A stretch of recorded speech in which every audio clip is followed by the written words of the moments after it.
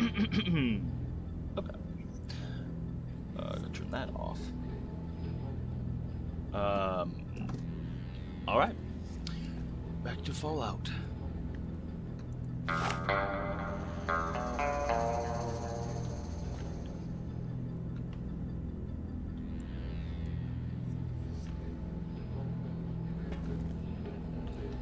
I can walk. I can unlock this, right?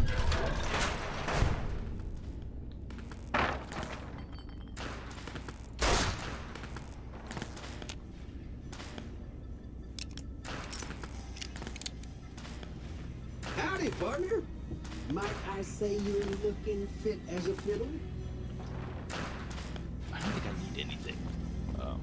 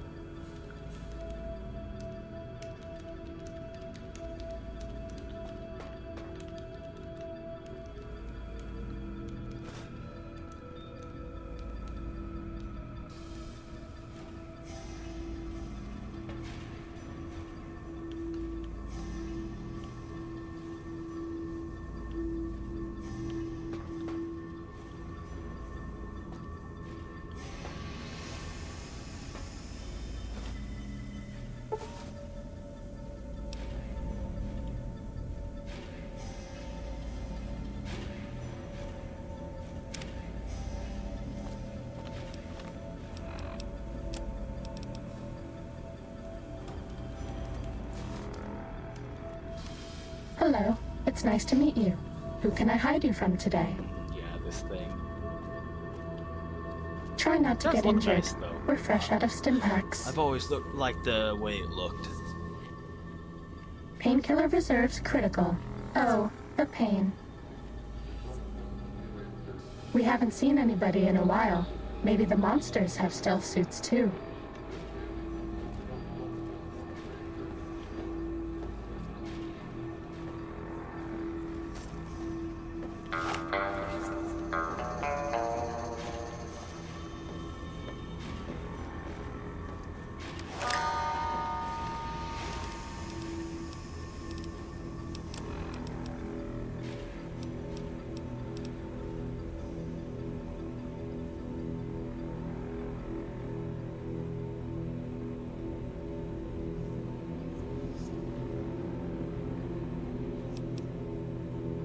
I mean,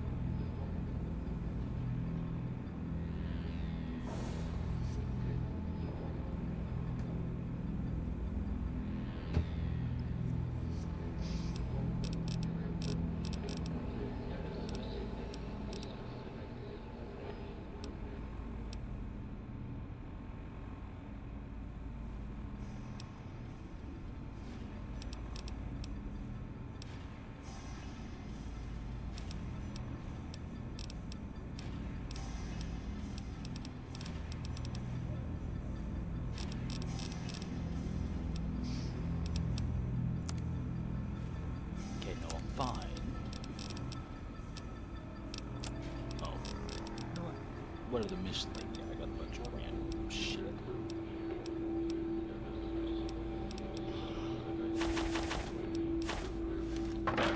Okay.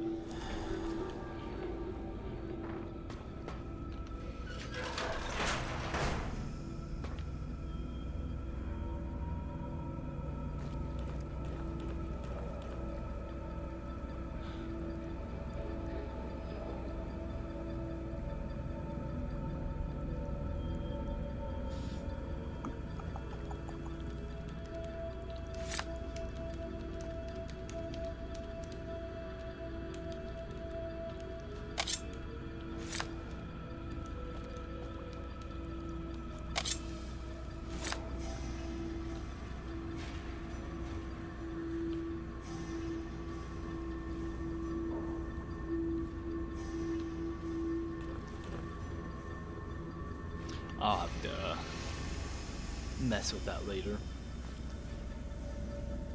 Right now, it's not a big thing.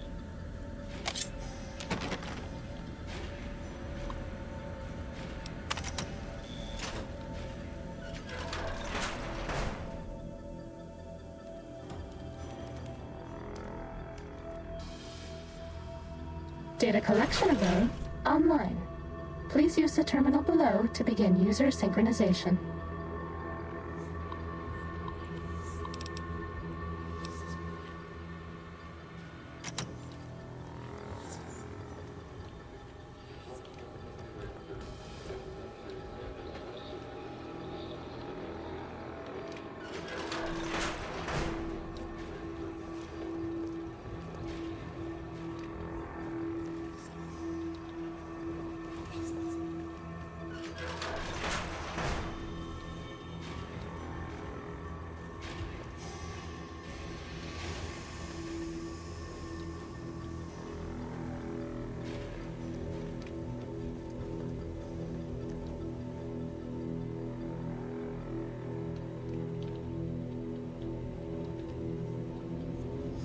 Could also just be below me.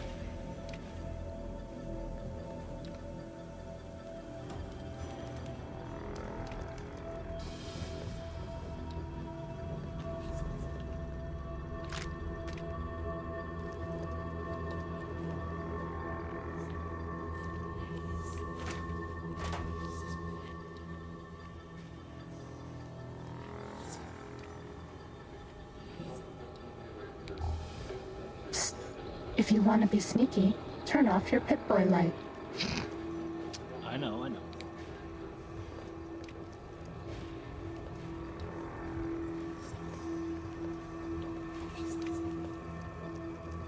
Isn't there a piece somewhere near here? I keep,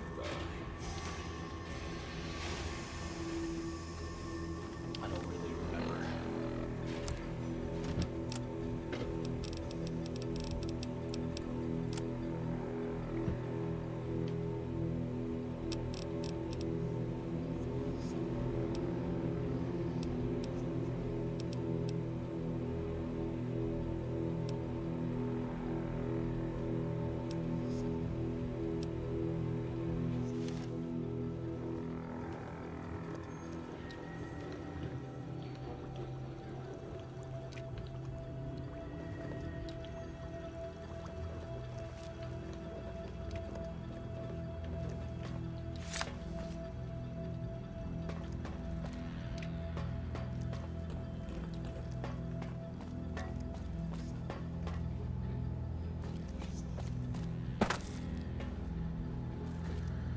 Okay. Now, let's start this. This is the basic stealth test. The robots will be looking for us, but we won't let them find us.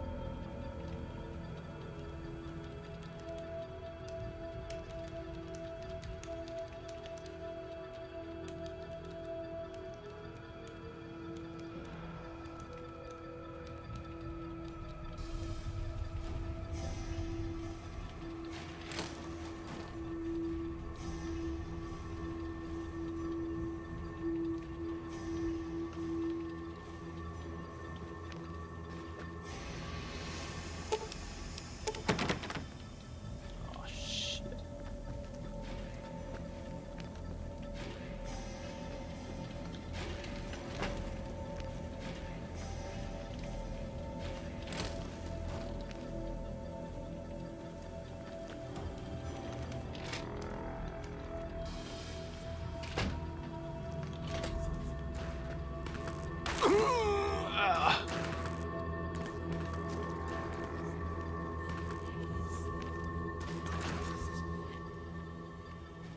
Test data processed.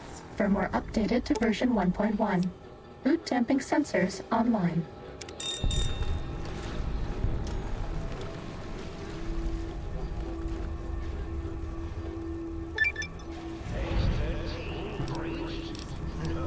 Nice. Okay.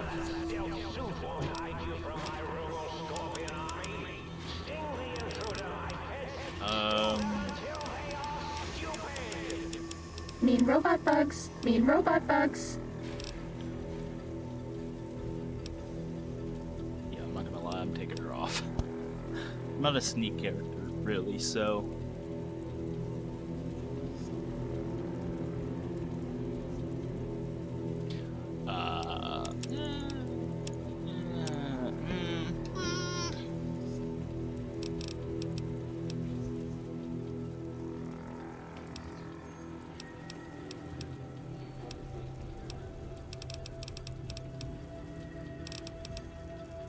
I just upgrade next though? Survival, yeah. You know what? How much did I put in this? 90, yeah. Let's just do that. Because I got a few extra more, a few more levels, so I can easily get bartered to 100.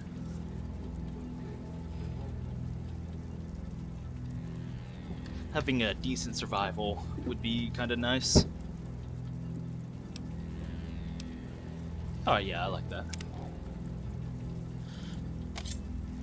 Okay. Save, and let's deal with these little bugs.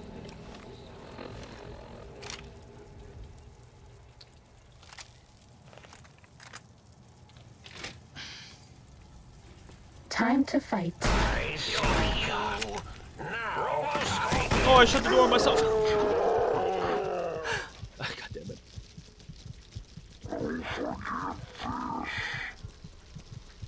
Also, yeah, the shotgun was doing nothing, like usual in this DLC. Unfortunately.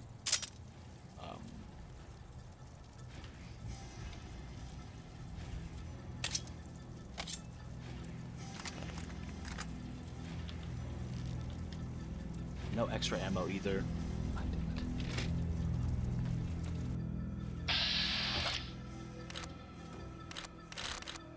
You know what's fucked about these things is they don't have a a thing to blow them up, or what is it? It's on other robots, where it makes them go haywire. What is this? Maybe no, it's the right leg. Okay, yeah, no.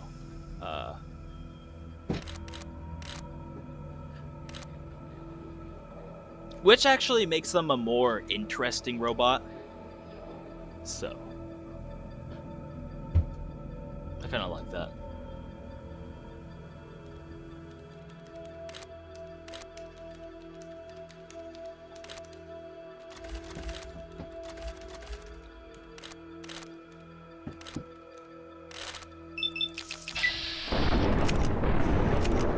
This one looks pretty tough.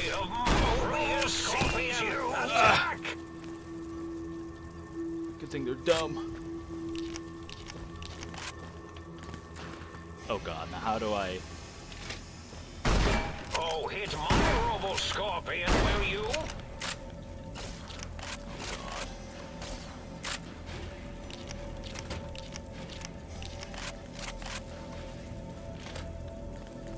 All right, everyone, calm down. Right time. I see you won't escape me. I end you. No, close the door! No, no, here, right? Okay.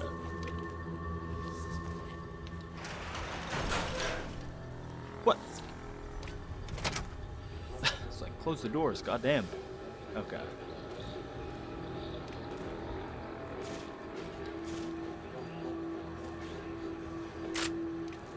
Should invest in walking eyes. Back to your patrol routine, Robo-Scorpion.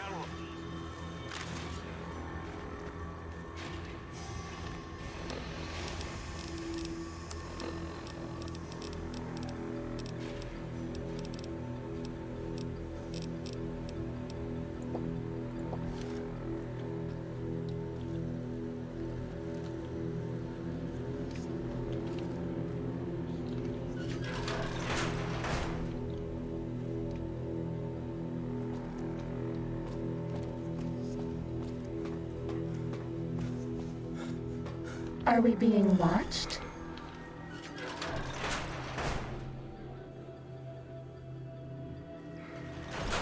Oh god. No more stim packs. I know. Oh, of course, and we're hungry now. Good thing I grabbed those noodles. We're out of stim packs. Maybe you'd be better off with an Autodoc suit.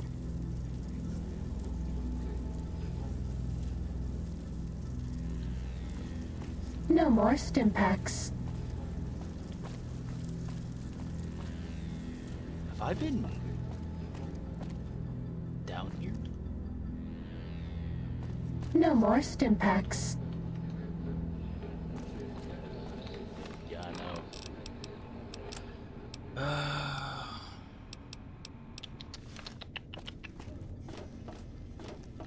Oh, this is where a bunch of the Nightcrawler things are on. Cessation of hostilities complete.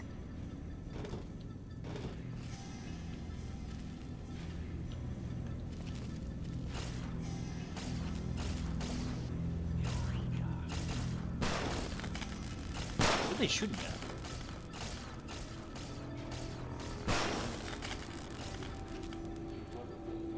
Preserved meat, huh? I don't know if I like the sound of that. Battle. Ooh, actually, that's kind of nice. I'm gonna take these off so I'm not.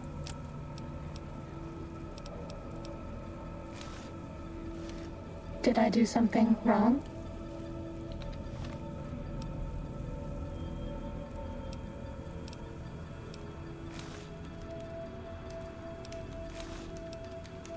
Oh. Not sure why that was increasing my carry weight, but interesting.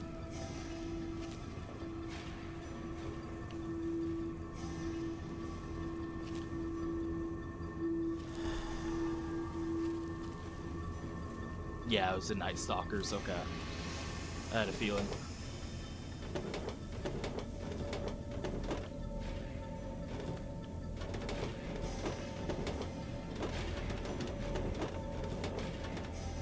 Oh, fuck.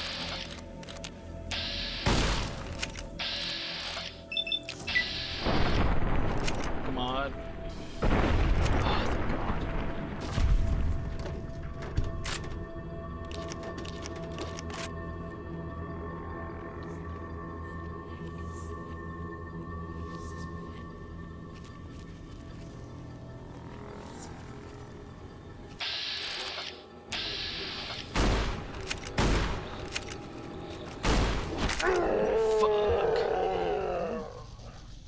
Was there two of them? There was two of them, I think.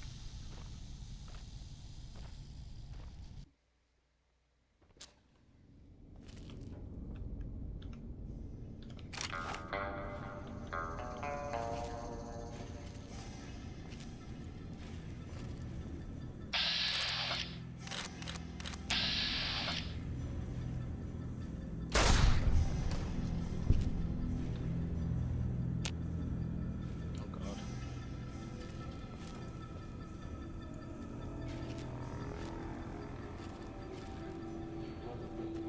Oh great. Fuck.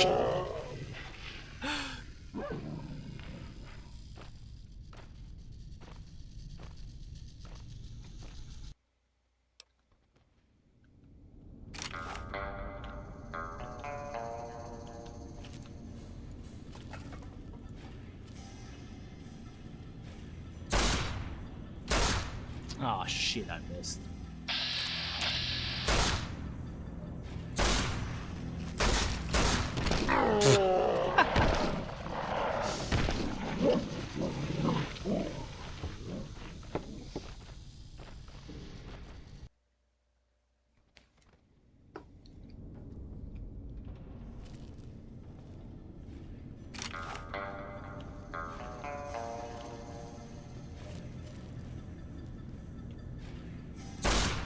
Fuck. Well, I'm dead.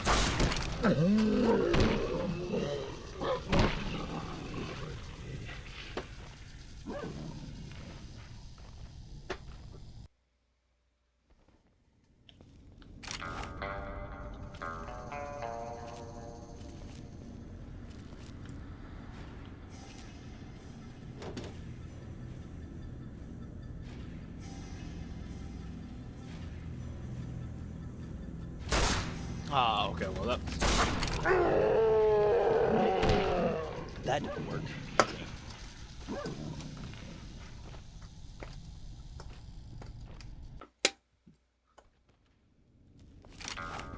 I got one of them, so.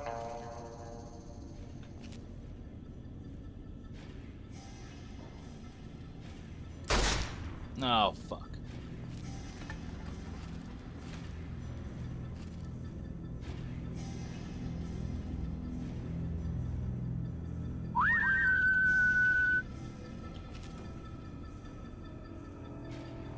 What was that?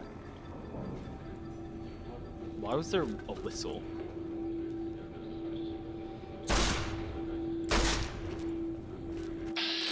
Come on now.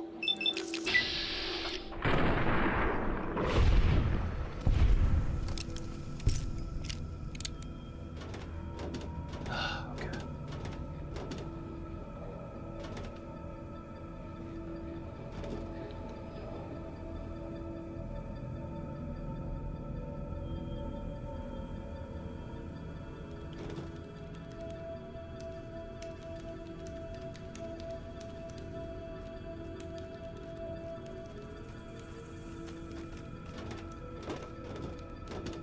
Oh God.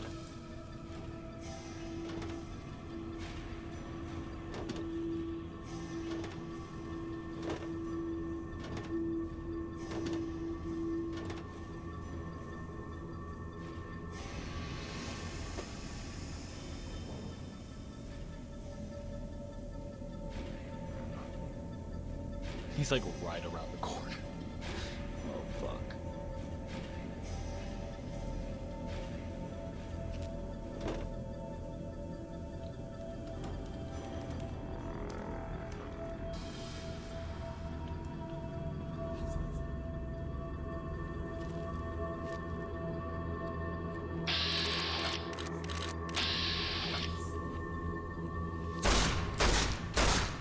Yeah. Oh, he's so suspicious of me.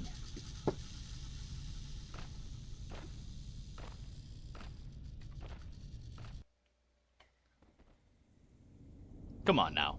Just go away.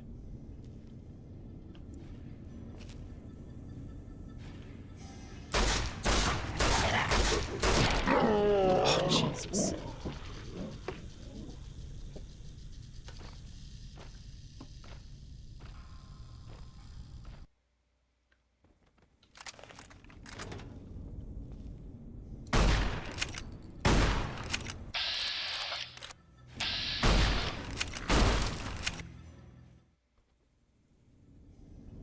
Dude, what?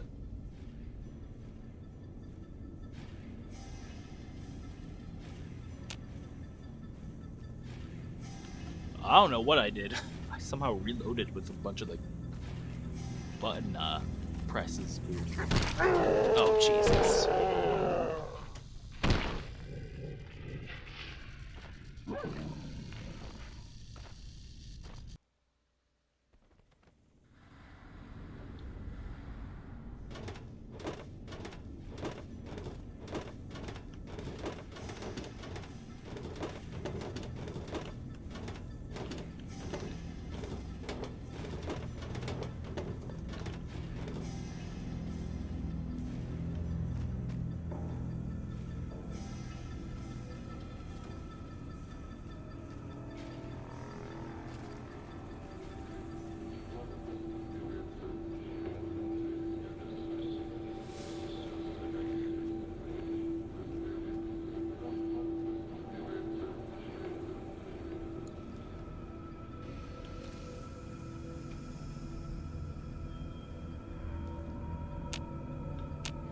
He's still like searching for me.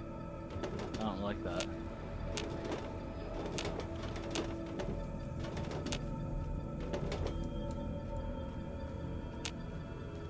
I think I just saw him. Yep, there it is. God damn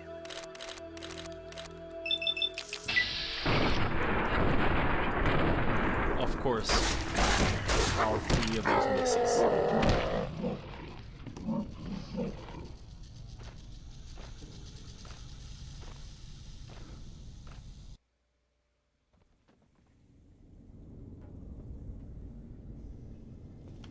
Come on now.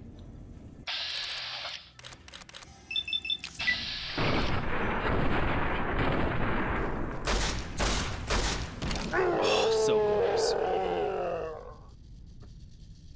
Alright, let's... Well, this does more damage than my shotgun, but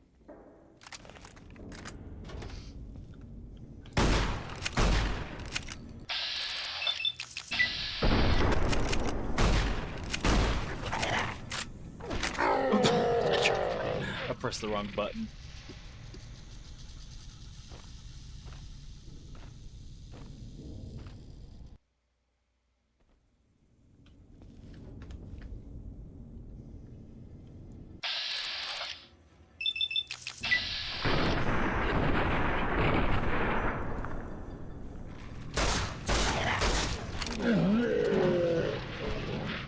I just need a crit to go off.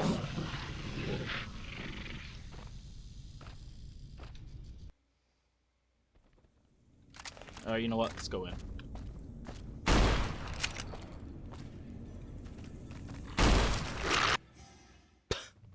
What am I pressing?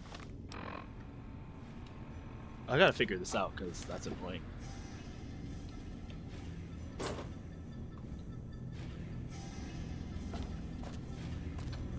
Weird.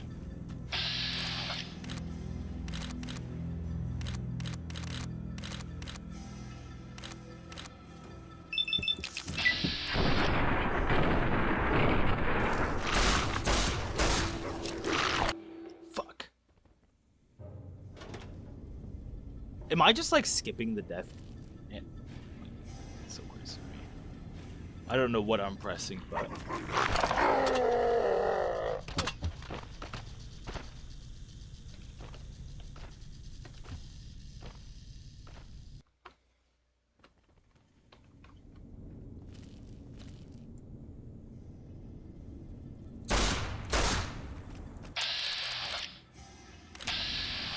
oh god damn it. Of course.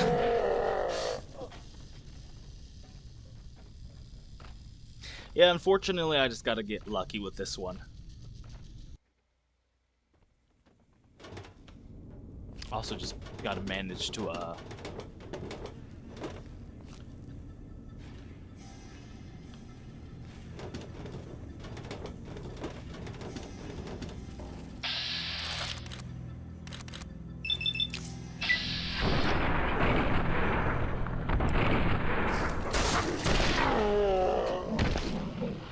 yeah, so I think I'm knocking over a bunch of stuff and they hear it. So I gotta just stay still.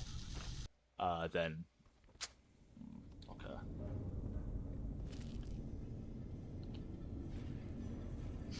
Just gotta be patient.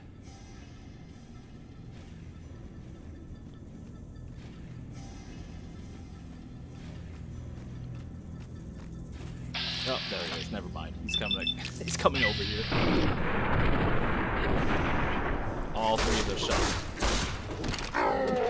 All three of them miss. My God. Okay, so I got to get out of this room, or this tunnel, back into the other area,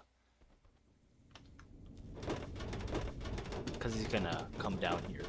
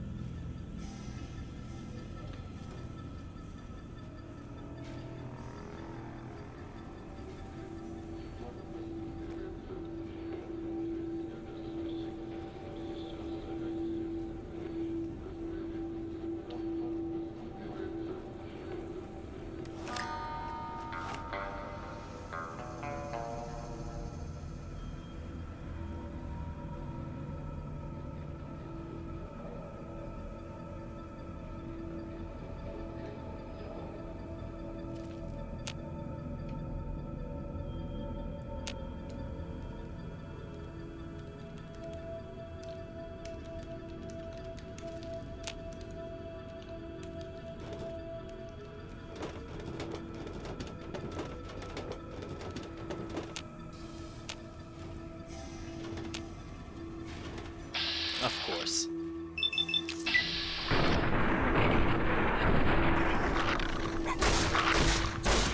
Oh, Jesus.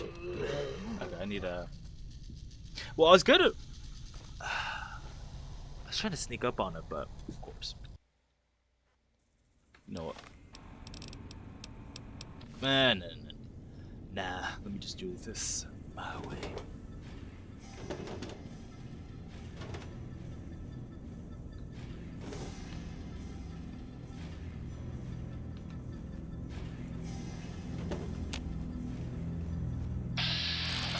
Oh, he.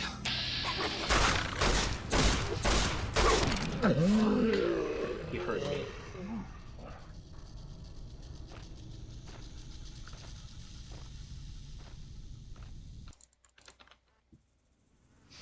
Come on now.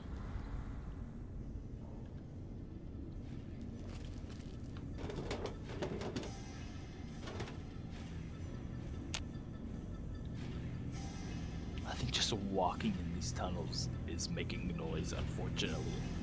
Fuck.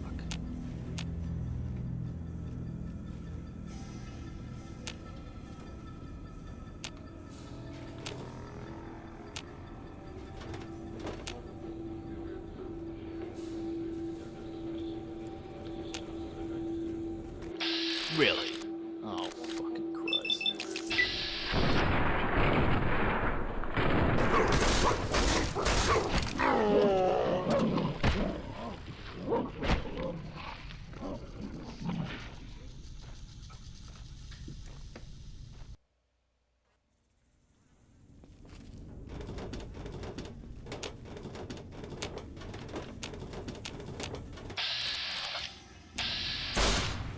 Of course, I had one shot.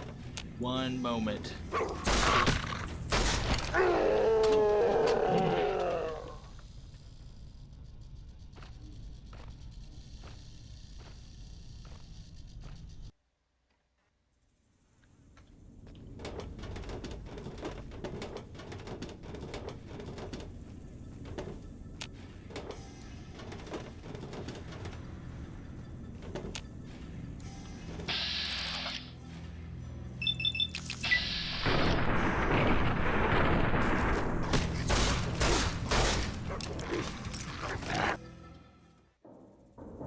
I don't know. See, yeah, I was just pressing these two buttons. I wonder if I just died and just insta-loaded the save for somehow. Yeah, if I press Alt, it does that. Okay, weird. I didn't know that. It skips the death scene. All right, interesting.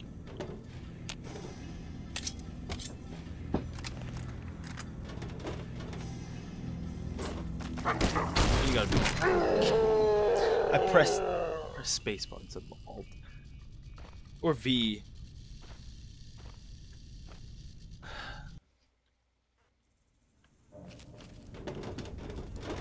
It doesn't help that they're one-shotting. But...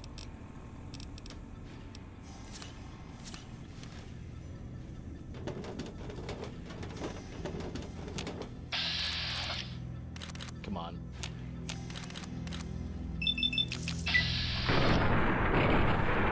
Bro.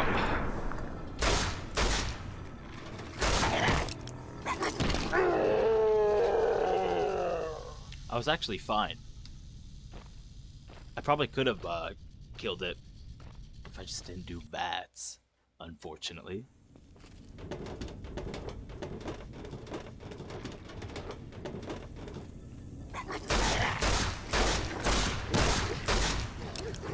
That did nothing. Oh my Christ.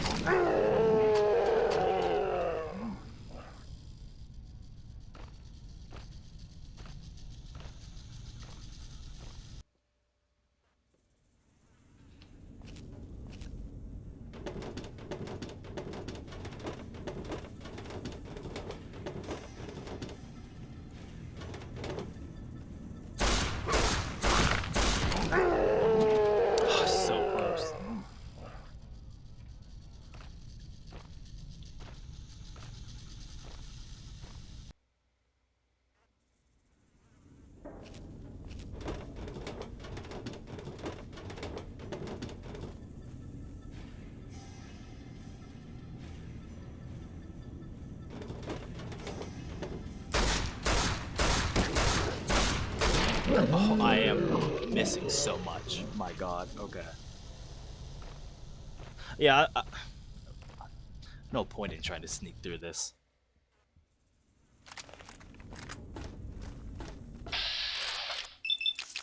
Do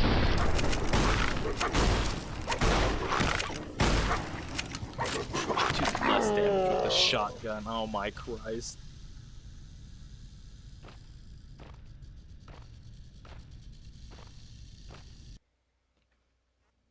Oh my god. Ugh, okay. This DLC loves. Good thing it's not a mother. Because my god, this would be so much more infuriating. Probably. Oh my Christ. Okay.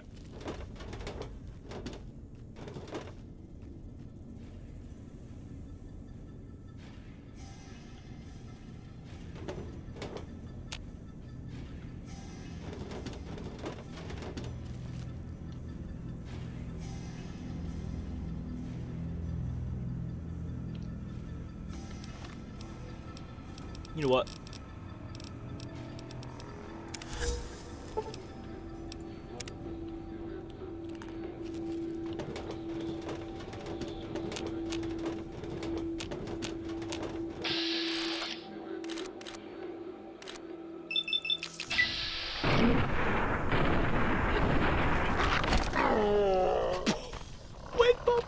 With buff out. Why did that still one-shot me?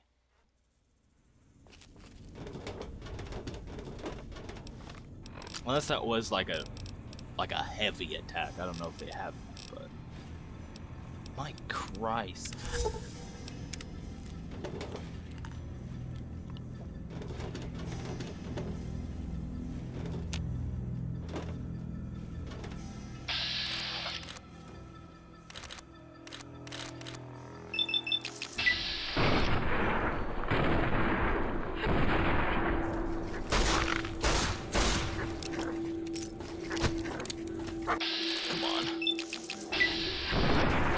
Of course it misses. Fuck.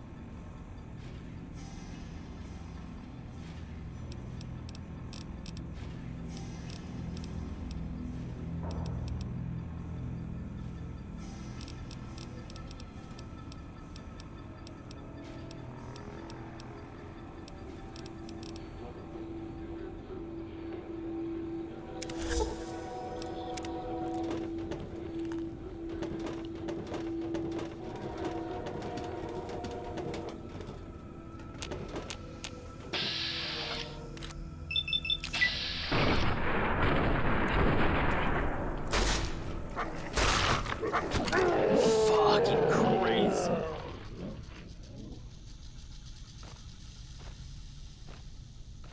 Just unlucky too. This is just an unfortunate situation that I have to rely on luck. So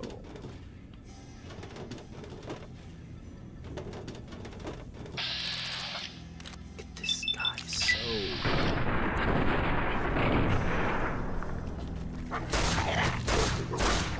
Also doesn't help for so fucking fast.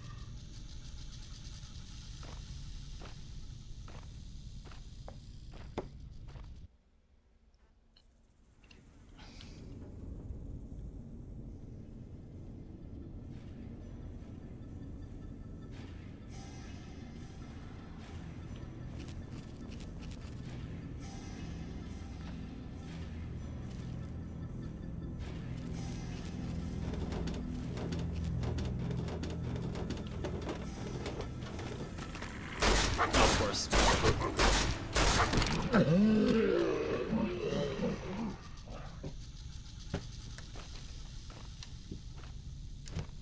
Oh, what's up? Some sewer.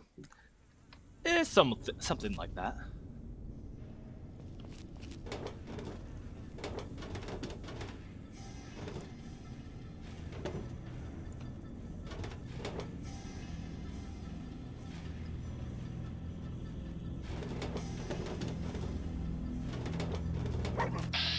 Oh my Christ.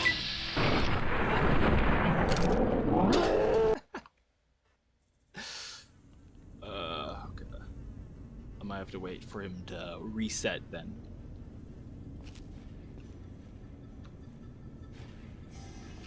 Because if I enter those tunnels, he'll hear me.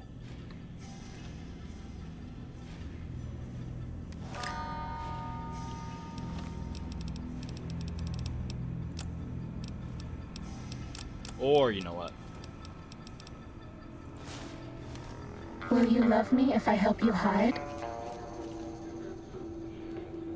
You're doing very well. Ready, steady, fighty. We should pick up more stim packs. I can hear it. Medic supplies adequate.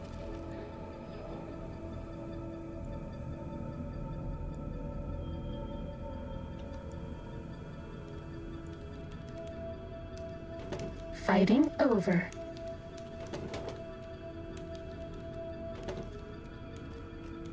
Sneaking done. Fighting now.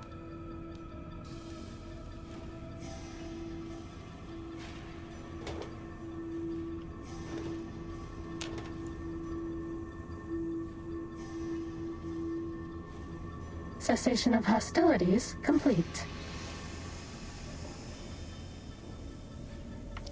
Time to fight. I mean, the talking doorknob would be too far off from this, but now this is the suit I'm wearing that's talking to me.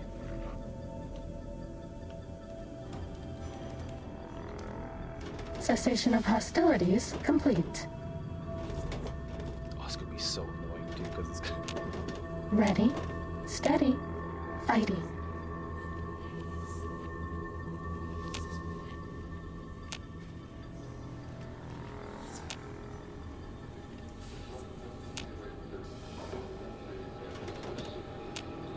Was that all?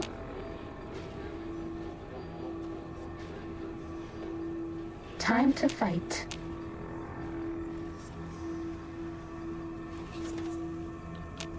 Bad guys dealt with.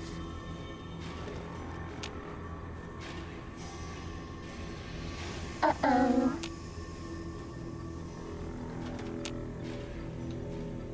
That's all.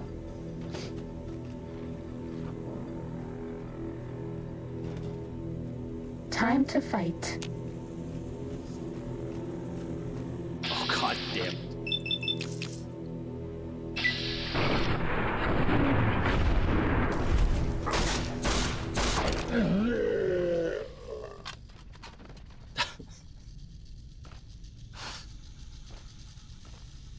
Yeah, it's a stealth suit that talks. Not sure how that works, but you know. Cessation of hostilities complete. Time to fight. It's like a weird reference to like apparently a suit that you can get in Fallout 3 that kind of does the same thing, but Bad guys apparently this dealt one with. is better because it will Ready, automatically steady, give you fighting. medics and stim packs if you're low. Cessation of hostilities complete. Uh-oh.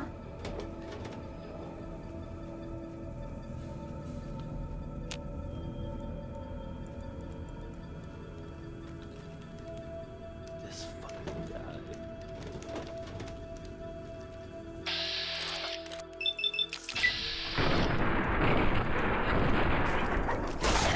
We're out of... Jesus. Maybe you'd be better off with an auto death.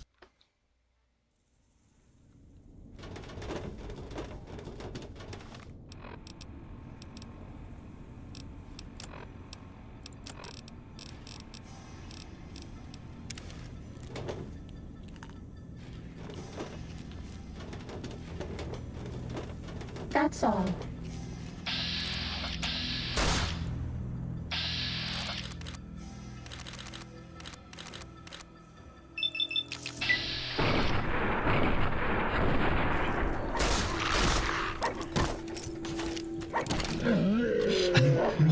Shit.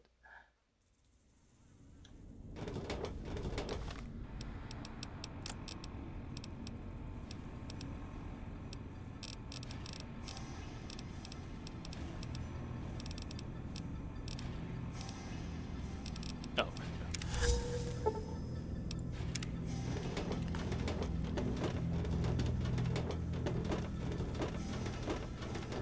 Fighting over.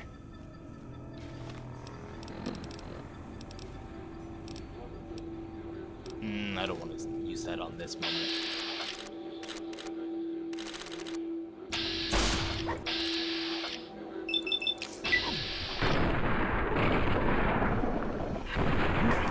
Uh-oh. No, not now. Oh, it killed me. Oh, shit.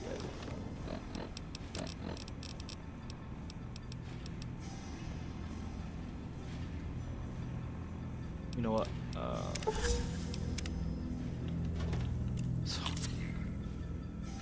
I'm done getting one shot by Bad this, guys dealt by with. this thing. Well, not with this armor on, but basically one-shotting me.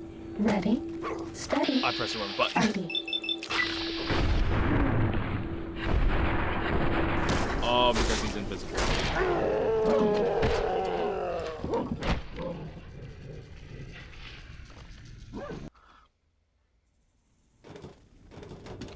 Because he was invisible. My god.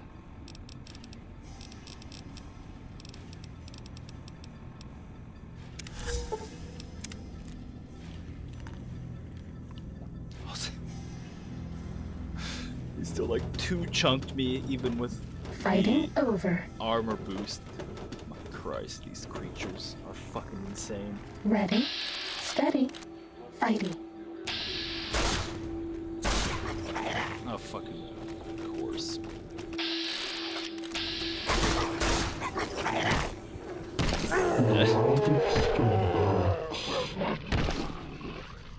Maybe you'd be better off.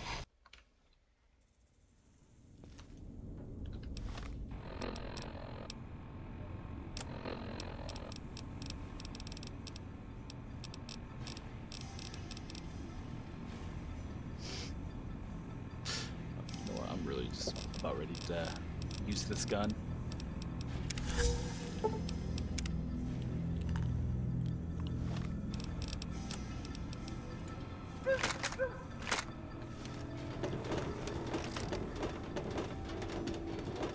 Fighting over.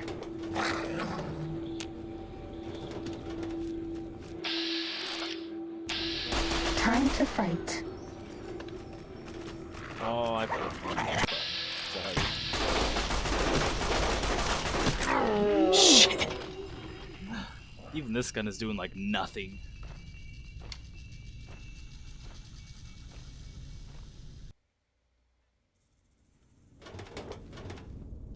Okay, you know, I really don't want to use this, but so I only have 2 of them.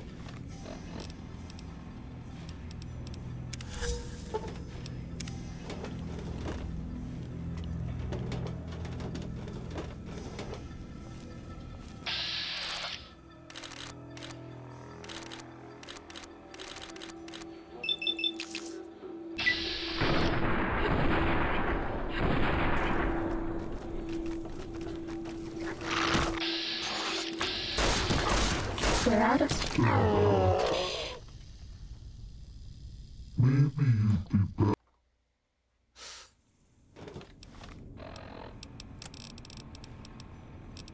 That did not help at all.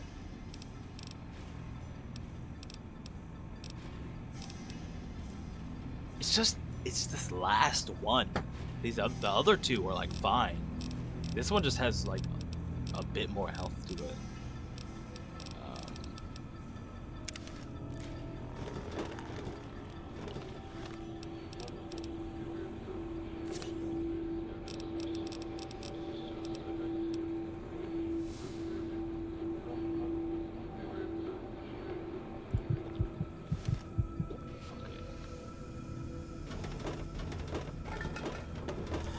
Was that all?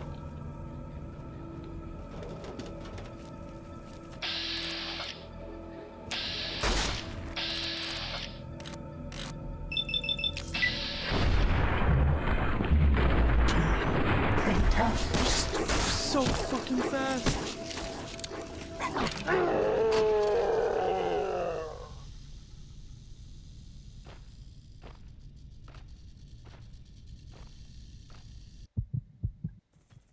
No, I got him though. That was doing way more damage.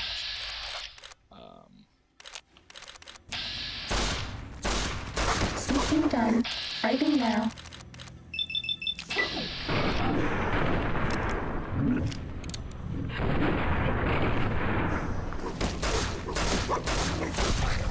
God damn. Bad guys dealt with.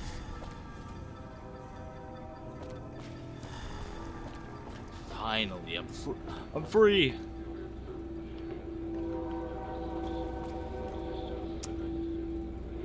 I don't think I'm free yet.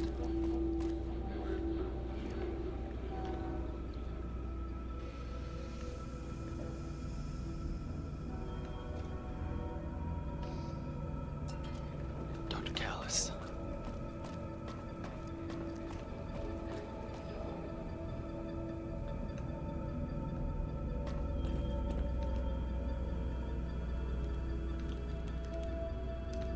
Oh, that's what they were fighting earlier. Makes sense. Sneaking done. Fighting now. Eureka! Oh, great. We're out of stim packs. Oh my Christ. Maybe you'd be better off with an Is there auto more death here? suit. There is, my God. No more stim packs.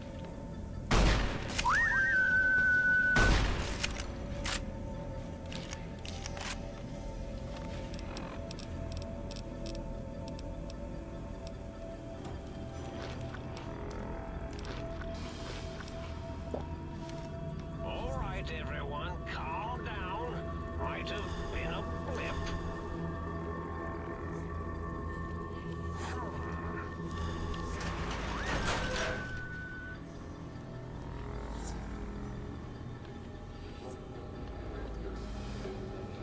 Need to calibrate these robo sensors. Should invest in walking eyes. Still scanning.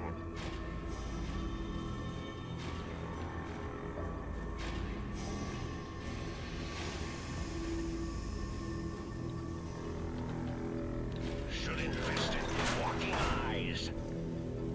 I wonder if I can. Oh, locking on.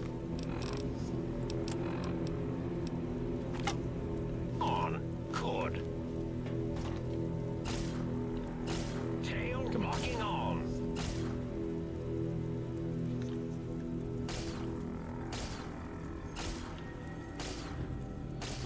Go, my minion. Sting them in the name of. I meant to.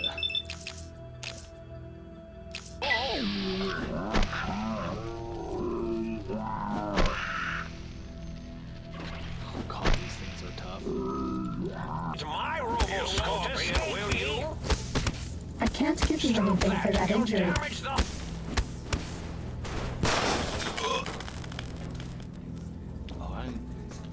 Oh, hello. I can't give you anything for that injury.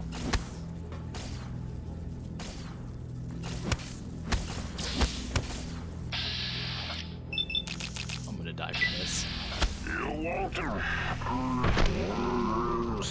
I can't give you anything for that injury. Nope, I'm out of here.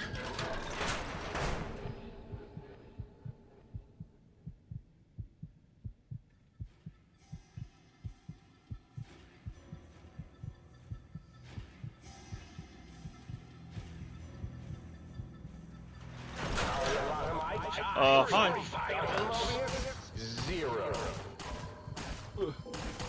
No more stim packs. Think that borrowed stealth suit will keep you hidden from me? Think again. Oh, fuck. I can't give you anything for that injury. I'm so fucked. Shit.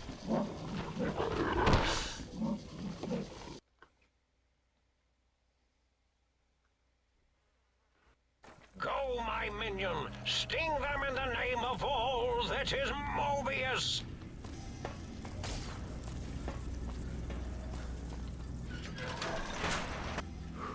Cessation of hostilities complete. These robots are too much for my character. Sneaking done. Fighting now. Borrowed stealth suit will keep you hidden from me? Think again. Oh, fuck.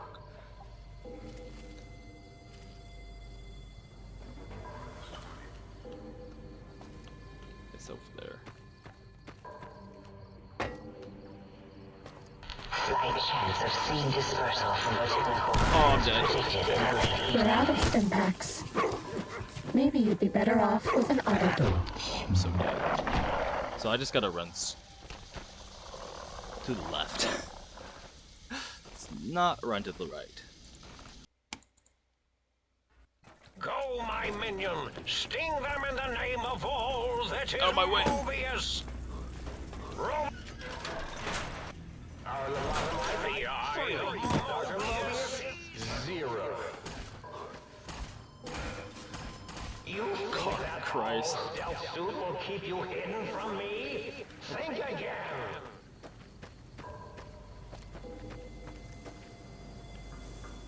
Oh, you've got me.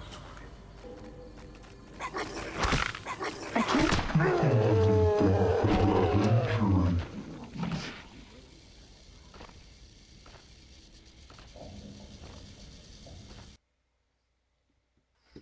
Go, my minion. Sting them in the name of all.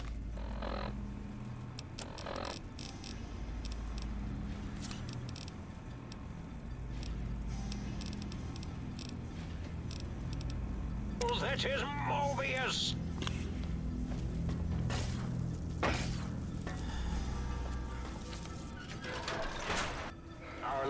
Cessation of hostilities complete. Zero. Sneaking done. Fighting now. You think that borrowed stealth suit will keep you hidden from me? Think again. A little bit. Oh, Christ.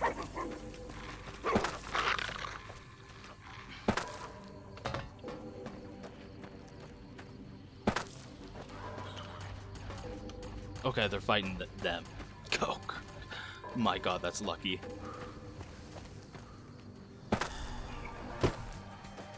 Which, speaking of, not...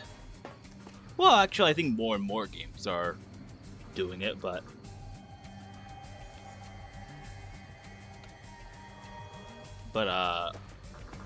when enemies have like a certain enemy in the game, they'll fight each other.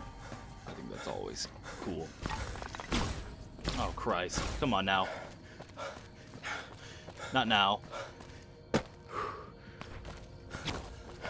I can't give you anything for that injury. I know. I don't have much ammo to do anything with anyways. So I don't want to deal No with more these guys. stim packs. Oh, God.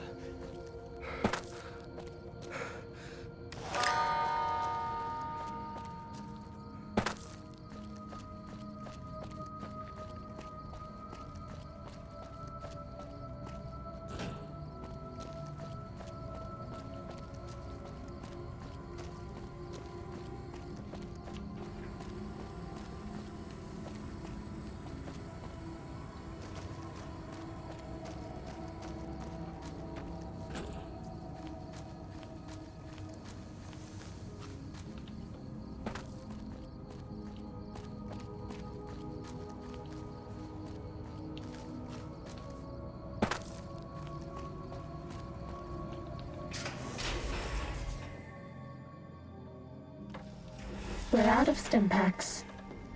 Maybe you'd be better off with an auto-dock suit. Maybe. You know what? Put this back on. Soon, pitiful worms. Soon I will rule, and your lives will have their doneness setting turn to darkest.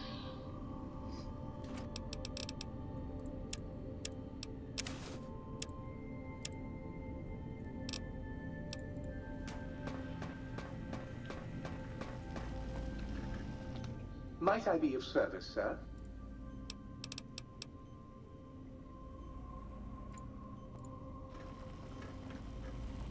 Let me heal You first. require some additional service.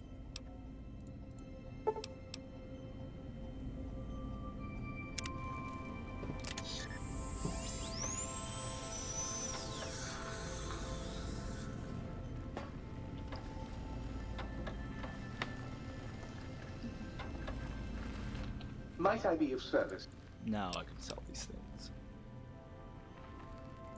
Very good, sir.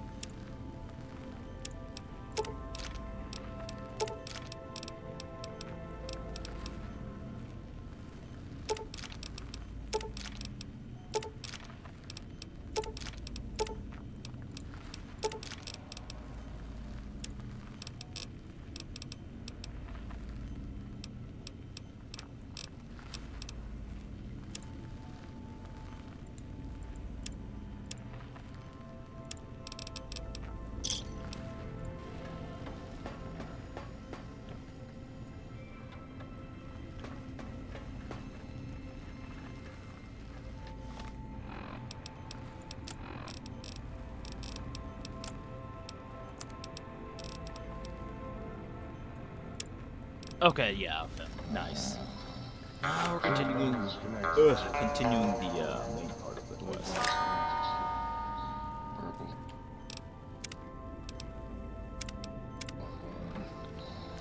This way.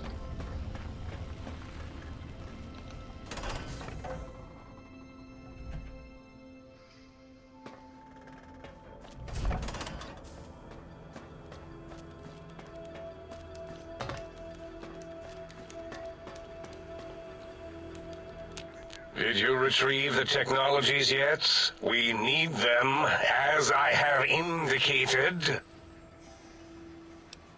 Yep, they're all accounted for. What? You did? Your survival, let alone success, barely registered in my projections. Yeah, same here, buddy. Now, all I need to do is check my transmission databank. Mobius is always filling it up with his psychotic calls. Oh yes, there's the schematics, just like you said. How truthful.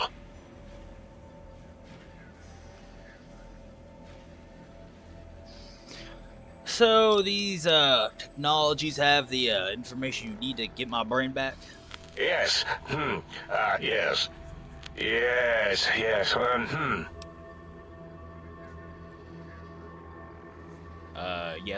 what? No.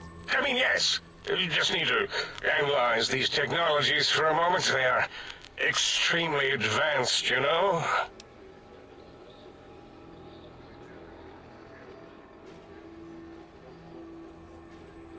Do you even know what these, technologies do?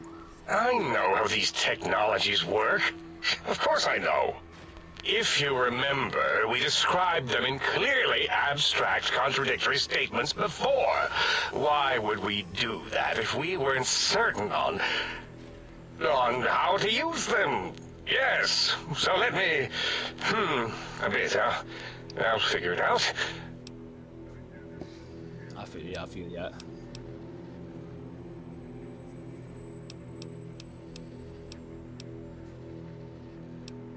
I'll have this. You think the suit's dampening abilities would allow me to sneak into the Forbidden Zone? I suppose it could. If it could be quiet for more than a few moments, always talking, touching things. It does have an interface disruptor weave against electronics, like the Forbidden Zone door. Let me check something. Of course, I have it. The override sequence to open the Forbidden Zone door is hidden in the schematics. Well, not hidden. It's actually right there, behind the programming equivalent of coffee stains. It's embedded in what seems to be recursive code. It's badly commented there and there. Oh, and null pointers very sloppy, Mobius. You see, using the antenna to boost the emitter's sonic frequency and the stealth suit to bypass the Forbidden Zone lock, yes, that could work. Was that my plan? It must have been. Sometimes I truly surprise myself. The door is open, and now Mobius will get his. Alright, so I go after him then? The door should be unsealed. Now, instead of being subjected to threats, we can now send an equally threatening message to Mobius. And that message is science. Deliver this message, and Big Mountain shall be freed from Mobius's reign of terror. You can go now. That's your cue. Alright, I'm off.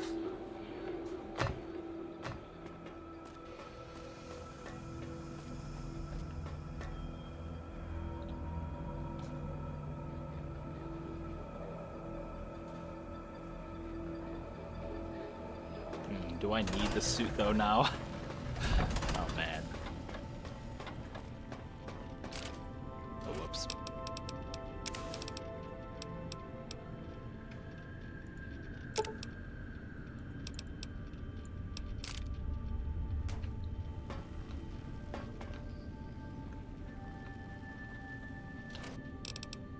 No, I've yet to really use this thing, so.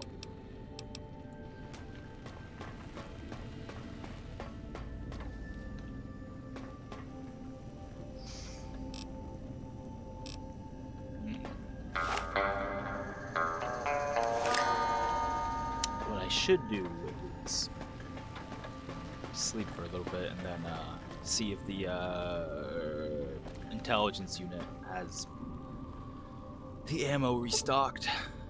Let's see.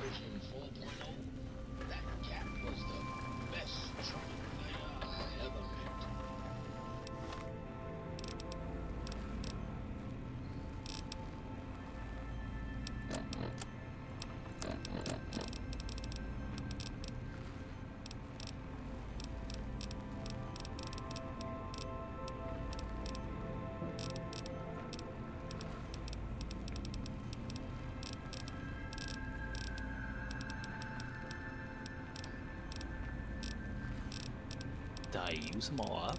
I guess I did.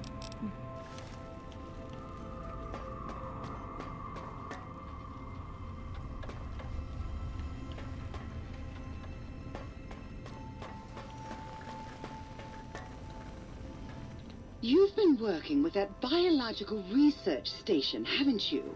I suppose you'll want to clean up. I just like a drink, thanks. You can have as much as you like. Just, please don't put your lips on the faucet. It's so unsanitary.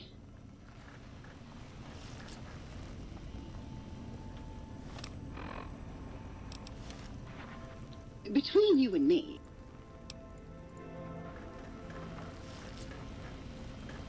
The toaster. Beware the toaster. If it could, it would burn the world. Alright, Muggy.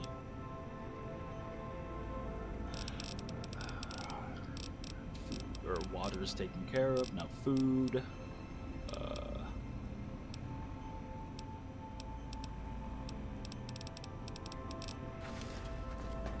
Might I be of service?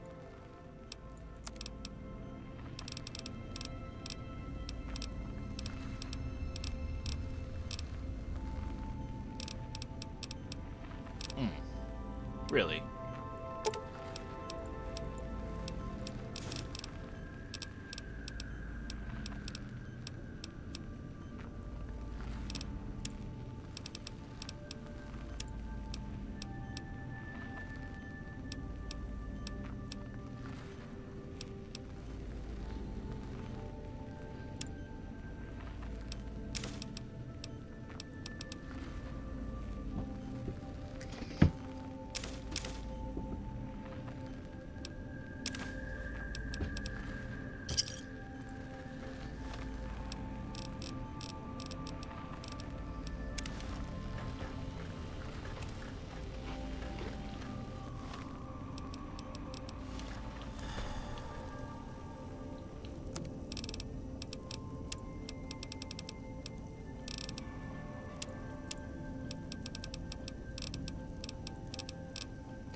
I'll have a good survival rating anyways, unfortunately. I was hoping the stock would reset, but unfortunately it didn't, so we just gotta go.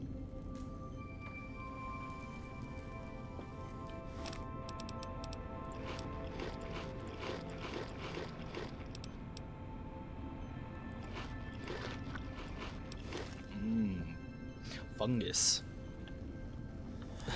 Alright. Now let's go. Oh, great.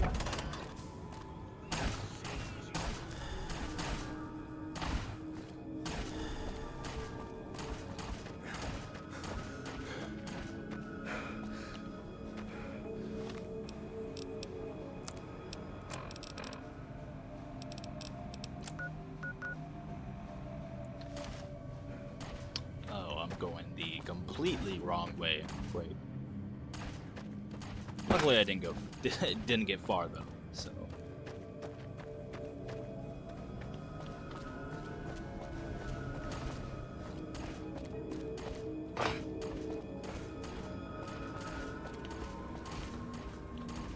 Oh.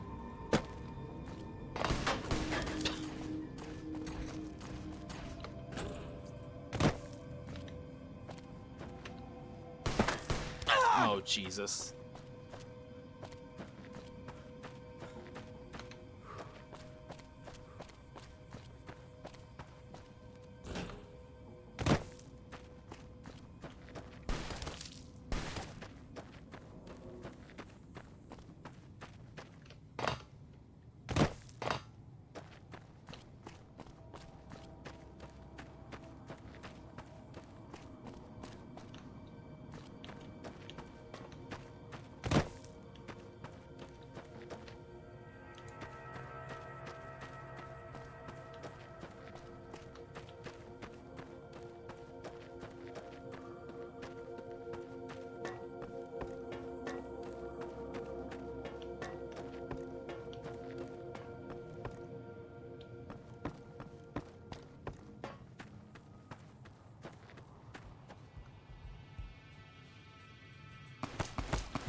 Oh, great.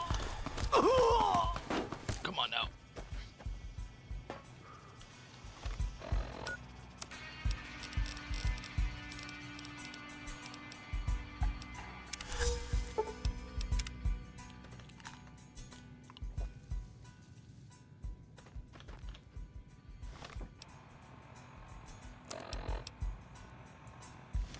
All right, getting close.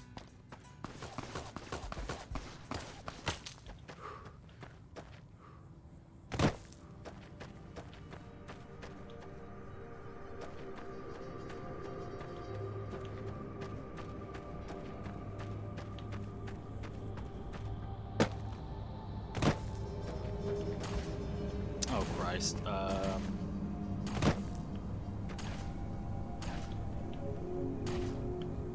You want to see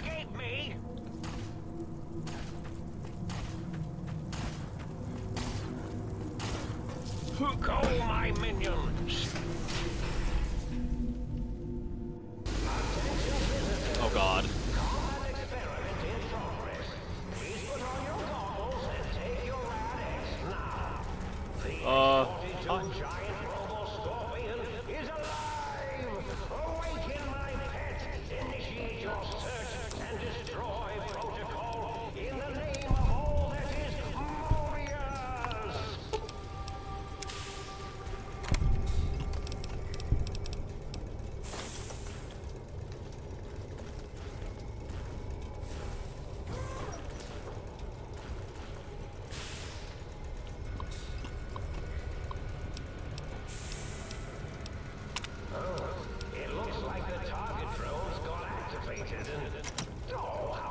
An intruder is here.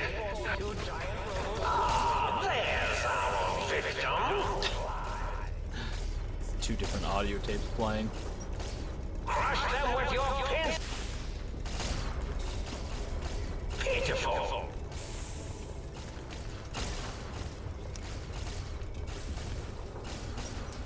Have you played this before? Defiant to the end. Yeah, I played this before.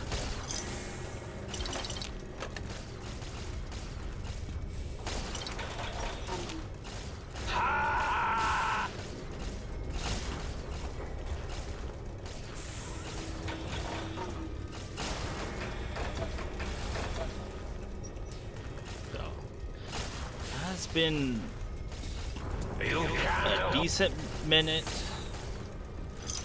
Don't remember. Looking for a week? Come on, robots, you got this.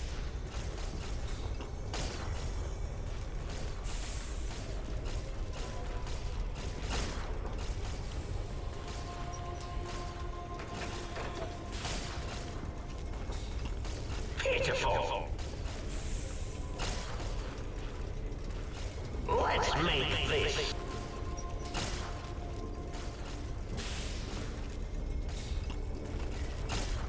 You'll never disable me from the monitors around.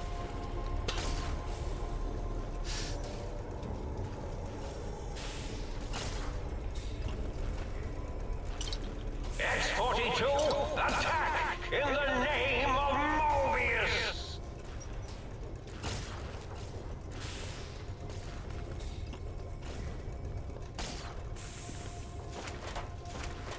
Wait for it to come to you, my pet. No, I can't do that one. Ooh, nice buff out. Oh, thank God.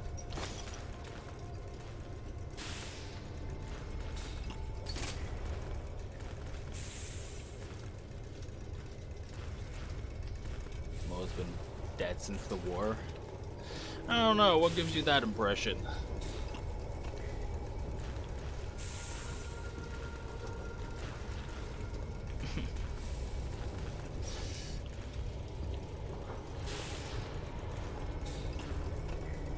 Yeah, but yeah, like all these guys, where the fuck do I go now? Or were alive before the war. Oh, oh, it's almost dead too.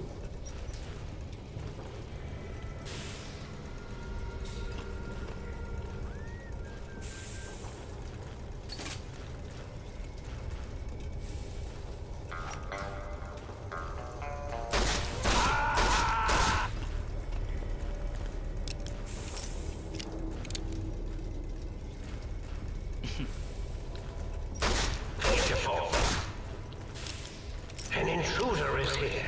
I'm certain of it. Let's make this sporting.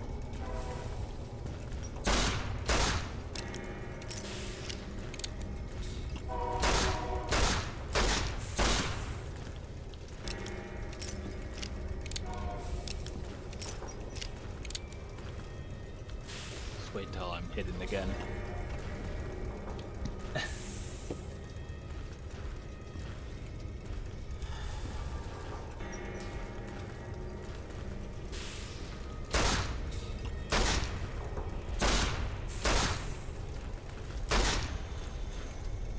close. You'll never disable me from the monitors around the room. Looking for a weak spot? There are no weak spots. Oh god. Jesus.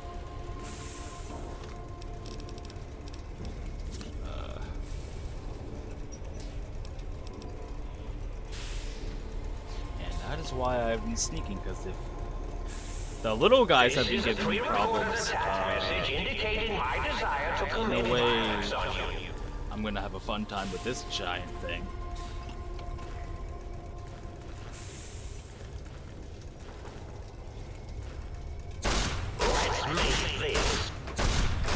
Oh, thank God.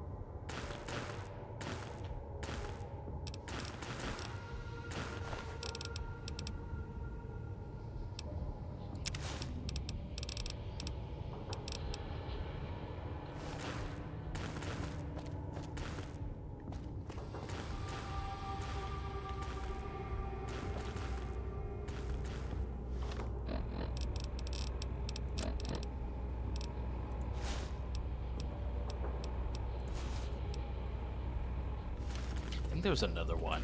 I forget where I get it from though. Oh shit.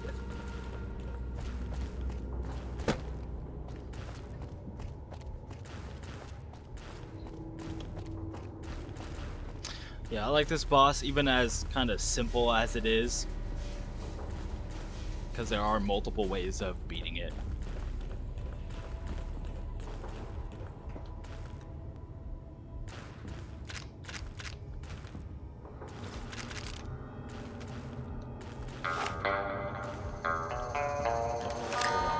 Switch to the basic ammo kit.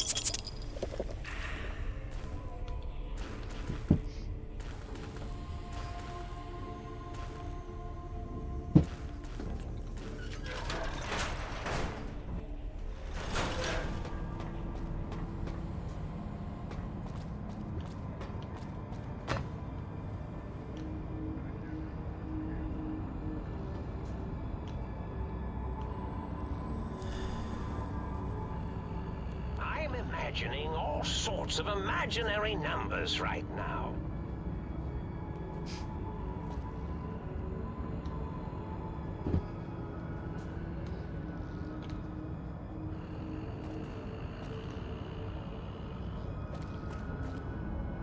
Wait, where'd he go?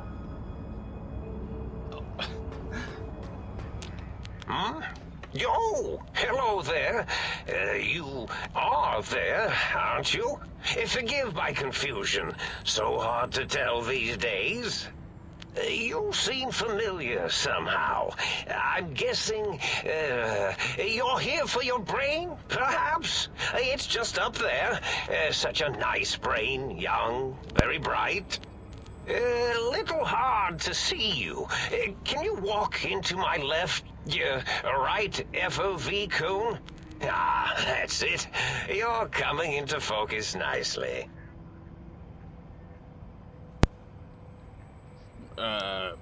Is that better? Depth perception is a problem with this old monitor of mine. Went black a while ago. That's old age for you. Should look at getting the visual nerves reattached. It's just that the right eye would see the wrong things.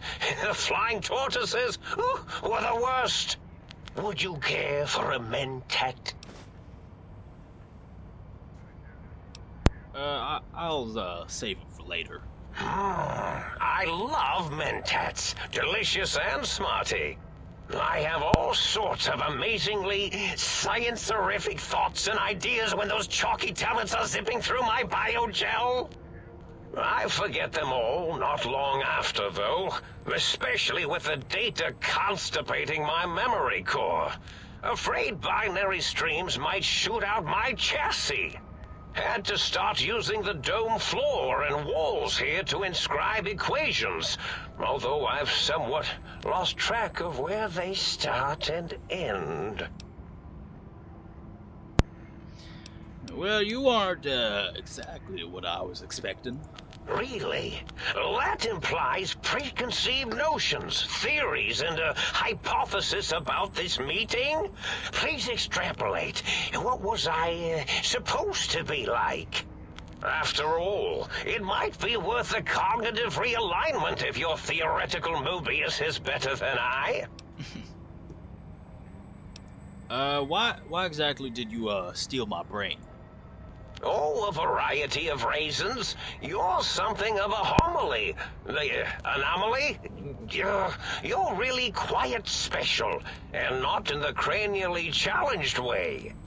You see, you are the most successful brain extraction experiment ever performed here at Big Mountain. A victim of your own success, as it were. If you were to go back with what your brain knows about the procedure, well, your brain could be popped back in and you could walk right out of here. Can't have brains moving around of their own volition.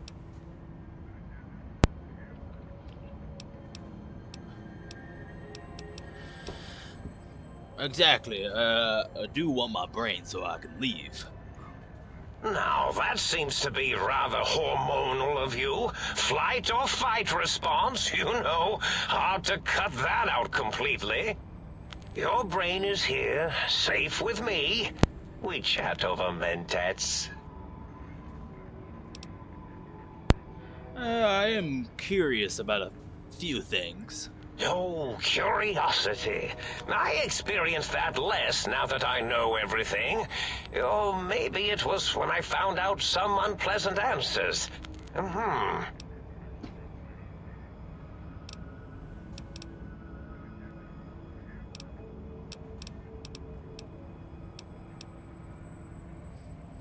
you tell me about your robo-scorpions? Well, every scientist needs an army. Mine came to me after these rather large scorpions kept coming in from the desert, like poisonous frosting. How scary, I thought, but they had survived when nothing else had. Perfect candidates for improvement as a reward for their tenacity. Then I thought, what if they shot energy bolts and acted as walking eyes and data-drained computers and acted as bullhorns? Then I made them bigger. Then I thought about custard. I do so love custard. Or was it mustard? Mustard custard. I miss sugars and salts. I find things curious as well. Go on. You don't seem that aggressive. Why, broadcast threats to the, think tank? Oh, I was probably tripping hard on Psycho when I sent that. Had to work myself up to it. Not usually violent, except when I am. Then, watch out! So many chems, such varieties. Whenever I take mentats, I can feel my entire chassis breathe like a big spherical lung. As for the psycho, sometimes get the chem dispositories in my tank all switched up. Go in the wrong tube. Still, served its purpose. Wait. Sounds like you built these robo-scorpions and issued these threats to keep the think tank occupied. Did I? Maybe I did. Can't have them leaving. Some reason for it. Ethics or, conscience? You and your brain are quite alike. I'm sure it knows the reasons better than I do.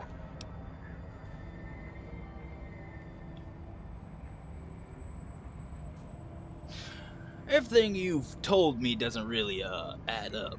Your plan, even your name, Mobius.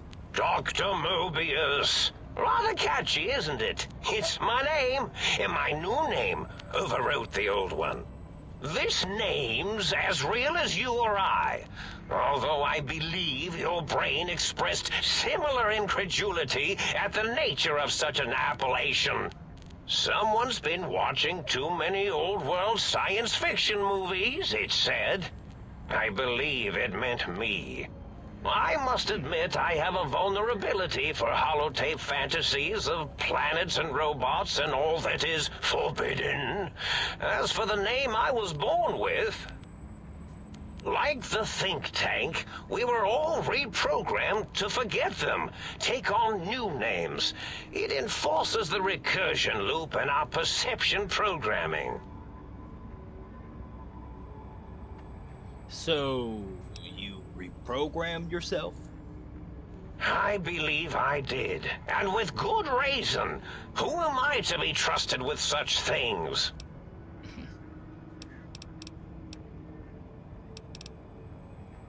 Well, I need my brain back. Do you? You seem fine without it. And does it even want to go back with you? Maybe you should ask it. It's quite independent, has all manner of opinions. Tell you what, I'll leave it up to your brain. If it wants to go, then fine. If not, well, you should respect its wishes. Indeed. The goodbye part of our little chat, then. Goodbye. Please mind the equations on the floor.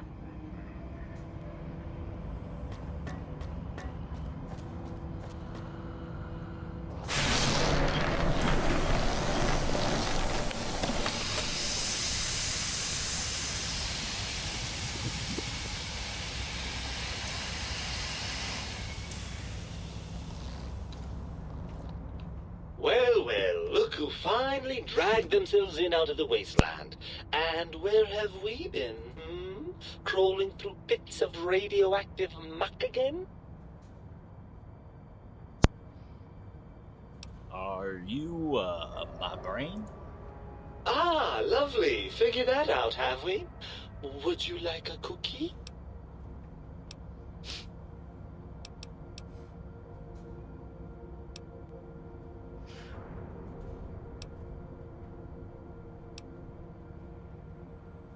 I mean, there's no reason to be sarcastic. Meeting your own brain is a slightly odd event. Yes, well, believe me, the opposite is equally true. Good Lord, have you bathed at all since they pulled me out of you? A perfectly smooth, pristine brain. That's all it's smooth like glory.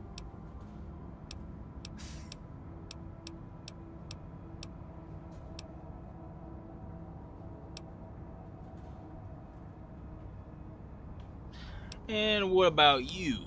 That tank isn't exactly looking springtime fresh. Well, that's a completely different matter. The tank isn't biological. It's not the same at all. Alright, never mind this. I want to talk about something else. Of course you do. How scintillating. So,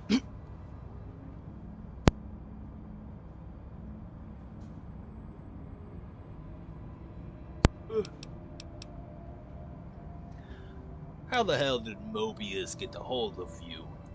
After the think tank extracted me from your skull, they fell to bickering amongst themselves. I'm sad to say we were quite forgotten about. Dr. Mobius saw an opportunity to gain some leverage and had me spirited away to his dome.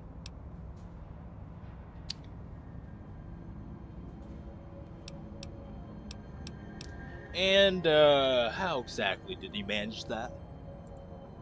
I don't know. I'm afraid the trauma of our separation rendered me quite insensate. I didn't come around until I was safely ensconced in this tank. I'm quite sure whatever he did was highly scientific, though. Well, okay, Well, as long as your curiosity is satisfied.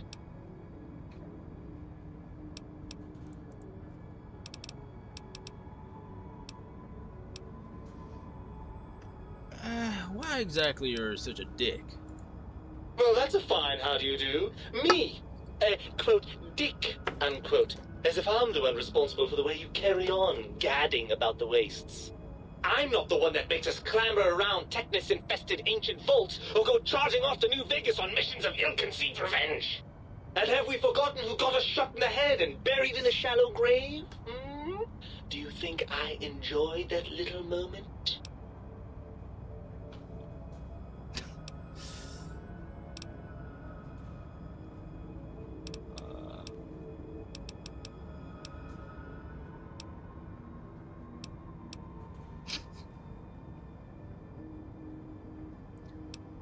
I mean, of course you're responsible. You're my brain.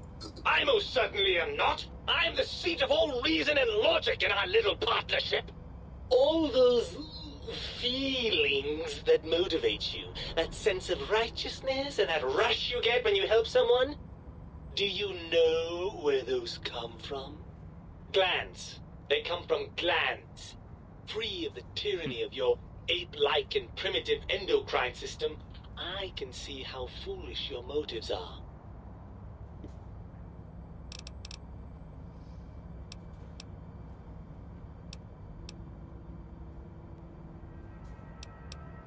I don't know, that doesn't seem quite right.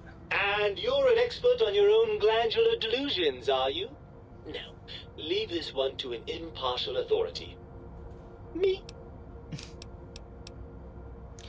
Well, I'm sorry, I didn't realize that it caused you so much distress. Well, maybe next time you hear me telling you that charging a napkin with a penknife is a bad idea, you'll listen. Well, don't you want to be reunited? I thought you'd be happy to get back into my brain. I'm not going to lie to you. The prospect is definitely not that appealing. Look at it from my perspective. Here I have peace, quiet, and safety. Well, barring the odd rogue scorpion. In your head, I've got poison, radiation, grisly injuries, and biological functions. Do you know how much more you can get done when you're not constantly looking for places to urinate? It's quite a lot, I can tell you.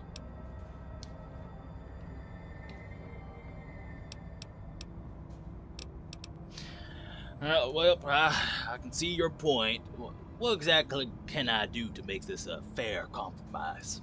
If you want me back, we need to establish some ground rules. First, showers! Second, regular checkups. Regular, mind you, and from a reputable doctor. Third, you need to listen to me more than your hormonal choir and genitalian orchestra.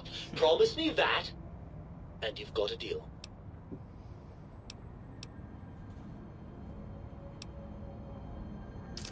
Alright, fine, you've got a deal. Really? I didn't expect you to actually agree to that. I'm afraid that was a bit of a bluff, really. I'm not going with you. Oh, so what? You'd rather just stay here? Never leaving that tank of, whatever that stuff is? Well, certainly there might be some things I miss about being ambulatory. We have seen some incredible sights, haven't we? Jason Bright and his followers launching into the vast unknown. Oh, this part. But still, given the tremendous, potentially life-ending peril that went along with those. Oh, I didn't get many. Yes, I'd rather stay Just that here. one.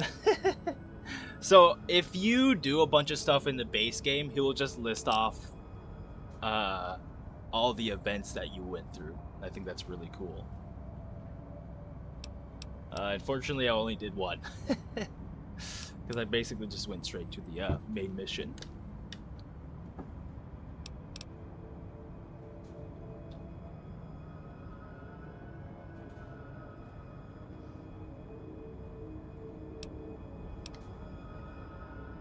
Well, if you like being stuck in there so much, maybe I'll just leave you.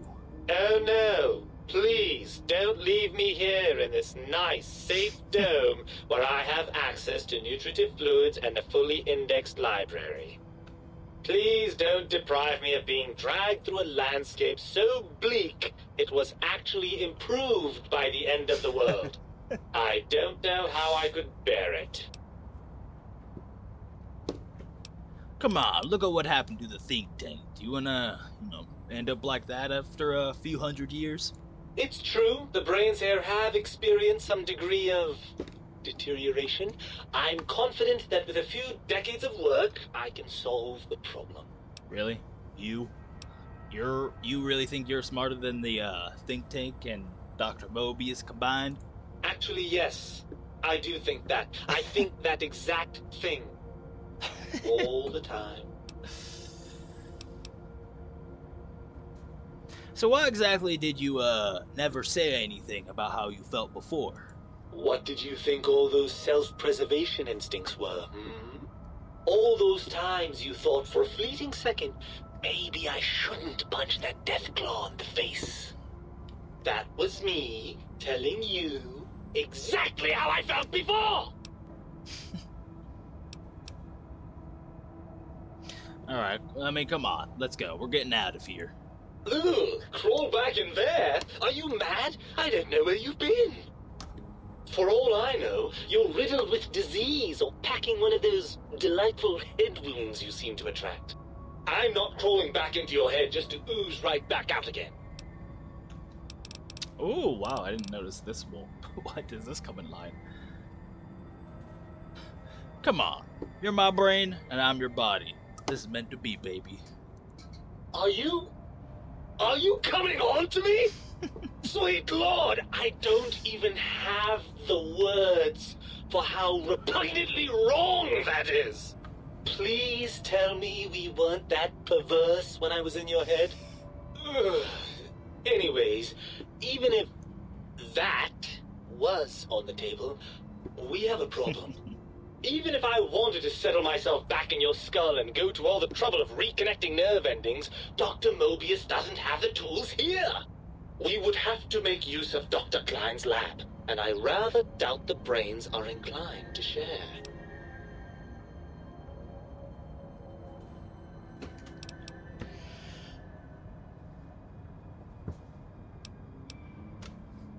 Well then, let's go make them share. Come on. Kinda stop some brains. Oh, lovely. We've reached the mindless violence portion of the program. Tell me, what exactly are you, and I use the word loosely, planning?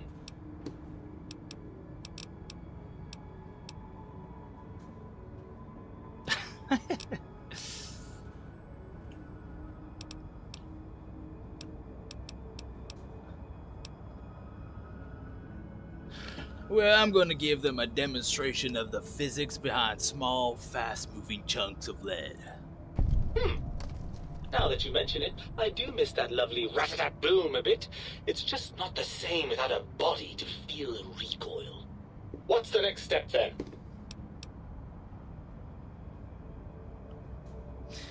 Alright, well, if the think tank won't hold up their end of the bargain, we'll just make them. Let's go. Right. Look out, think tank. This brain is coming out of its jar. I suppose now that we're reunited, you'll want to fill your torso up with those other meaty parts the think tank took from us. Personally, I think your upgrades are quite a bit better.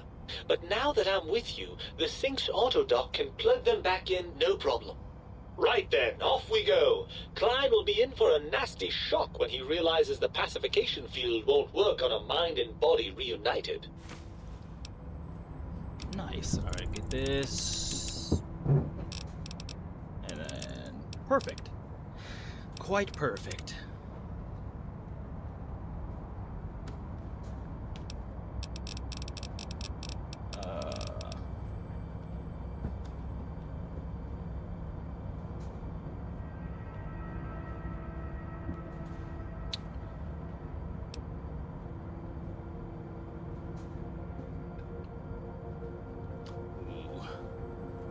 It is kind of nice.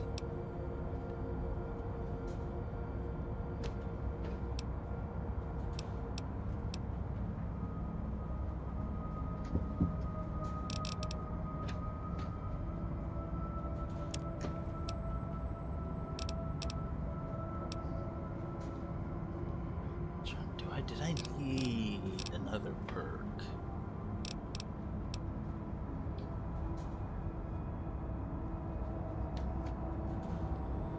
No, I think these are...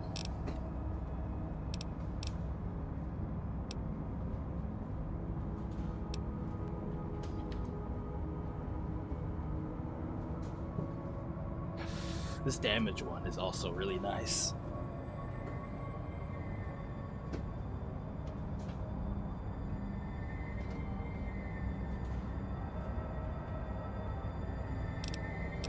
What's the...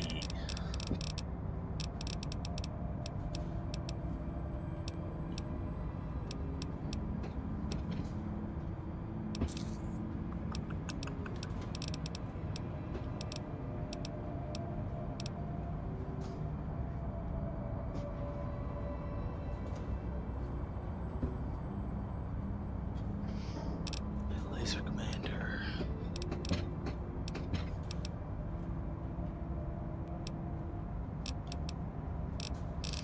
Yeah, I think Eye for an Eyes, actually. This might be the next one I get, then.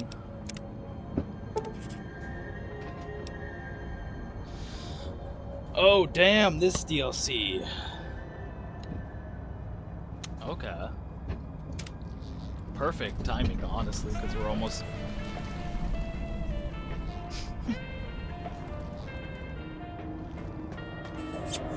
I love my brain. They said I was mad. Preposterous. Not an angry bone in my body. Had them all removed.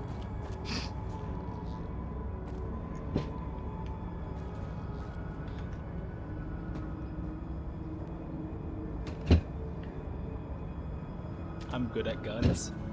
That's what I love about this game, is that there's a lot of moments like that where you just be like, I wish there was a little bit more, but there is, you know, moments like that are very cool in my opinion. And that way you're just not like, no, you have to be good at speech in order to get through this dialogue. And I'm like, no, the way this game has it is that speech is overpowered still, kind of,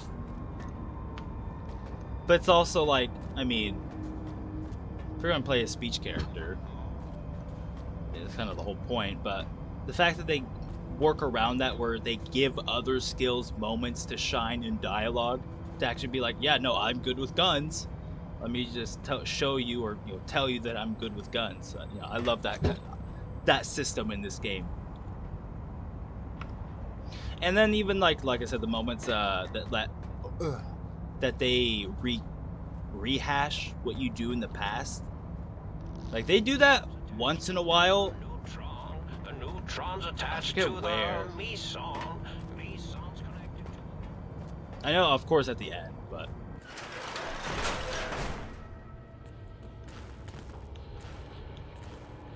okay. Yeah, no. The dialogue system in this game is amazing. That's why I love it. You can literally go through this whole game pretty much without killing anything and just use dialogue. Now, of course, you probably will need to have weapons to defend yourself, but You don't need to kill anything in this game, and I love that.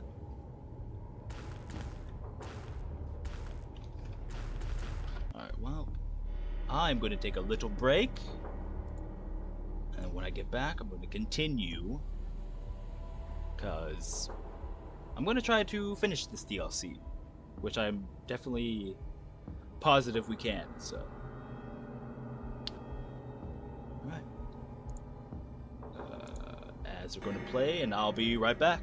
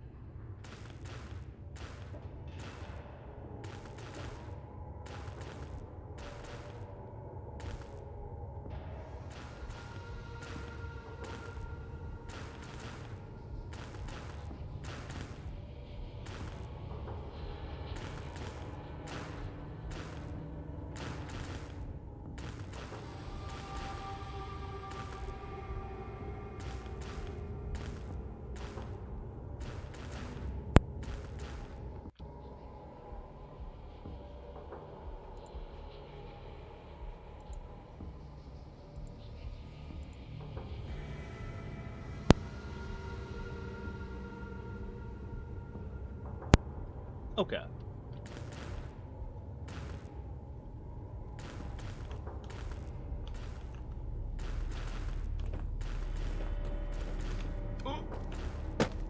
Okay, I thought that was the end of for me.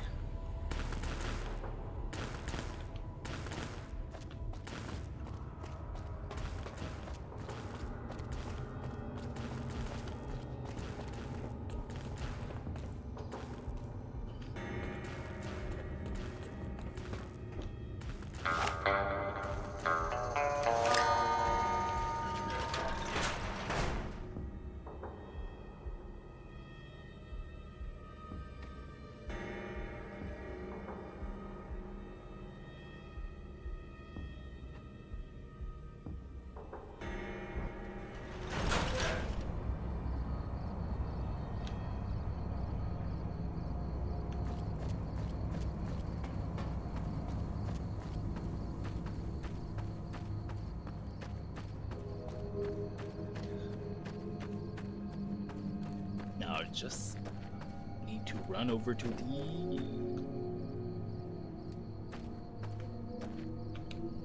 no. Fuck.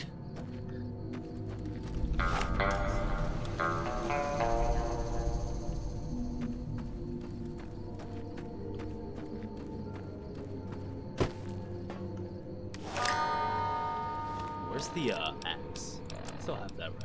Okay.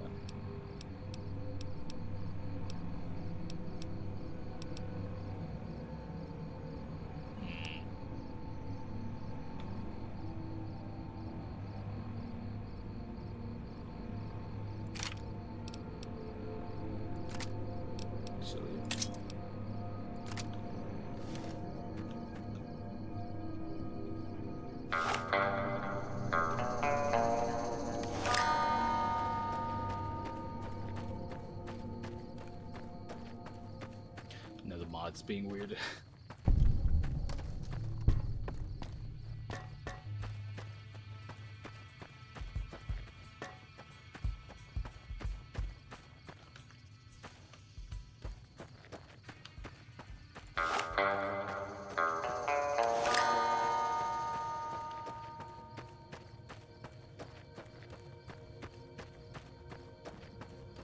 I was just thinking, I don't think I need the faster withdrawal perk. 'Cause it already is pretty quick. But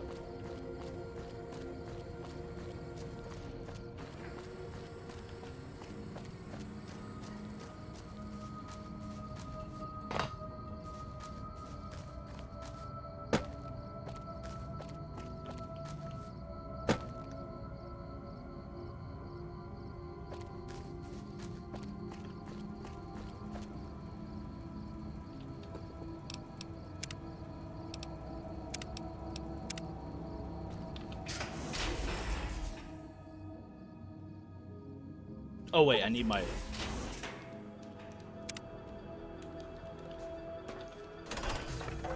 my brain, my other stuff.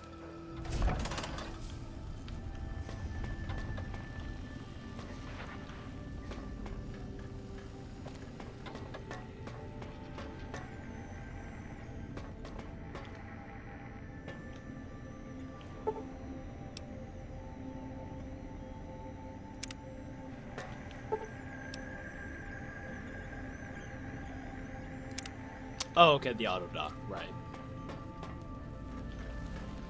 You require some additional services?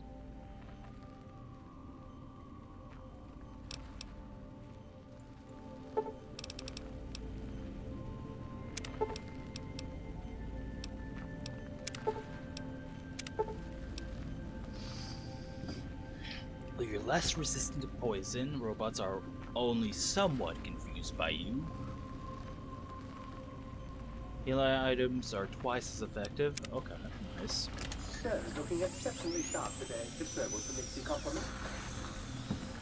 You require some addition.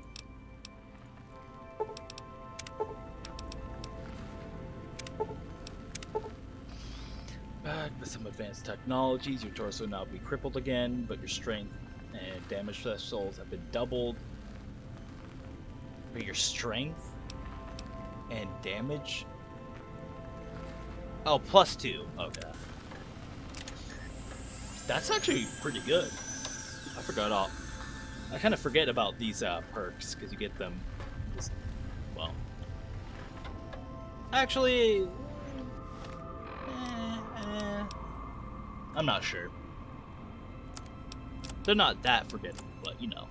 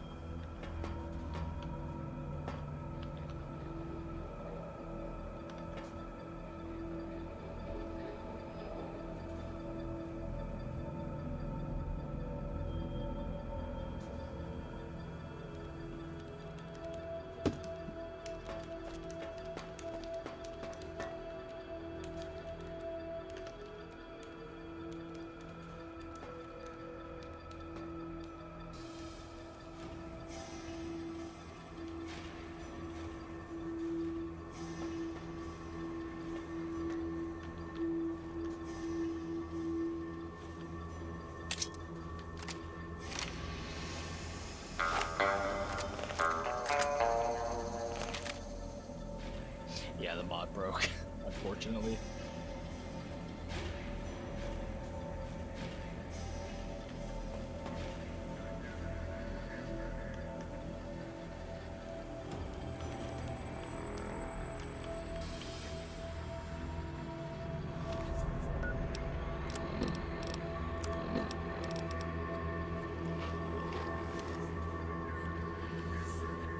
The lobotomite returns. Our lobotomite.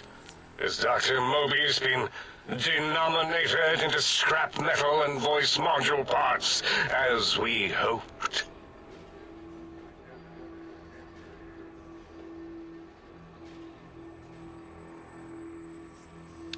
Oh, oops. Hold that thought. Gotta go do something.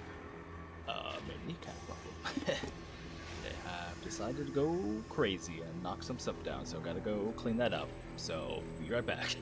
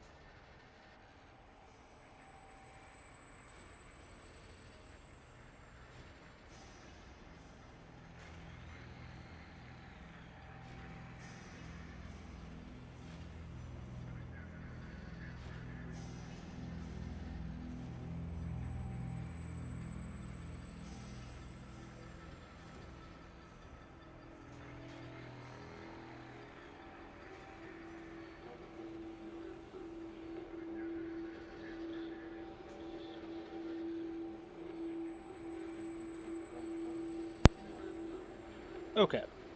Sorry. That was longer than I wanted to be, but Cat's made a well, a bigger mess than I.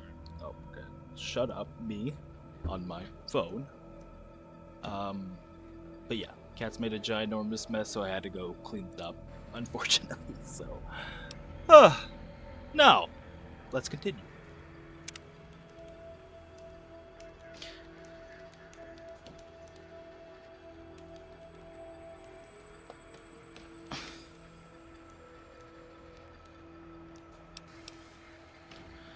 Well, I found my brain. Now you and I are going to settle things. I recommend watching your tone with me, lobotomite. Now, your brain. Hand it over, or we'll extract it again. I'm not handing my brain over. There's some things we should discuss. And what could we possibly have to speak about? You have the brain, we have the technology. All you must do is surrender. With it, we can finally leave this place. I cannot tell you how boring this place gets, chopping up the landscape and everything in it. And we have so many questions to ask your brain first. About this Mojave place. A fertile testing ground for our experiments.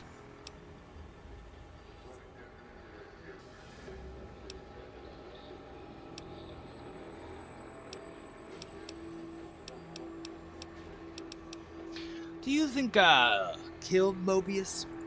Yes! Wait, you did, didn't you? You are lying. No, you are not. Your heartbeat, perspiration, all excessively confident and sure of yourself.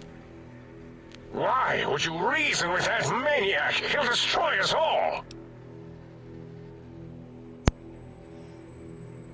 Well, I can't personally let you dissect the Mojave, or let you leave. Yes, you can. You don't really have an alternative that I can see. Dr. Klein, please. Let's see what its insides look like. Finally. Fine. Are you sure we've calculated all the combat probabilities here? I mean, the lobotomite confronted Mobius. Plus, you know, we haven't had a COMBAT drill in forever. I don't think we could form a tactical attack triangle if we wanted to. Releasing the WOMBAT was not my plan, so get off my voice box.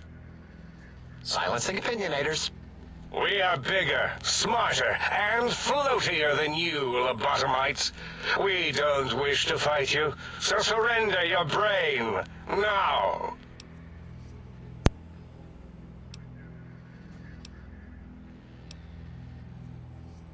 Mobius and I, we formed an alliance, sort of. Mobius does not form alliances. He was a terrible lab partner, and he would make a worse ally. Uh-oh.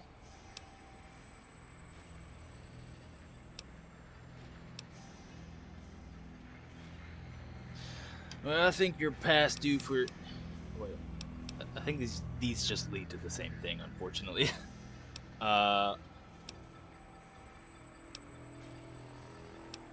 Well, you may have noticed the pacification field is down. You know what? Guess what happens now? A fight? I've never been in a fight. What do I... Colleagues! Think tank! Alert! Alert! We are under attack! I will... unleash the incredible power of atomic attacks! Oh god. I forgot I switched up all my weapons, unfortunately.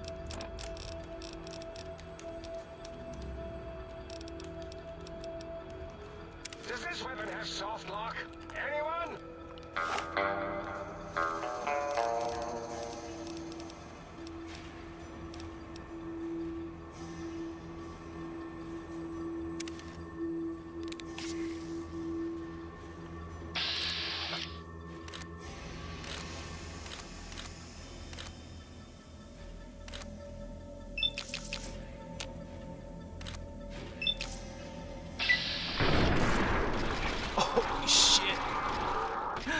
Obliterated.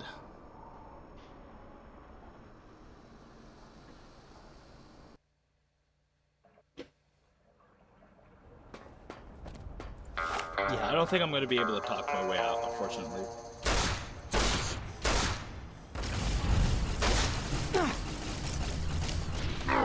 Jeez.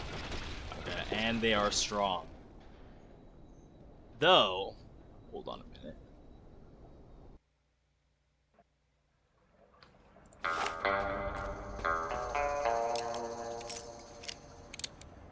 Man, I only have the regular rounds.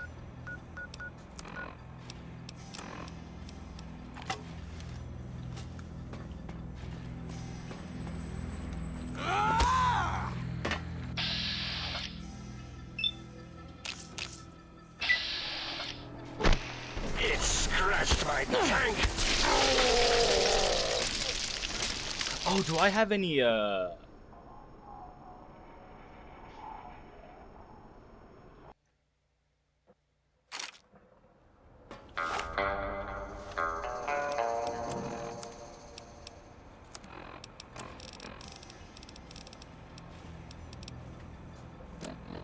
I need like 75 or something like that.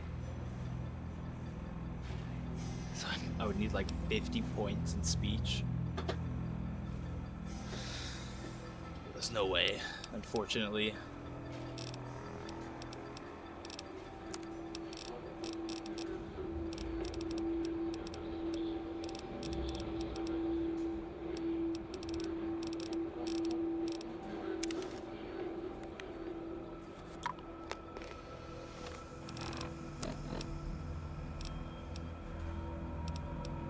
Yeah, and that doesn't do too much for me.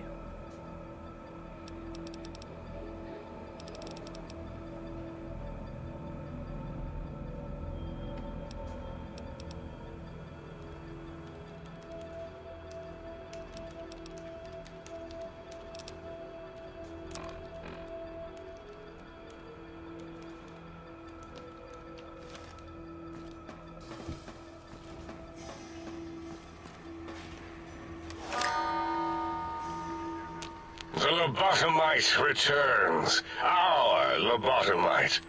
Has Dr. Mobius been denominated into scrap metal and voice module parts, as we hoped? Well, I found my brain. Now you and I are going to settle things. I recommend watching your tone with me, lobotomite. Now, your brain. Hand it over, or we'll extract it again.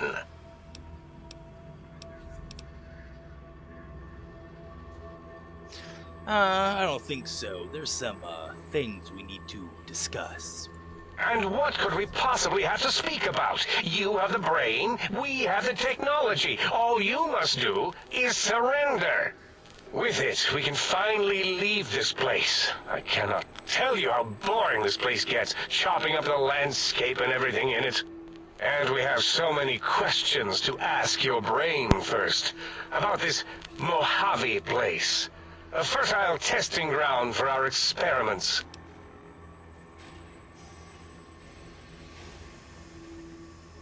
Yeah, I need like an insane amount of speech.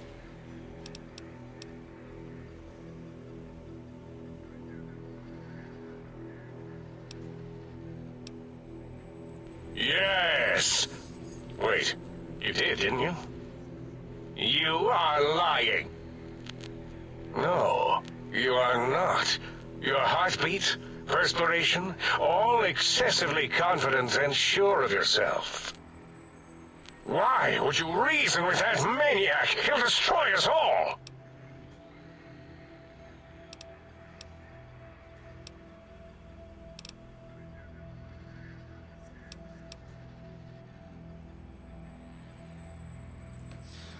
Well, I can't let you dissect the Mojave or let you leave.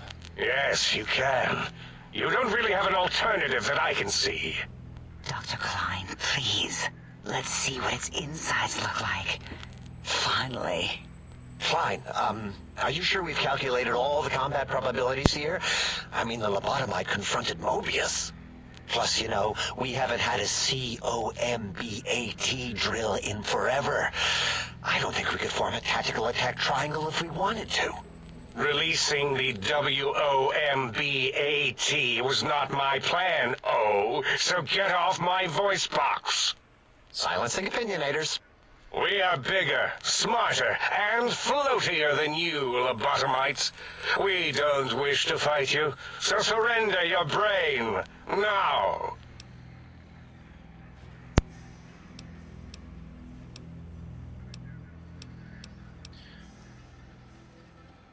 Well, I think you're past due for a lobotomy, Klein.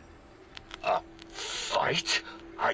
I've never been in a fight. What do I... Ah! Colleagues! Think tank! Alert! Alert! We are under attack! Blast her with her radio beams already! Ah, Jesus. Okay.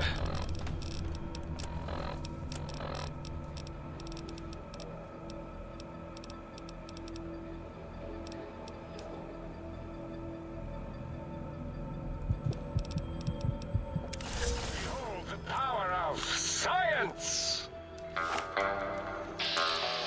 Jesus.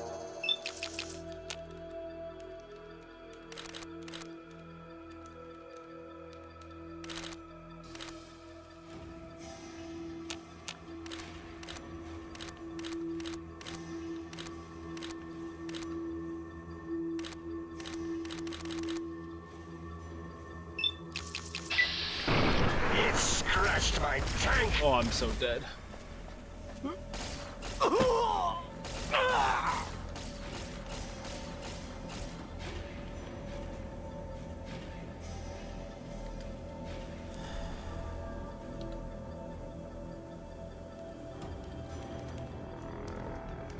Oh, they can't come in here. So that's good. Gives me some time. This is what I was saving it for. Lobotomite, get the spray! Take my lunch money! Take it! Oh, that was awful. Oh, they are still hitting me even from here. Let's see.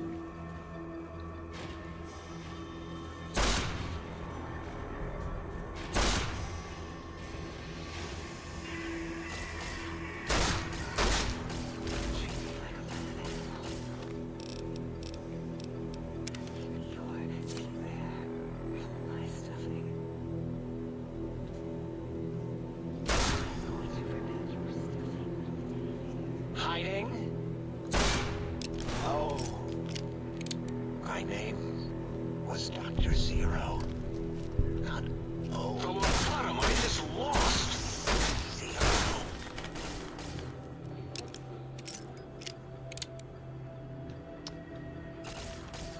Jesus.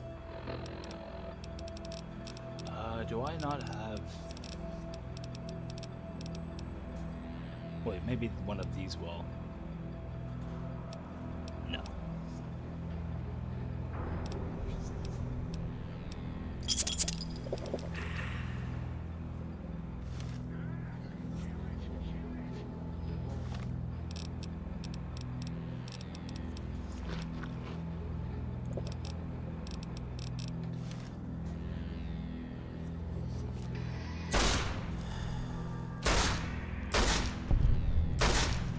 Really? Get the spray! My tank! It put a ding in it! It's fighting back! It's not supposed to...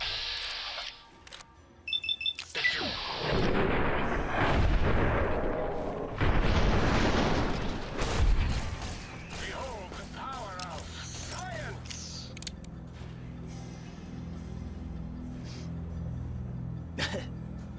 Welcome back. Now you And, fire this yeah, thing. no problem. Such pain! I've never experienced this with an soft lock. Anyone? That do be happening.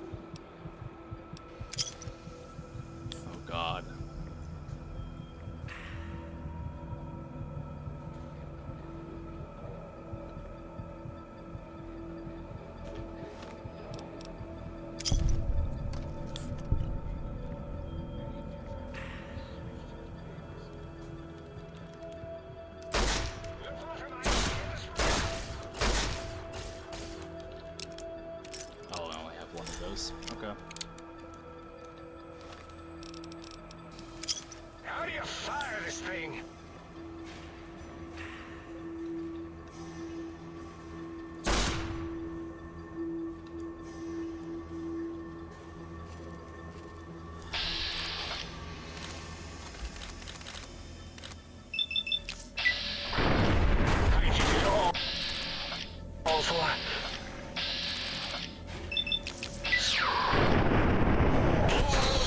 Balls! The audience gasps in terror!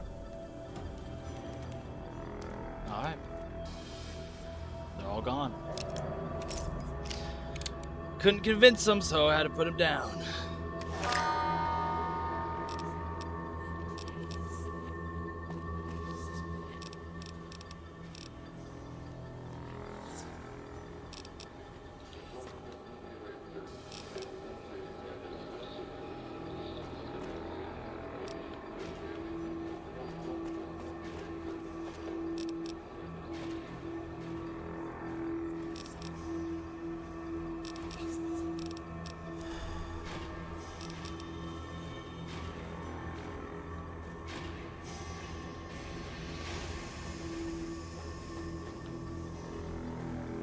Alright, here's the end now.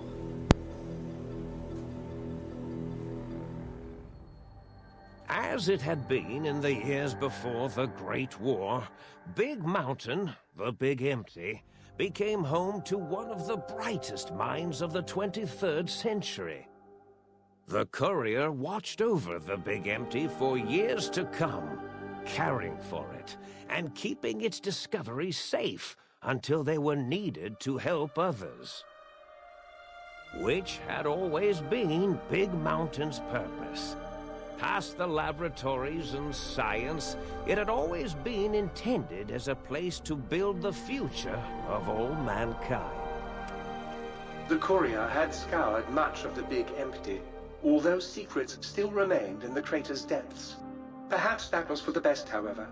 Curiosity, while sometimes rewarded for its efforts, often proves to be equally dangerous. Dr. Mobius continued his research undisturbed in the Forbidden Zone. As much as he had attempted to create better scorpions, he tried the same with humanity, with considerably less success. These failures didn't bother him overmuch. Once the rush of mentats wore off, he forgot he had failed in any event. After all, the bright young mind who had come to visit him in the Forbidden Zone had already exceeded his expectations. The sink atop the dome bustled with the voices of a small town, constantly chirping, arguing, and snarling at each other. Still, this all happened productively in the interests of its new owner. The Sync Central Intelligence Unit discovered, despite its inversion code, it was comforted by the sense of community the other personalities gave it. The biological research station, obsessed with seeding everything in sight, requested a transfer to the X-22 Botanical Garden, so that it might, in its own words, sensually fertilize the garden's smooth contours. The garden sent back a polite refusal, saying it had prior commitments with a vault it had helped infect before the war. The book-chute continued to devour all seditious materials until it nearly choked on a paperclip. It adamantly maintained it was a Chinese paperclip, and the whole thing had been an elaborately orchestrated assassination attempt. Whatever the reason, it slowed down for a while, carefully appraising each document and clipboard that came to it. The light switches continued to bicker and flicker. This persisted until the day someone dropped a flashlight in the sink, and the two of them united in their hatred of the showboat. One of them eventually transferred to the Lightwave Dynamics plant, and began a long, unrequited affair with one of the holograms. The thing continued to ruthlessly scrub any particulate matter that came near it.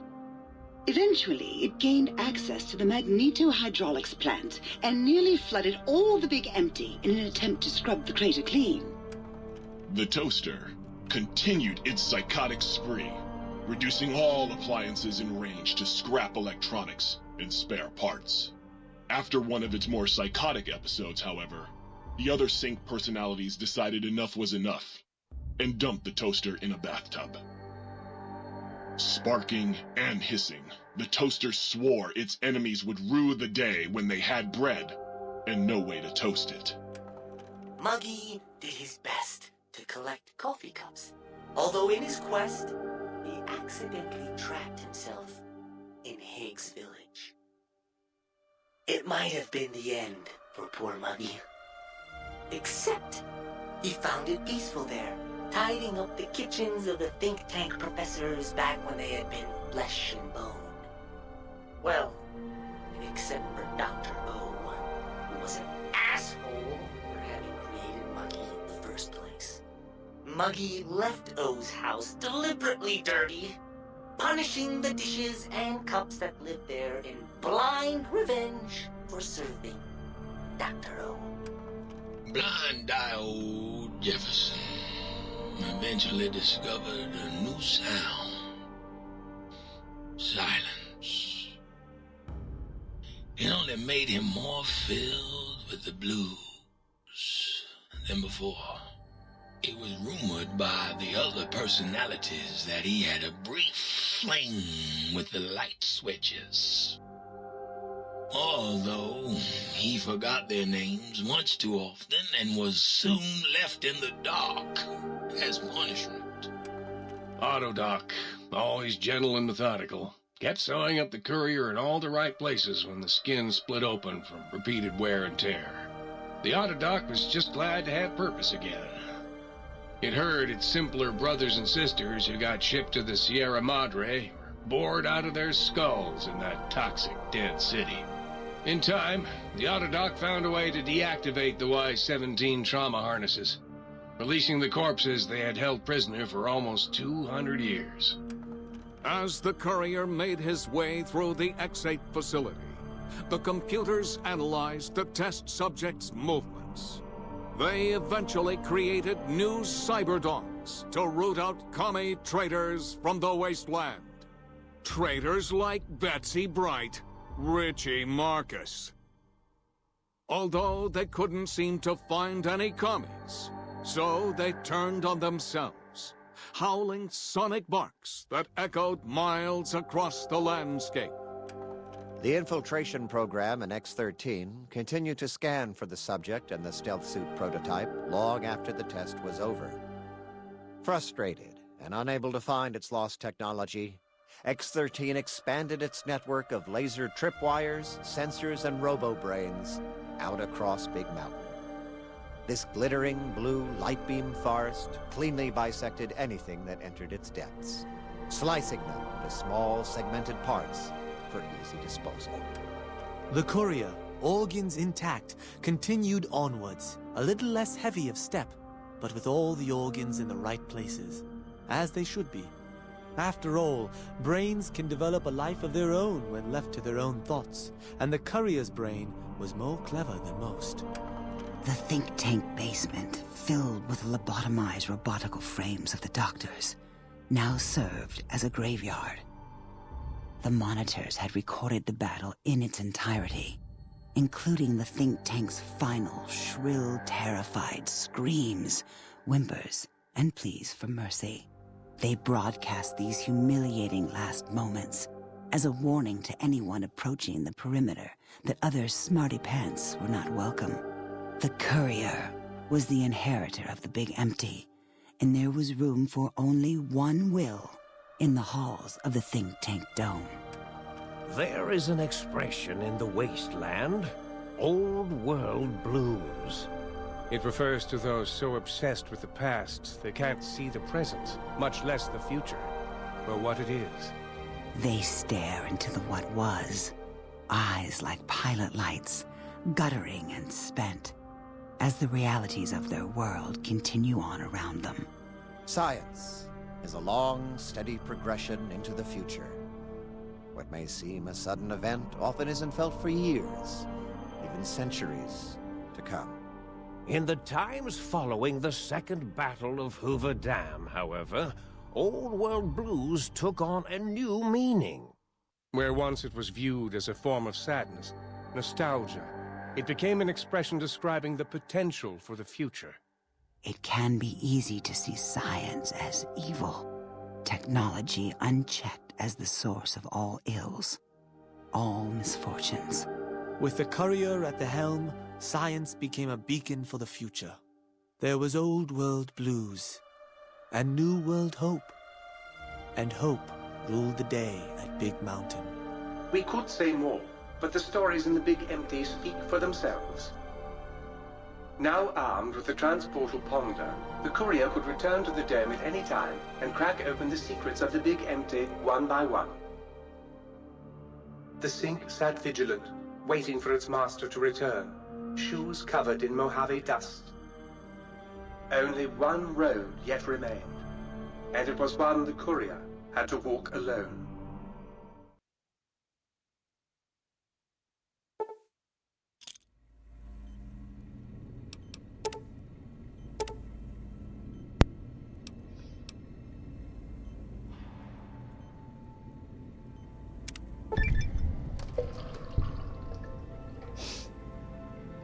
God, that ending slideshow is so good.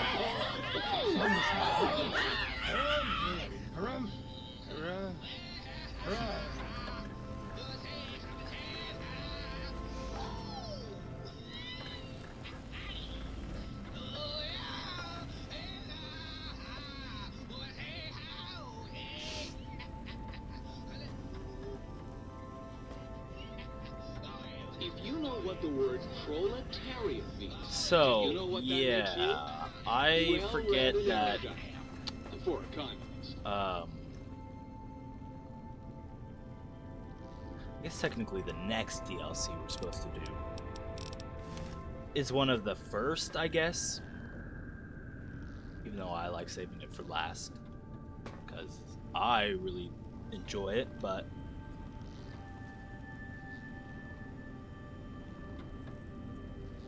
I forget that this DLC also extends lore to the other DLCs, which is another reason why I love this DLC.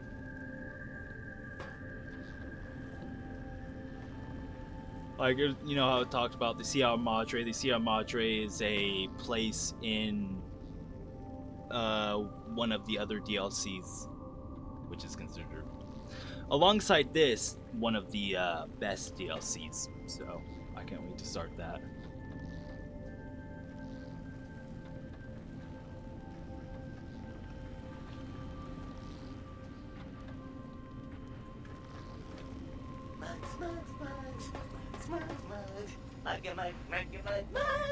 God, why can't I stop singing this fucking song?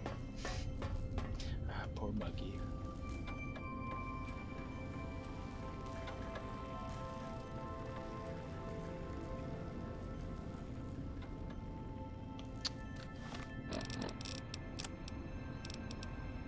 Oh yeah.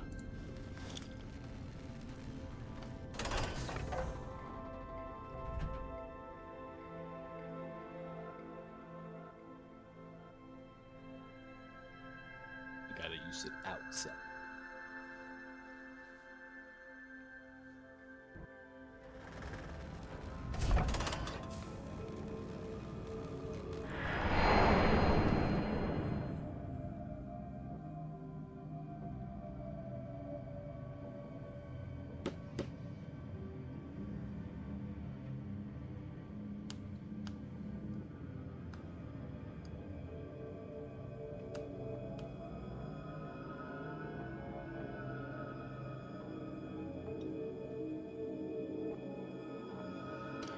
Now I have a player home with a gun that teleports me to it.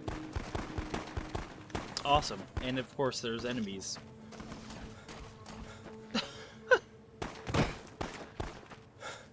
Perfect. Oh, Jesus.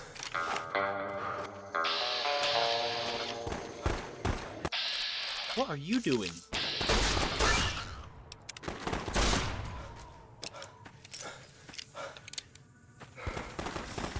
they're busy shooting the animals now. Okay. Go, go, go.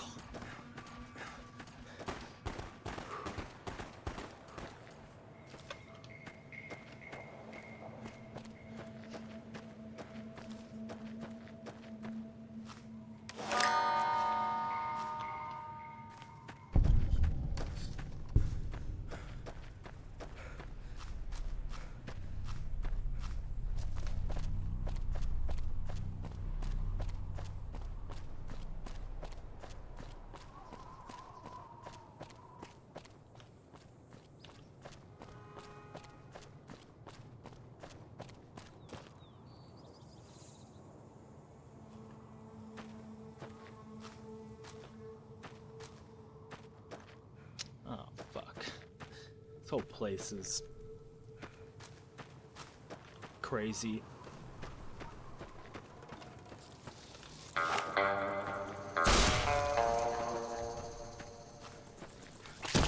Oh, fuck. Oh, Christ.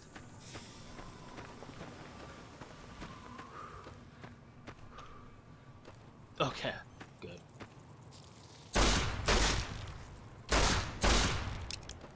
Oh, great.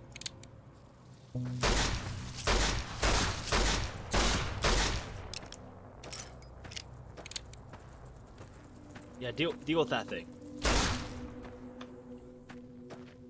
Oh, God.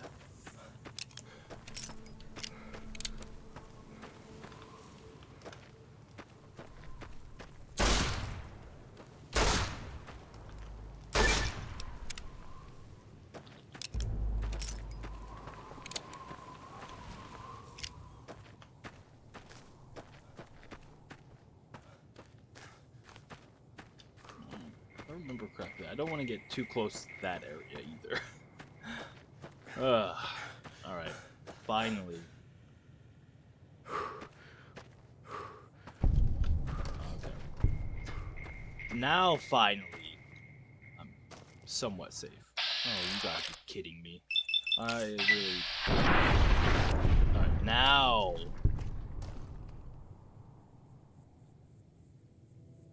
Now that I'm safe. Oh, God.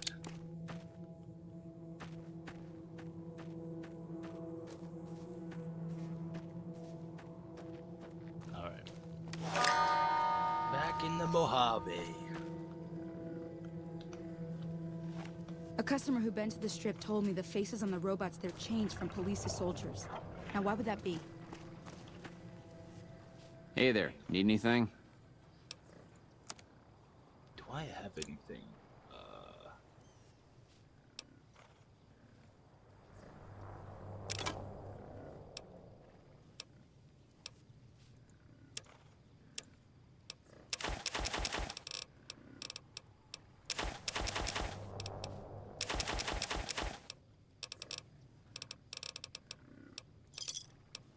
Another satisfied customer. Stay safe.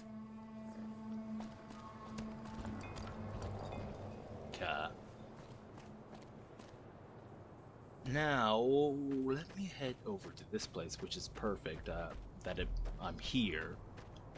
Because... I did add a mod.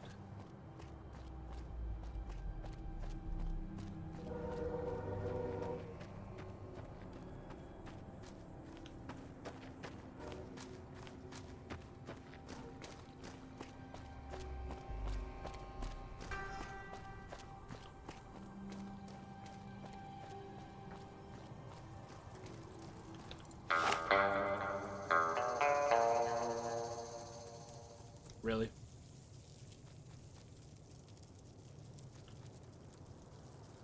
Okay. We're cool.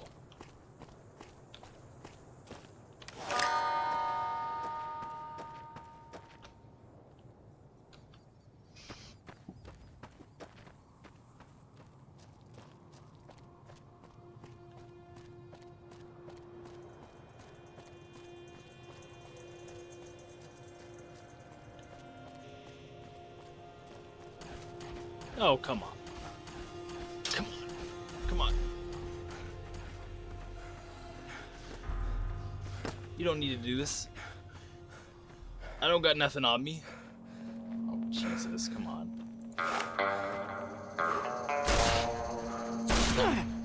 Jesus.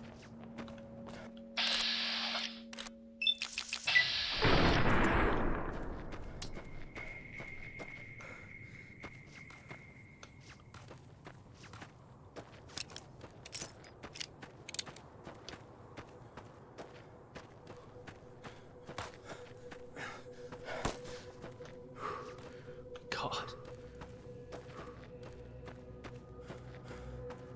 Maybe these guys will help me out.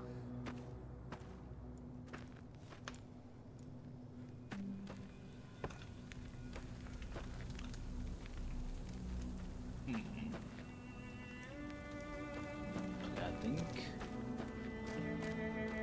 I'm good. Oh,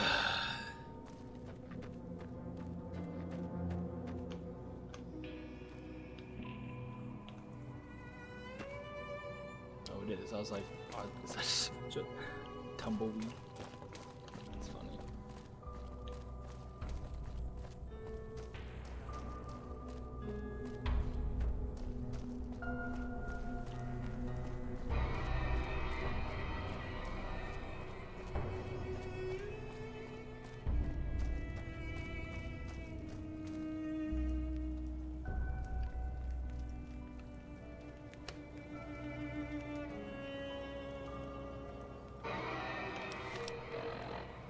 Do I do the,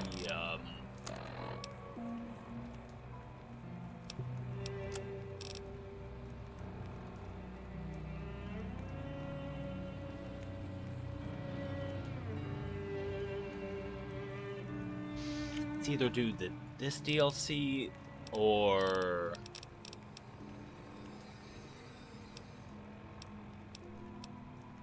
continue the main.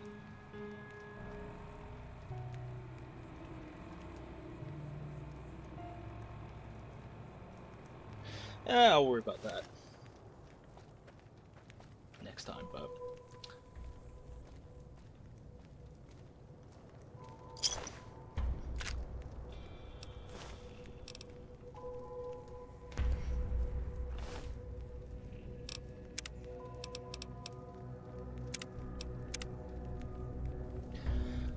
alright, finally finished 2 DLCs.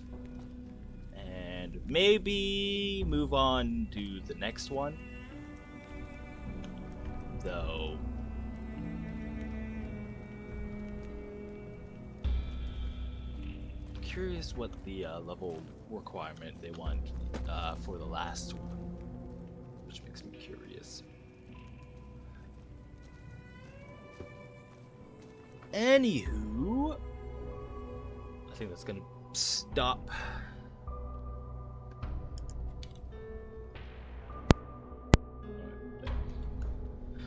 Yeah, that's gonna be it for that part. Continue it next time. But for now, I'm gonna take a quick little break and move on to Morrowind. So.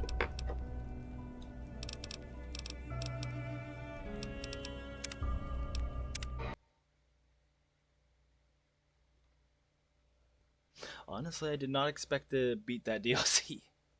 Or at least this soon. So, that's nice. Because definitely think that DLC is, or I should have been a little bit higher level. Because I think that's supposed to be the last, or the second to last DLCs you're supposed to go into. I'm not sure why. I'll have to. It has something to do with my mod list, so I'll have to look at that. So, let me boot this up now.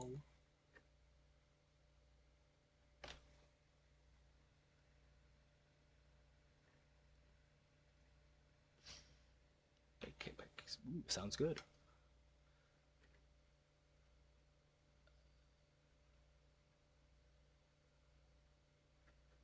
Oh, wrong section. Here we go.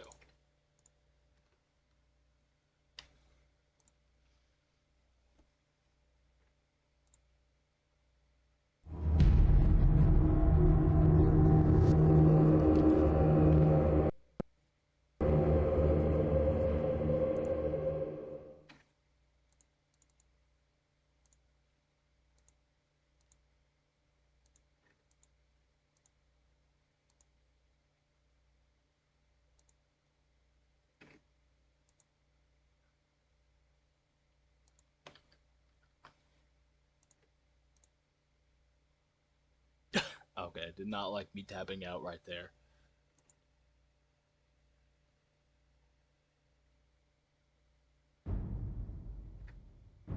Oh.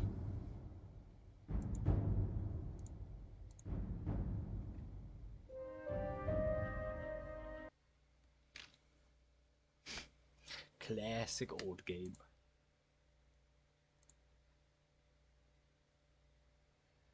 Right, now I'll be right back.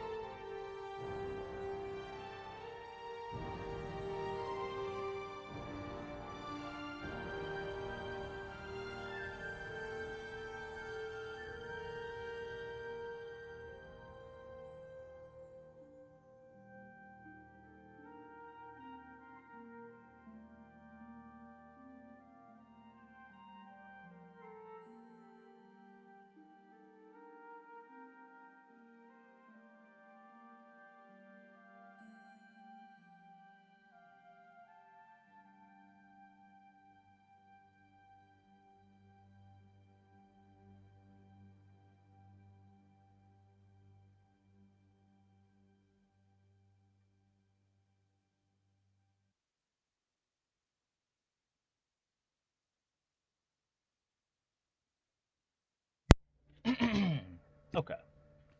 Sorry. Took a little bit longer because Morrowind. I have to learn to not tab out before like the actual main menu comes up because it like breaks the game. So yeah, that was a problem. And then um, well, I forgot that I was going to watch this video. Um,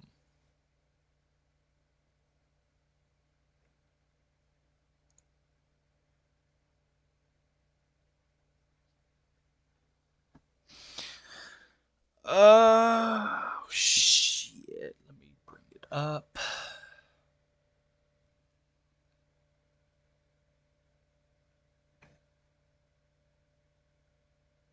Hmm.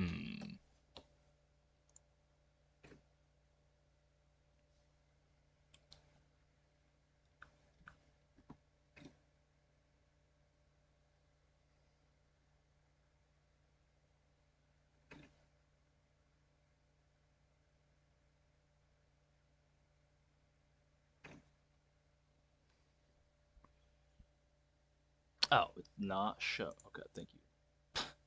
Thanks, OBS. I saw this video and I was like, I would watch it on my own, just while I'm listening or while I'm doing stuff. But I was like, this might be fun to watch before I play Morrowind.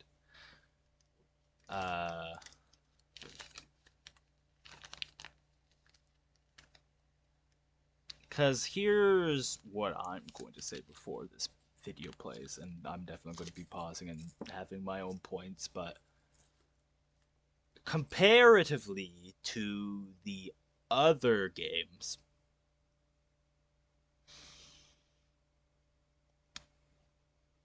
I do think it has a good RPG design. Now, does it have some things that I don't like here and there? Yeah, I don't like the leveling system really. Um, and what I mean by that is I don't like the fact that you only get a certain amount of points for how much you used your like abilities. And it sucks because you're always going to have like 5 speed because you're always running everywhere.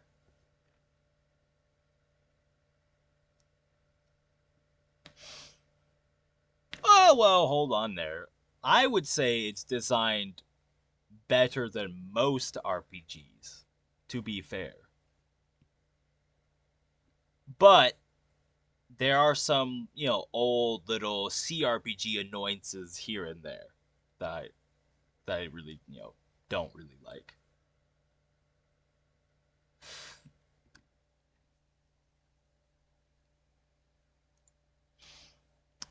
I was just wondering, what does this person say? Because he's kind of like a...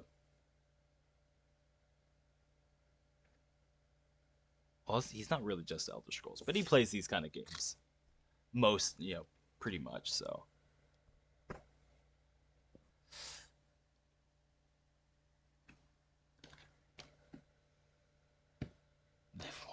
Love works. Live and love. Oh yeah, I granted Morrowind is stupid in a lot of areas, but stupid does not mean bad, to me at least.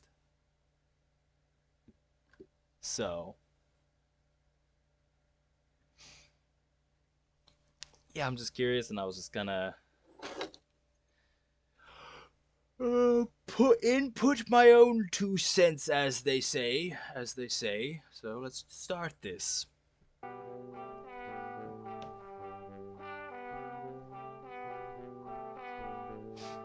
Definitely not a bad game. No.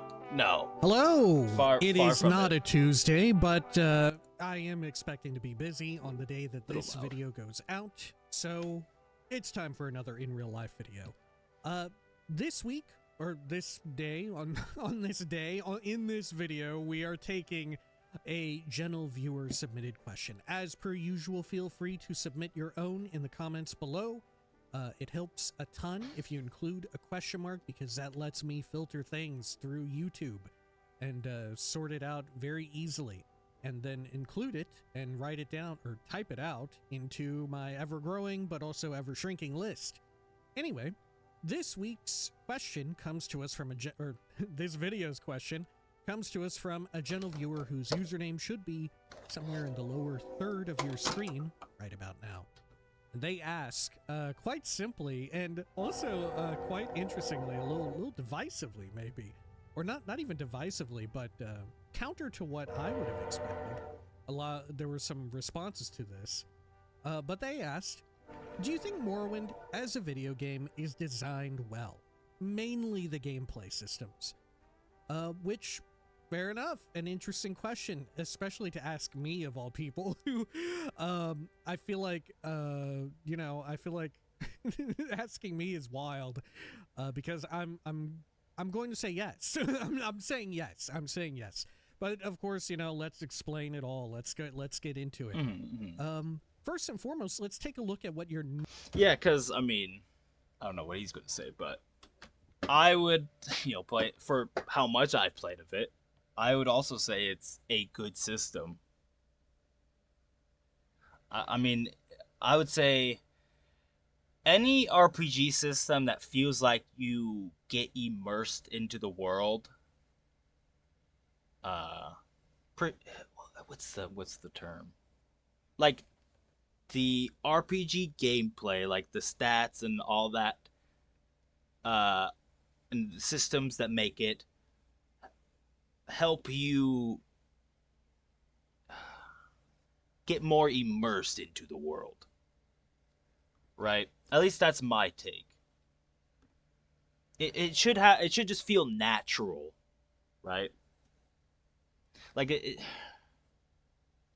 like nothing should feel missing.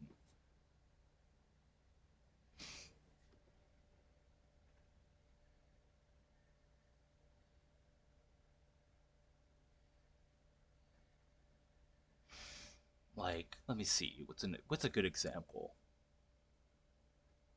Well, easily number one, the fast travel system. That is probably the best. Like, I honestly, the things I can think of that Morrowind does just phenomenally well. Honestly, more so than I think any RPG really. The journal system is amazing, and the fast travel system. Like, those two systems in that game, honestly, just get you so like it doesn't take you out and makes it is. Let me get my words together.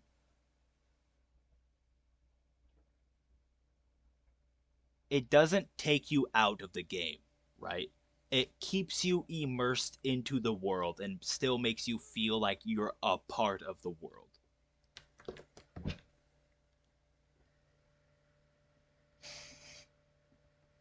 The journal. Yeah, I mean, could it be better? Yeah. No, to be fair. But I think I like the fact that, I mean, if you look at a regular journal and for how much you do in Morrowind, you would have a lot of pages, and you would have to like rummage through all these different kinds of pages and whatnot just to see what you did, previously. Uh, I kind of like it, even though it is, obtuse as hell.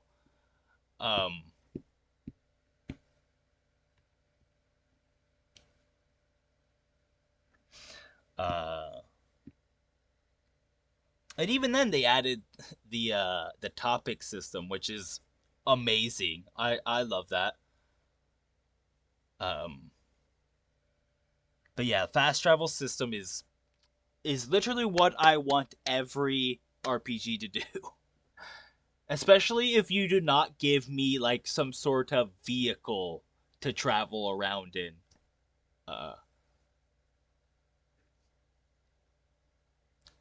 Like, that is what all has always killed me in a lot of these RPGs, is that there's just like not a smooth and dynamic fast travel system. So the magic system. I mean, I've always said the magic system is fun. I mean, it's fun even in like Skyrim, but like there's so much more that I haven't even really touched that because I'm, how I'm playing my character. So, that is definitely a playthrough I will, you know, definitely look forward to, is just making a wizard character. Um,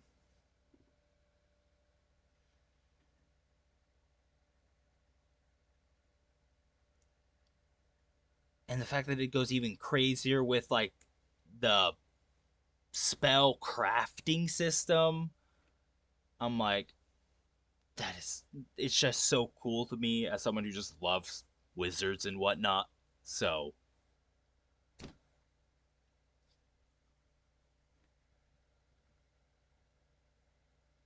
the armor system is, I love, and I really miss the medium armor.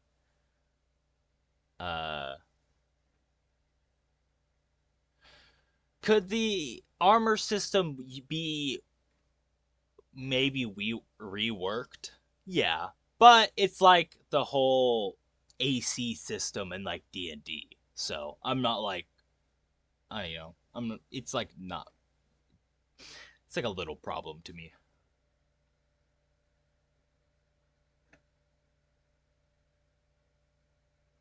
Yeah. Oh, so the fact that you can layer clothing and armor, that is like so cool to me.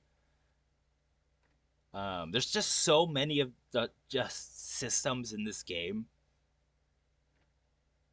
that make it so immersive. Immersiveful. Not sure if that's a word, but whatever. Words aren't real, anyways. um, and on top of the fact, it doesn't. It feels like it's the one.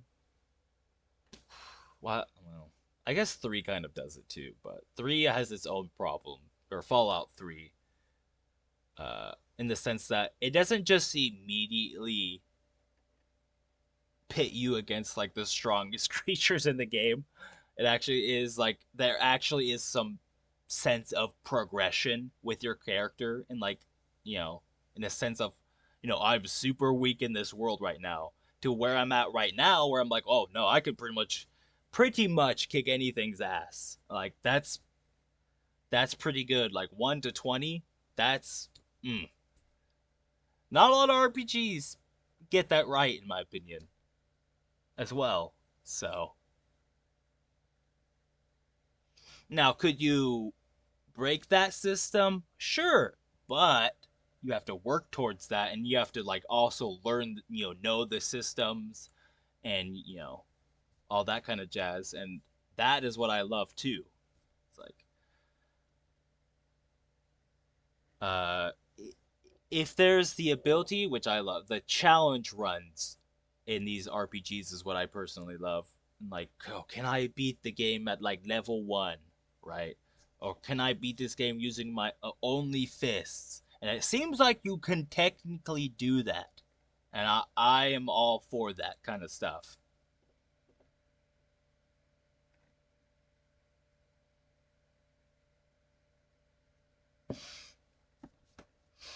I want Fallout's fat system, Morrowind's armor slots.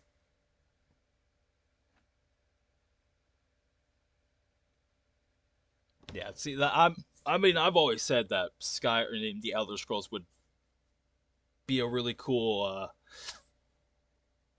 or yeah, it would be really cool to have like a VATS like system, especially with the whole uh gruesomeness that comes with it when you murder someone. Challenge runs over. Yeah, I see those like pop up on my YouTube feed like all every once in a while, and they're always kind of funny and named. And they, looking at the video timer count, it seems like they're somewhat doable. So that's also what I really love. It's literally the same thing with like Dark Souls. Like the whole level 1 runs, like those are great. Like stuff like that. Like if you can do that in an RPG system, I feel like it's pretty good. I don't know. Even if like there's some slightly broken stuff, there's like certain things that will deter me from an RPG, or will tick me off. Like I said, the leveling system. So not necessarily permadeath run is fun. Being, I've always wanted to do a permadeath run, which I think is in very like little in any game for. and I think a actually lot of people complete it, would because I've agree always that thought those were fun. Morrowind has a very sound and good, and frankly aged like wine sort of story, right? And the overarching world building is very good. The story contained within and of itself about the events of the Nerevarine prophecy and fulfilling it. I think it's very good as well. It leans into like a fictional history very good. It has themes of, religious fundamentalism being oppressive, governments wielding state-sanctioned power to sort of silence and mind control people and essentially found a cult. It has themes of fascism, the attempt to establish a xenophobic dark elf ethno state, right? It's got a lot of cool things going for it. It's fantastic, and like I said, it's aged like wine. The only difficult thing about it is that it's difficult to appreciate it on first blush. You get more and more out of the game the more you play it, the more you sort of go through different great houses and all of that. I agree. Honestly, the more I've definitely have appreciated this game way more and more as I've progressed through this game. So, and like you said, like the main story, like I'm still playing through the main story of an RPG is like kind of incredible, even though I did do it way later. But it seems like that's kind of a good thing, because now I am just kind of rushing through it to some extent. And even though I am rushing through it, there is some challenge still there that I like. So,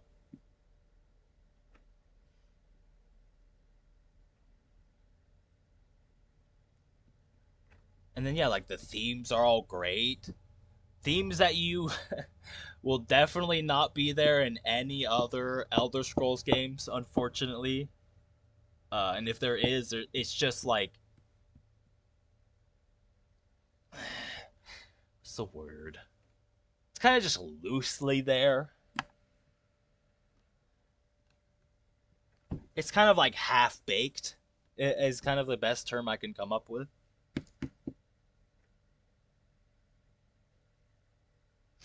Where this game, it goes full throttle, and I appreciate that.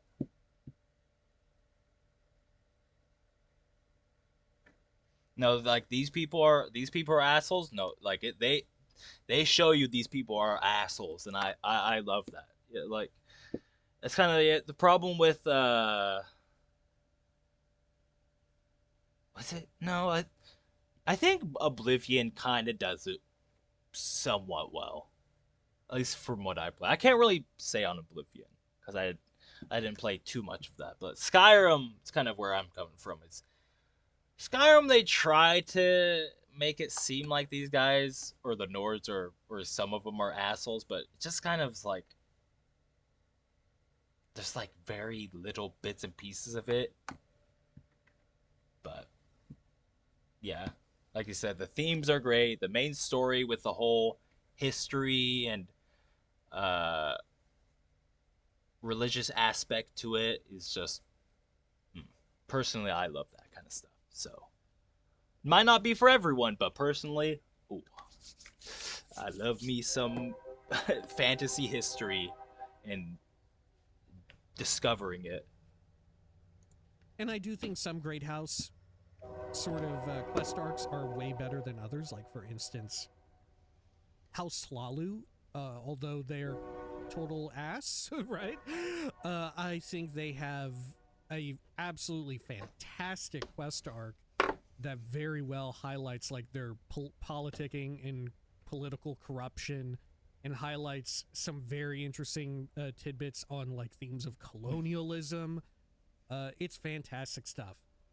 Conversely, although I love the aesthetics of Great House Veteran, and sort of like their geographical locations, they definitely gotta be the weakest of the Great House quest arcs in the game. I've been on record saying that I think Great House Veteran, the best time to tell that story is sort of in and around the Red Year, right? If you know of lore, that's like when things got really bad. I guess the easiest way to put it's when the volcano erupted again, right? It's when everything went terribly sideways. And Morrowind, Vardenfell in particular, the place where you explore around in Morrowind for the most part, not mainland Morrowind, but the island, got damn near wiped off the map, right? Probably the most populous sections of it completely annihilated. But that also happens to be like one of the most interesting times for Great House Veteran, and sort of like the time after that. And thus it also makes sense why Great House Hlalu would be so particularly interesting at the point in time where you are playing as the Nerevarine going through Morrowind. Like I said, the involvement of the Tamrielic Empire and sort of that colonial influence sort of seeping into Morrowind culture, and as well other derivative natures of that, wherein you're sort of looking at Great House Dunmer as opposed to Ashlanders and whatnot. You also have like the Sixth House and all of their wild stuff, their wild takes. It dovetails very nicely into like a lot of the main themes of the core game, you know, and that just is not present really in Great House Veteran, unfortunately. But they got some cool looking stuff, I think, right? They got real cool looking stuff. Big crab, cool. Anyway, if we want to look at some of the contemporaries as well, I would say that Morrowind, as far as contemporaries when it comes to like role-playing games and sort of other like narrative-heavy video games of that time, you've got stuff like, let me check here. I wrote down a few. Let's see. Yeah, Baldur's, mind you, Morrowind came out originally 2002, so contemporaries within like several years or so, a few years. Baldur's Gate 2 in the year 2000. Other narrative heavy, Deus Ex, the original, Silent Hill 2, Max Payne, Metal Gear Solid 2, Sons of Liberty, KOTOR in 03, Beyond Good and Evil also in 03. Man, I need to get back to that game. KOTOR is also like really good.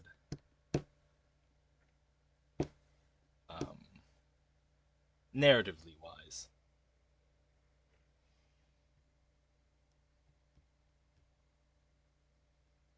Would I say,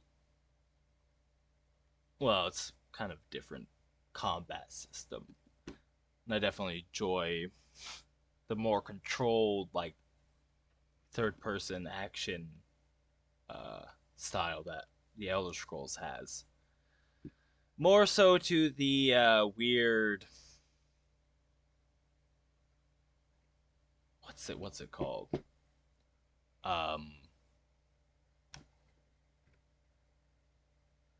Well, it's a lot of CRPGs like combat system where it's just like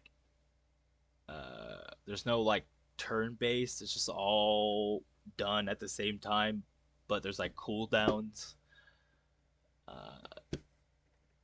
The only game that I personally think that did that well is Xenoblade. Xenoblade 1. It's the only game that I feel like has a system for that kind of combat that complements it well. So good narrative. I like the writing of it though, as a Star Wars fan at least. So or a fan of old Star Wars, not really not really haven't really invested anything into the anything new. So 3. Some interesting commonalities, especially for video games developed in the United States and North America for the... But honestly, yeah. Okay, so the narrative of Morrowind and what it's... The writing in Morrowind, comparative to like other games, is pretty impressive. At least in my eyes. Because they were talking about, or at least not up front, but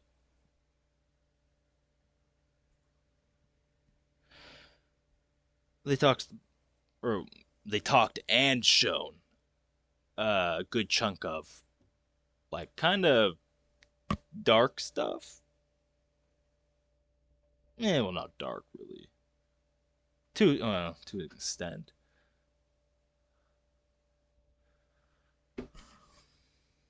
Like you have, the slavery, and then you have the houses, which on their own, like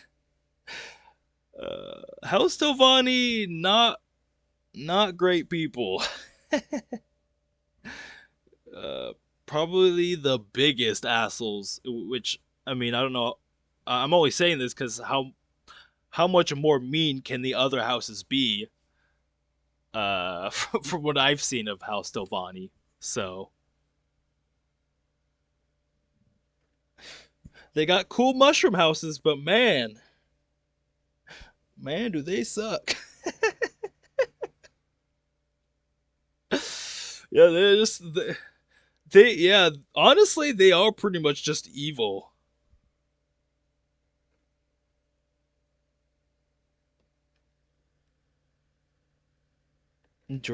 House dress, okay.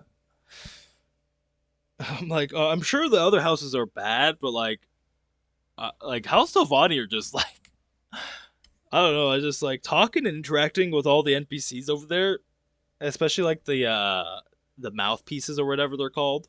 My God. And then the direct, or the the upper people, right? Who the mouths talk from.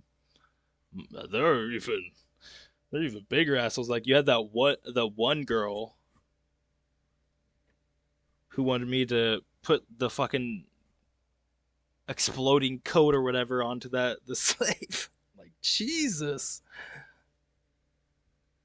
No, there's some fucked up shit in this, and I maybe a little more, but I appreciate it.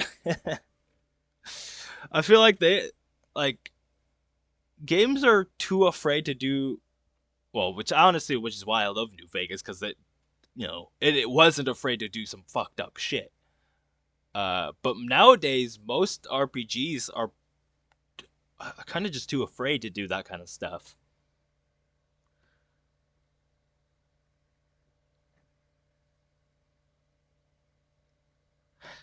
Confederate south of the Dark Elves. Yeah, no, it's just like this whole, maybe that mountain, maybe it was a good thing that mountain blew up, because there's like no one good there.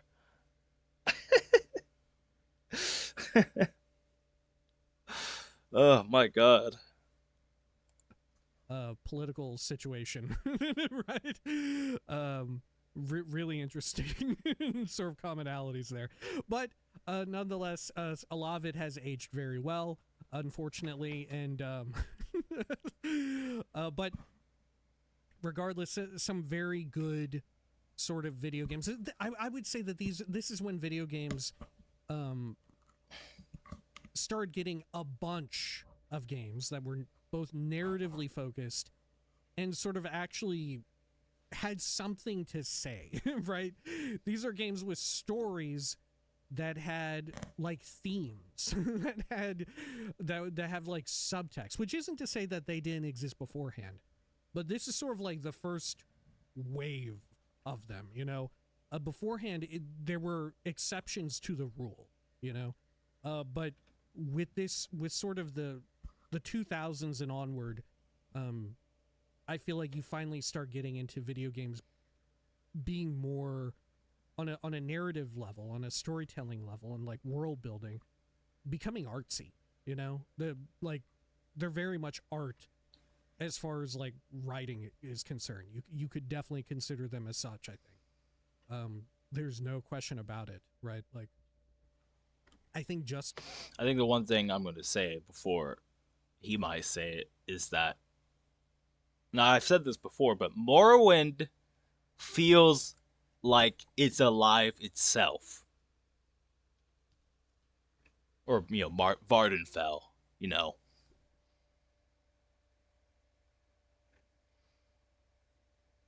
Even as like a very old RPG game, like they somehow make Vardenfell like in itself a character. And a lot of writing like that isn't easy, I feel like. But I think it's easy to do that because of how it's not, well, I wouldn't say it's small, but you know, everything kind of fits together. Whereas I feel like some RPGs, they just kind of shove shit everywhere, right? Every place has like some like reasoning to be there.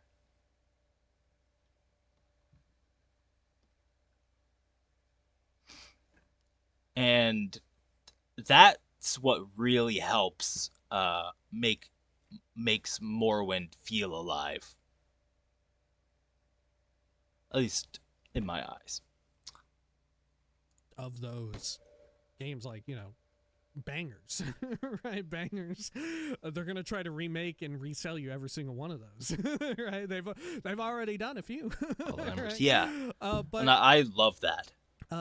We were asked specifically about gameplay, right? Which immediately the main thing that sticks out to people about Morrowind. Oh God, they're gonna. It already popped up into my head is that, oh well, no one really reacts to when you hit them, and I'm gonna be like, true, but does that make the gameplay bad? And to me, no. To me, that's just something that it's just kind of an unfortunate thing. It's something I feel like, you know, for what the game is trying to do, it's not something I hold against it, right? So, I don't know. Let me see if that's what he says. But that's what, you know, instantly popped up in my head when people like start to complain about the, you know, specific aspects of gameplay of Morrowind. To me, that's, you know, I don't really care. Would it be nice to have some sort of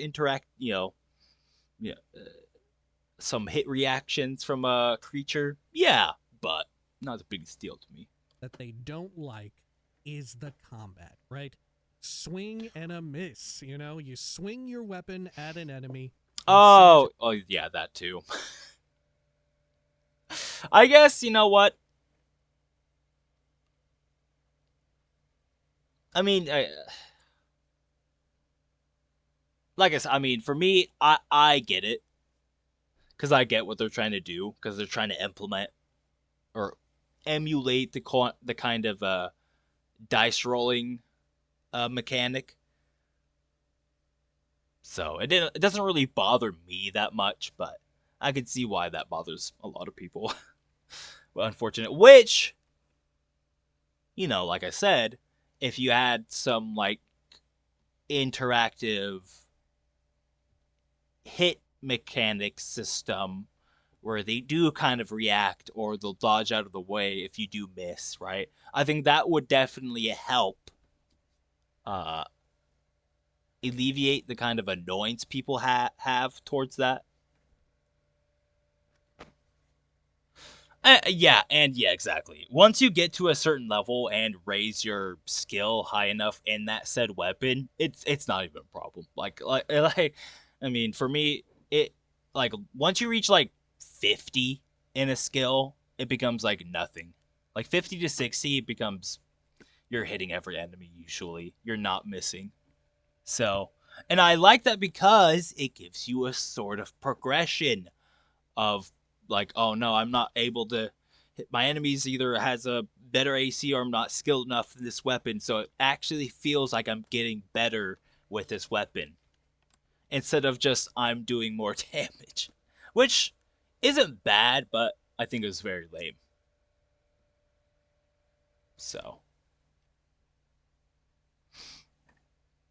times it looks like it should hit, but it simply doesn't. And I think that's fine. This is my hot take. I think that's absolutely fine. Hell yeah. Why is that? Well, let's just get this out. I agree. I think the modern mind, the 2025 or should future have from enemies now, making fun of you. Maybe things will change. I mean, but they kind of do. Well, let's get real stupid with it. The modern gamer do they do that in Morrowind? Cannot comprehend missing. I guess they do that in Skyrim a little bit. Way back in the day, we were missing attacks. Dude, missing attacks was nothing. Oh, it looked like that attack should have hit. I guess it didn't. Guess my hit chance was too low. My hit rating, my attack rating, stuff like that. Oh, maybe that only makes sense in turn-based games, like your old JRPG situation. No, not true. Just in stuff like contemporaries here, and even among things I mentioned, Baldur's Gate 2, real time with pause. You can miss an attack in that game. Diablo 2. I'm going to say this. As someone who's played D&D, missing an attack roll with and this is someone who likes playing wizards, missing a spell with a dice roll is probably the shittiest thing ever. So yeah, I will agree. Missing an attack roll in Morrowind feels like nothing. So, I don't know. That's kind of where I come from at the very least.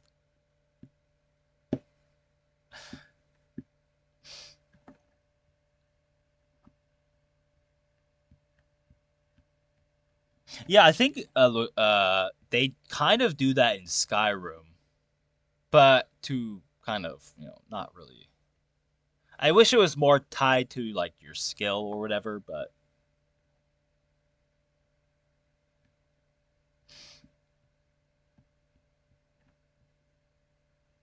you drop regardless of level.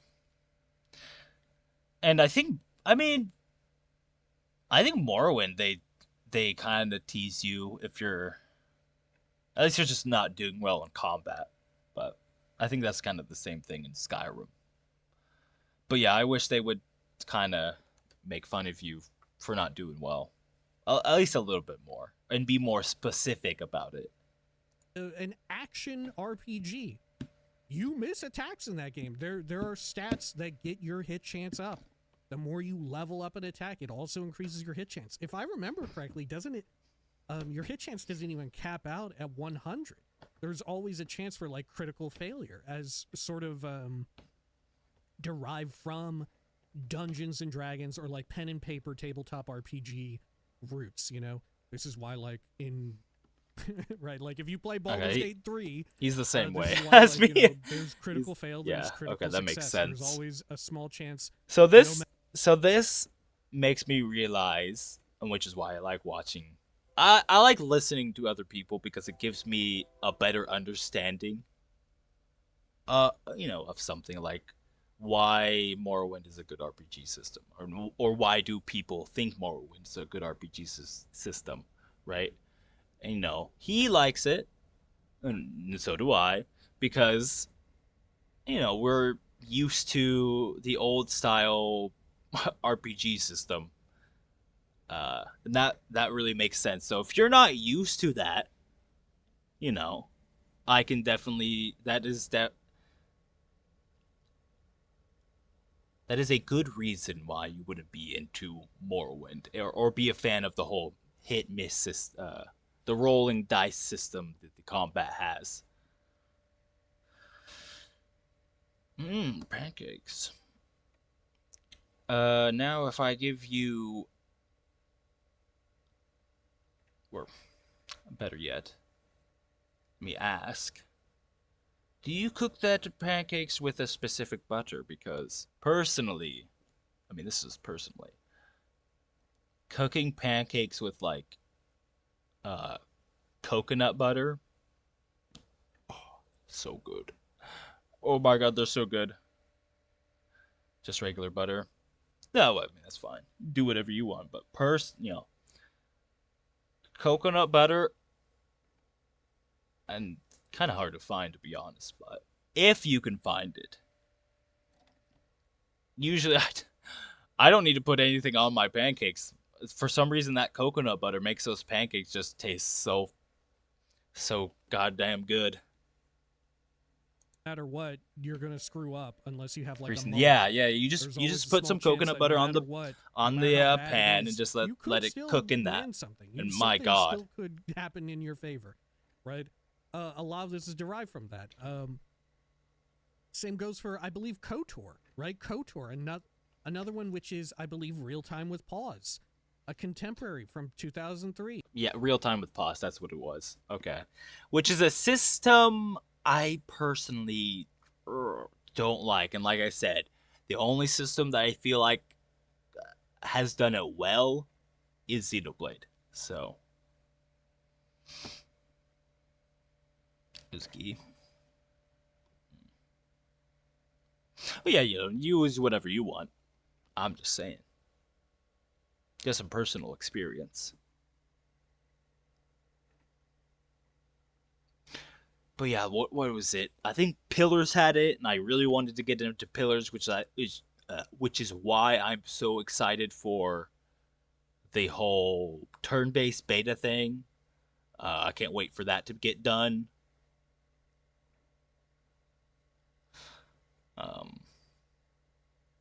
But what I've learned is just making it so every action you do gets paused, so it basically works like a turn-based combat system to some extent.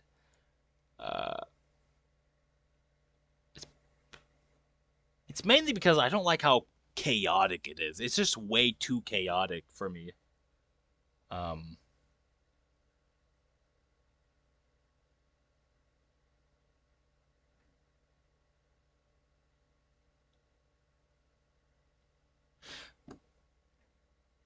What other game has it that I tried to play? I'm trying to think.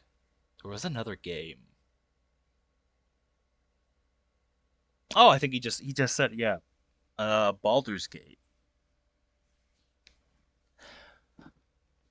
The like first old CRPG.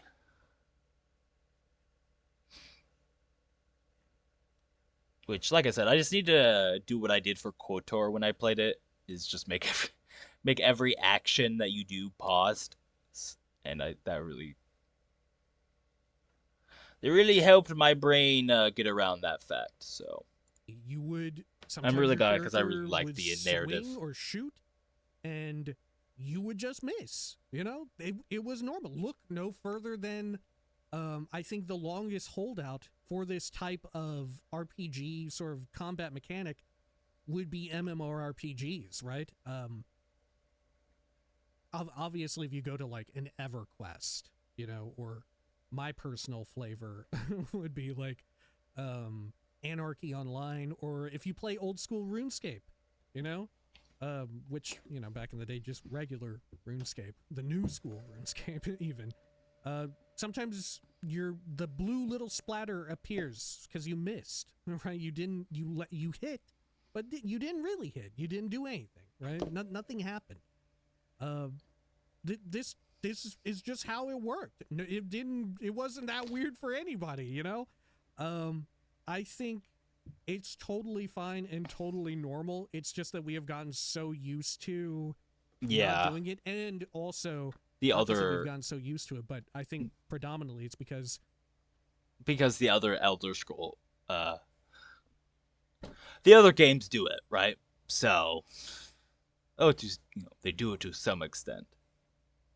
So people are just used to, you know, the Elder Scrolls, and then Fallout having that kind of system where you just, you know, you shoot at them and that's it. Which is fine, you know.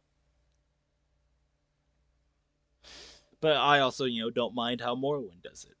Video games as like a medium, as a hobby, has grown so immensely that there's a lot of people who never futzed around with stuff like that, right?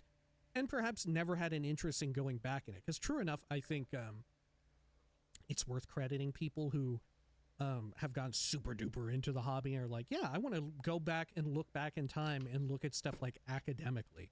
You know, I want to see like, what was this game like? Not just because I want to appreciate like a fun story, or I really love this sort of world. Yeah, this is like a what I connected do. Series of games or whatever. But I want to go back and sort of see like the progression of it, right? Yeah, I want to see the things that are missing from, you know, I was going to say predecessor, but that's not the right term. You know, the next game above it, right? So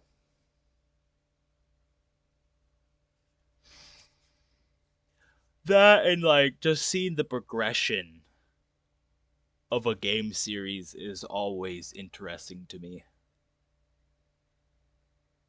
Or I guess the degression of some. Unfortunate.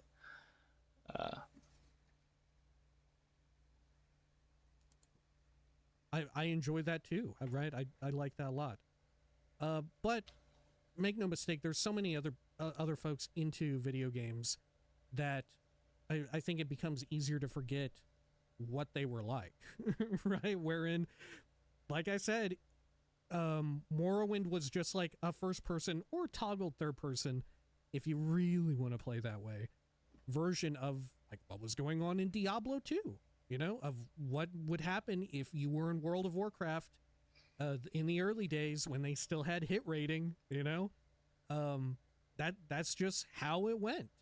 Sometimes you would just miss an attack. You had to pay attention to your stats and get them up, just as you would in like Pathfinder or Dungeons and Dragons or whatever you have.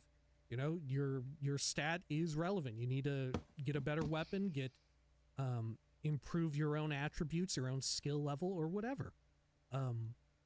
Very normal for the time, right? And I think it's sort of, like I said, it's sort of, there's sort of a divide that you see of people who are accustomed to this, and it's like, yeah, that's no big deal. This is just how this game is played, you know? What I do think is poorly designed in Morrowind when it comes to like gameplay systems, like your core gameplay loop,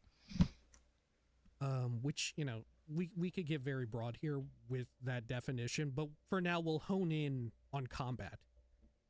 I think what does suck are two things in particular. The tutorial, because with a really good tutorial in Morrowind, yeah. I forget the tutorial is just like, go grab this dagger, go grab this item, and now you're out of here. Which personally, that's good that you're in and out of a tutorial, but it doesn't really teach you the basic fundamentals of like how the game works. So yeah, you're kind of just forced to learn on your own. But this is a time where you were supposed to read the manual, and the manual usually is or was your tutorial. So I can see why the tutorial is the way it is. But it could be better, and it honestly should be better.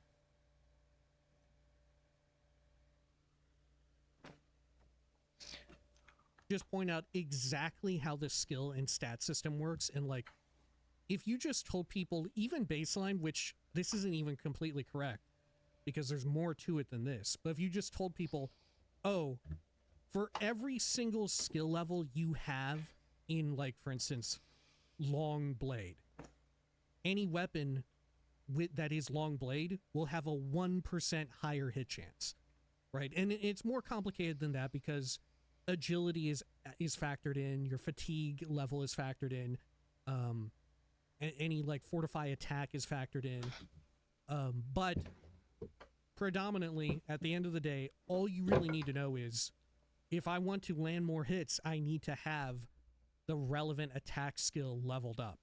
And there are very easy ways to get around that as well. Which, like I said, I think the tutorial kind of fails players in that way, because with a sufficient tutorial, it could convey all of that information, and you just wouldn't have to worry about that going forward, right? Like, people would be like, oh, okay, this is how the game works. So obviously I want to be a character who runs around using a longsword. I better have my long blade skill as high as I can get it. That's probably what I should do. But it doesn't necessarily say that. It just tells you about, like, press this button to swing your sword. Yeah. or even better, if you get into the persuasion system, my favorite bit is how, like I think I even use this for, like, Morrowind Mondays Volume 2. How it tells you, oh, this is the persuasion system, but you're bad at it, so don't do it. Right? Don't even try, you idiot. It tells you don't even make an attempt to use the persuasion system. This game has one, right? You can persuade people, you can bribe people. Okay, you know what? That is another thing I don't like, unfortunately, is the whole persuasion. Persuasion in gigantic quotation marks, because it doesn't really feel like you're persuading someone. And most of the time you're just giving them, or at least in my case, most of the time you're just giving them money.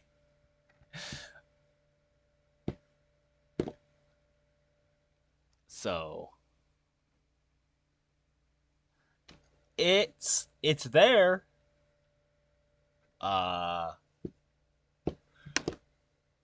Just,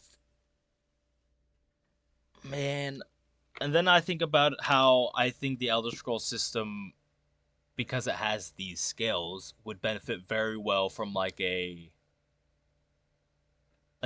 Fallout speech system where it uses your different skills and whatnot.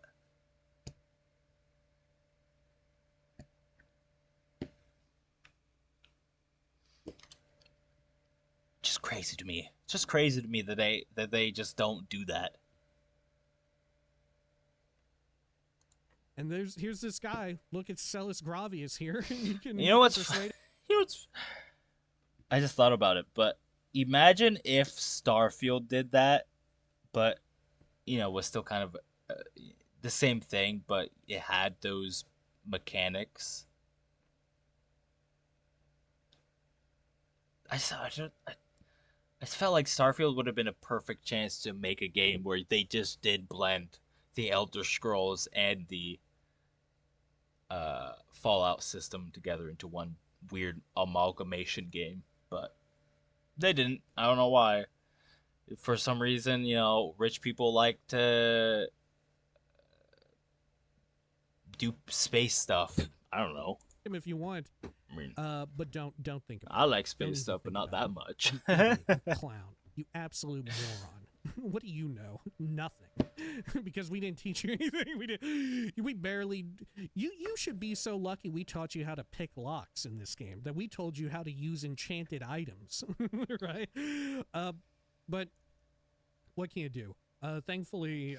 Honestly, I wish they would go back to the lockpicking system from this game. I hate the minigame system that they implemented. I know it's like, oh, it makes you feel like you're lockpicking. I'm like, no, it just is wasting my time. It's like, no, I want to just open this lock. I have the skill to open this lock. Let me open this lock without doing some mini game that is going to make me fail anyway. So it's like, what is the point of having these skills in the first place? Like, what? For real, you do need an actual guide to get you through a good chunk of this game. Or not good chunk, at least, like a quarter. Because at least once you are like a quarter through this game, you kind of, or at least eventually you would understand the system to some extent, so.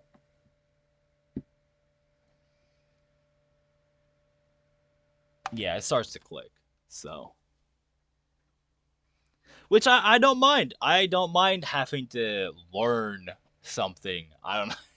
That's the problem. Most people don't want to learn anything.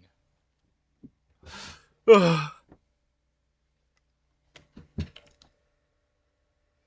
don't want to take the time and just, figure shit out. No, I gotta do it here and now. What's the term that is now brought up that fucking millennials, I mean, it is millennials, unfortunately. They did come up with this term. It's like, this game isn't wasting my time. I'm like, what the fuck does that mean? Wasting your time. Like, I understand it, but like, we're now using that term for like the most generic and basic shit. I'm like, you put your own time to play this game. There are time wasting mechanics. That's definitely, I can agree, that is annoying.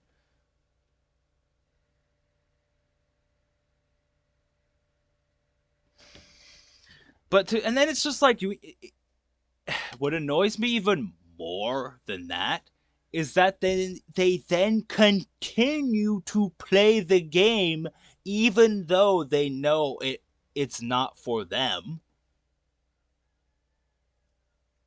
Like, I get getting or trying new things and getting into game because sometimes a game type you could can grab your attention.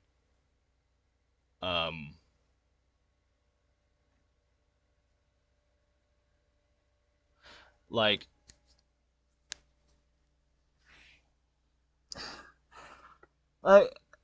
there, when I hear for me, a time wasting mechanic. I'm trying to think.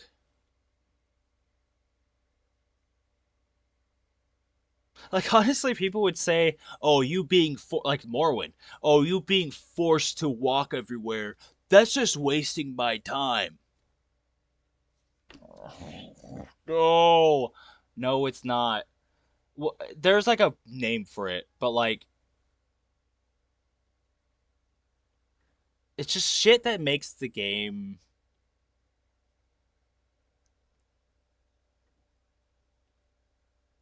I'm trying to think of like a lot of mobile games. Like, mobile games have a lot of stuff that I would consider time wasting because it literally is the whole point of it, right? Or like old games, like NES. NES were like those games were literally designed to waste your time because they were so rudimentary, and they just wanted to put so much shit on the screen, so you had to like.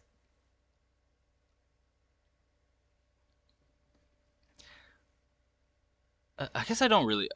I guess that's my thing. It's like if there's something that annoys me so much that I think it's wasting my time, I'm just gonna stop doing it.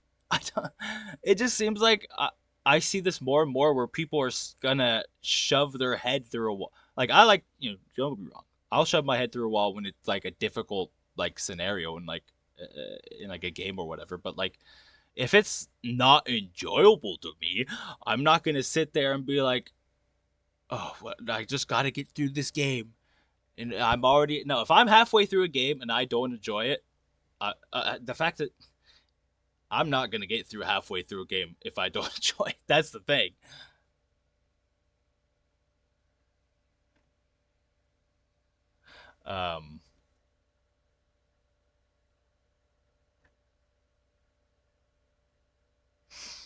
Yeah, and what is Canterbury Tales about? People walking from one place to another. I mean, that's how people get around.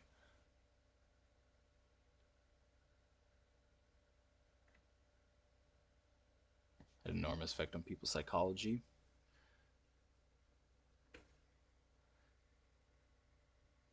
It's just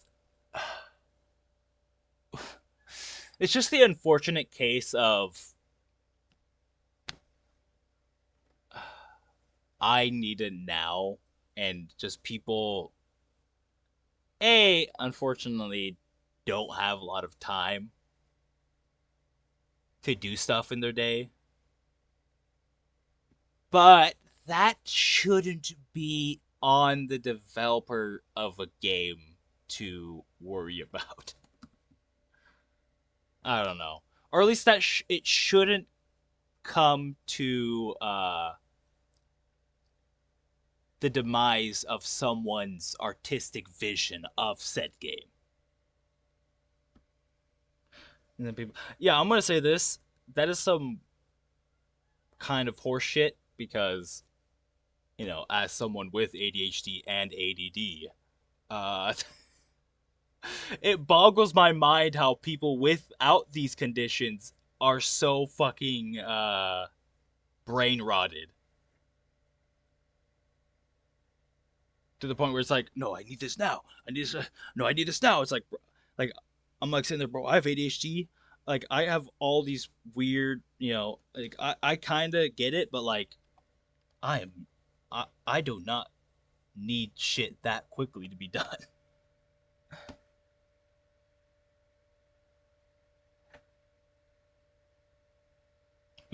Exactly. It's like, no, you're just unfortunately brain rotted. No, ADHD makes the brain work faster. Like that literally is the whole point.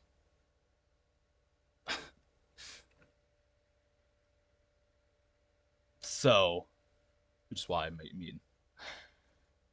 I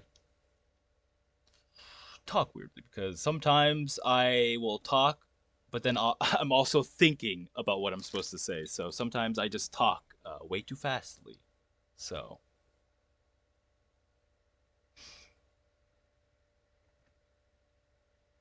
yeah, it's just kind of it's just an unfortunate case in the world with the youths, and especially and old people. Old people are having this problem, which is blowing my mind. And then it's just like, what? Of course, the old people don't want to admit that they have this problem, and then then they're like, well, at least I don't watch your cringe TikTok videos like you. It's like, no, bro, you have the same problem just because you don't, Like, there's other avenues to this, like even like YouTube Shorts. I try to stay away far. Like, I'll watch a few, but like that is a rabbit hole and a half as well. So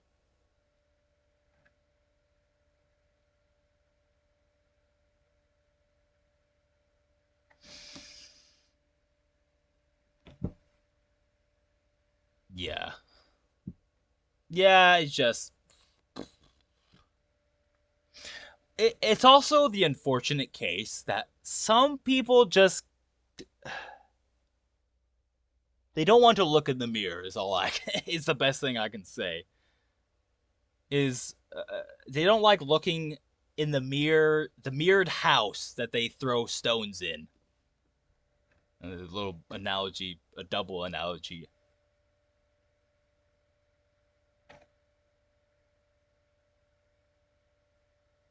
Like YouTube Shorts for comedy, but that's it. I mean, I have like the YouTube Shorts for like the the creators I watch, but I try not to, because I know that I can easily get lost in that kind of stuff, so that's why I stay far away. I can easily get distracted, so.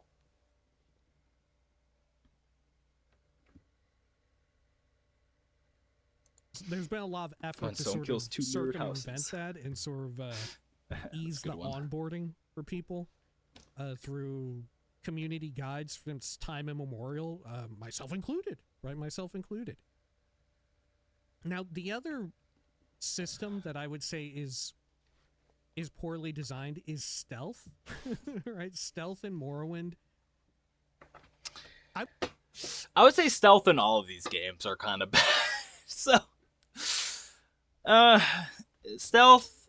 I mean, I feel like stealth in most like just video games doesn't feel all that well. To be fair, because most of the AI is kind of stupid.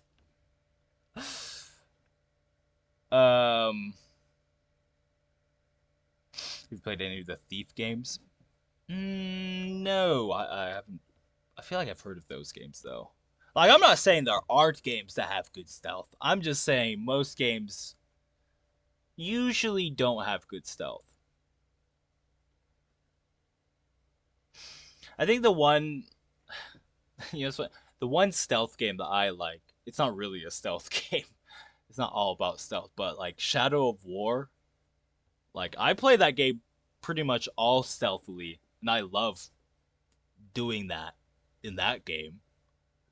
Cause I get, the Assassin's Creed vibe that I used to love.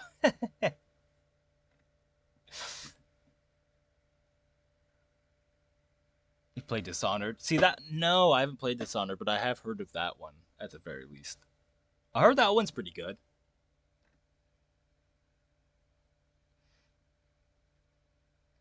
Thief is the pinnacle of stealth gaming. I feel like I definitely have heard of that game though. I don't really recall what or where. So, but I have heard of Dishonored. Like, a lot of people want that game to be coming back. Want that game to come back, unfortunately, or fortunately, unfortunate that it isn't coming back.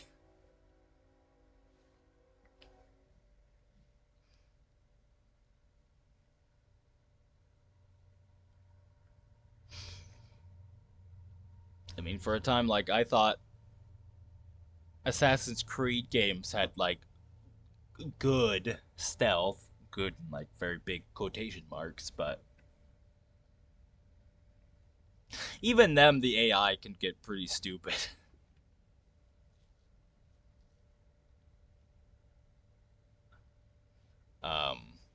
Which is why I love playing Shadow of War, which it gives me the same feeling, but better combat, and it's Lord of the Rings, so.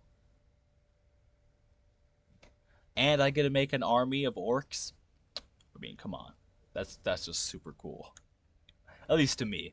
It's weird that some Lord of the Rings fans don't like that story. I love the story of that game, but then again, I think I have a weird taste in tragedy heroes. So, I do love me some tragedy heroes.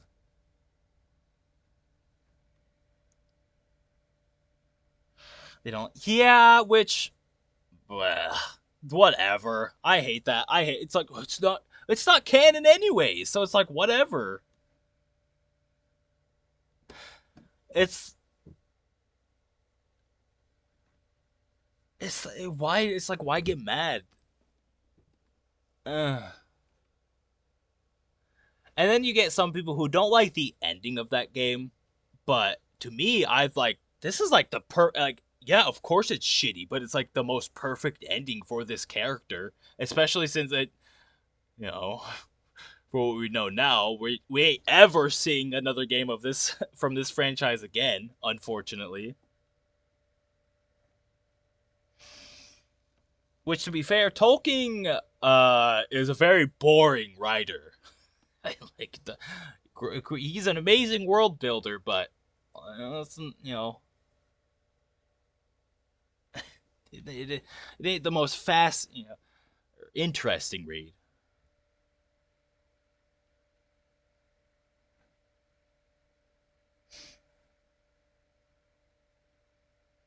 Like his writing style. It's just, yeah, it's not bad. It's just, I think, just a little too straightforward and to the point.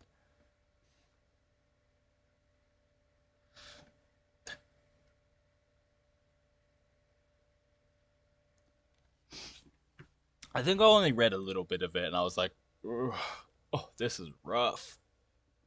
I think I tried reading it as like a kid, because at the time I just devoured books. Bro, I pretty much read every book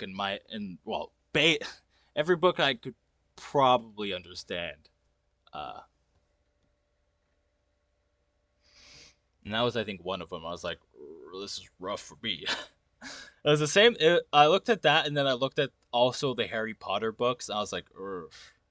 And even then, I didn't even like Harry Potter. I didn't even like Harry Potter to begin with. Even though, unfortunately, I lived in a family that loved that series. I was like, I mean, Harry Potter is okay as like a wizard franchise, but I don't think it's that interesting.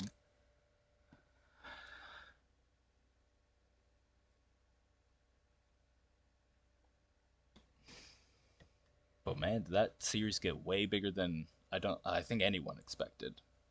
Anywho, but let's get back. We got off track. I don't even know if I would say it's poorly designed or bad. I would just say it's broken. I think the vast majority of people who play Morrowind and understand it age 2 know that you shouldn't even attempt stealth in earnest unless you're dramatically overcapped. And if not, anytime you want to do stealth, immediately go out and get the Amulet of Shadows and just use that. Yeah, it's weird because as a kid I looked at the Harry Potter books and I was like, bro, those things are enormous and there's like 8 of them? What? I was like, ain't no way I'm getting through these. And then I think I did try to read them and I was like, oh, this is it's the same way I felt about the Lord of the Rings books. I was like, oh, this is just rough. Do stuff to... Yeah, that's true. I mean, it's a little unfair, but that's true.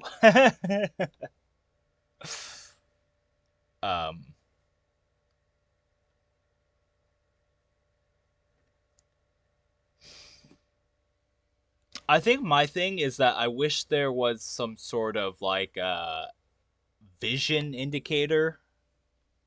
It'd be probably not easy to implement, but something that determines where you can see their like line of eyesight.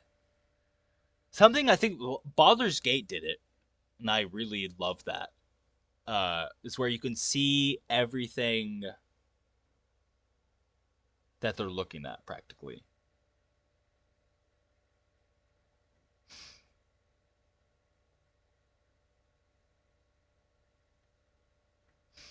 because sometimes it just feels like you're praying that they don't look at you.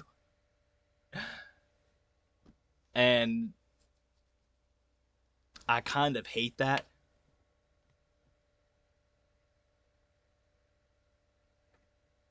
Or they could tie it to a skill. I think that would be kind of cool. Like if you had a high enough sneak, you then could see like the eyesight of people and NPCs or whatever when you're sneaking. That'd be kind of a cool little gameplay implement. Instead, right? That's stealth, Amulet of Shadows, they're one and the same. The sneak button, don't worry about it. Doesn't who cares? It's broken. It doesn't work reliably. It's a mess. It's a nightmare. Honestly, it's a miracle the like degree to which they changed and improved stealth in the technical sense. The jump from Morrowind to Oblivion is ridiculous. But yeah, that's kind of the other qualm that I have. Otherwise, we could look at stuff like enemy design, which I think it's also worth bearing in mind what type of role-playing game it is. You know, we've talked before in the past about like different archetypes of them. Stealth is still useful at a distance. See where that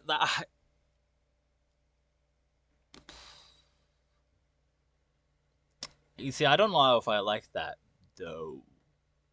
Because what if I want to pickpocket someone? What if I don't know if they have it in this game, but what if I want to poison someone, or I was gonna say put a bomb in their pocket, but that's not this game.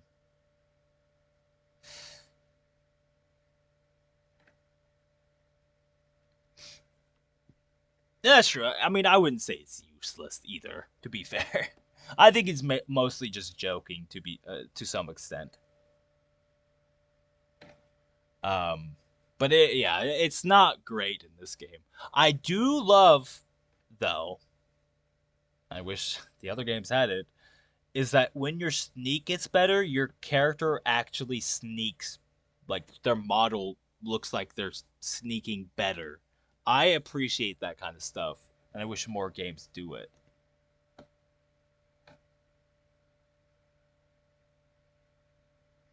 Or like when you have better speed, your running animation gets better, right? That kind of stuff. I just don't. I don't understand why, unless it's in Oblivion, which I just didn't notice. But it's not in Skyrim, so it's just that kind of stuff. That little bit of detail, I appreciate a lot because it just, I don't know, it shows that there is some sort of love for it. You know, I'm not saying because if it wasn't there, there wasn't any love, but I don't know. It feels like there's a lot of care for for the system itself, and I appreciate that. A sandbox role-playing game, which would be Morrowind, very narrative-focused role-playing games, which would be like your Fallout 1 or 2 across water for this era. That's actually kind of cool. Or a sort of stuff like that. I wish was just which would be more apparent throughout these games. Stuff like that, which I feel like they could be, but it does achieve the sandbox role-playing game, and of course, it's worth bearing in mind that nothing else has really even right there's to this day nothing else is really quite doing absolutely everything that these games are doing, right? Yeah, the closest you get I would is agree with probably that, like Kenshi, or even I mean what is it, Kingdom Come, maybe even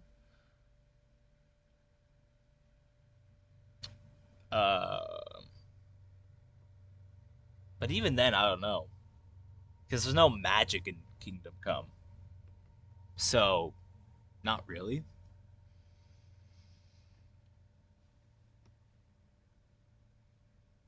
Yeah, that's pretty much it. Really, Kingdom Come is like the only, I'd say true competitor to these games. as of right now. Oh, God, man, if the rumor is true, I mean, I haven't played Kingdom Come because it's I like the wizard aspect of it, so it's not really my thing. Even though they're fucking phenomenal games, I'm not gonna say that they aren't. But if it's true that they are working on a Lord of the Ring game, oh, like a Lord of the Rings like RPG, oh, just take my soul, please. Oh, that'd be amazing. I've been waiting so long.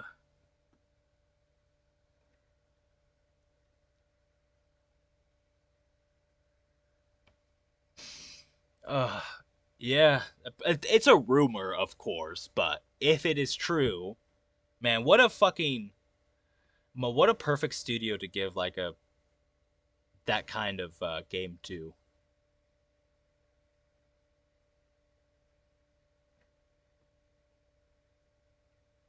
If it is true, which I hope it is, you know.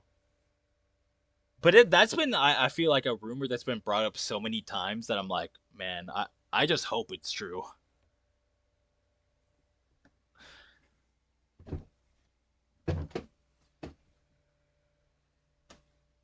I mean that I just want some sort of Lord of the Rings RPG and a Star Wars RPG. That is the two RPGs of IPs I want in my life. And then, after fucking how many years, I want an actual. Well, you know what? I want a Transformers RPG. I know that sounds weird, but technically, on the DS, there were the Transformer like movie tie-in games where you played as some random like this like it's a again Nintendo. What they like to do is they split the game up, which honestly in this game it was perfect because you had one game was the Autobots, one game was the Decepticons, and then of course I picked the Decepticons because purple and their designs are so much cooler. I thought. Um, you played as some random ass Decepticon, which could turn into basically every vehicle in the game, and it would look different according to like the certain vehicle types. I'm like, as a kid, I was like, this is like, even now, I'm like, there is not a Transformers game that tries to emulate that, and I am so mad. It's like there's the formula right here for like a perfect like Decepticon v like Autobot RPG. I'm like, man, what are we doing here? Like, well, actually, what is Hasbro doing? Because they're the ones with the Transformers licensing, and the answer is that it's nothing, nothing. Man, Hasbro and WB, the worst fucking owners of IP, a famous IP ever. My Christ.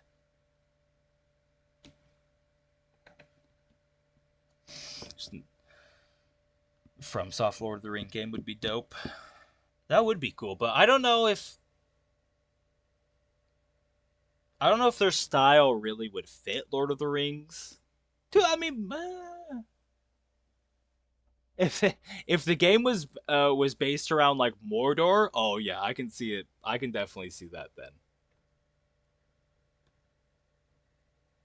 Mordor, like I mean, it would.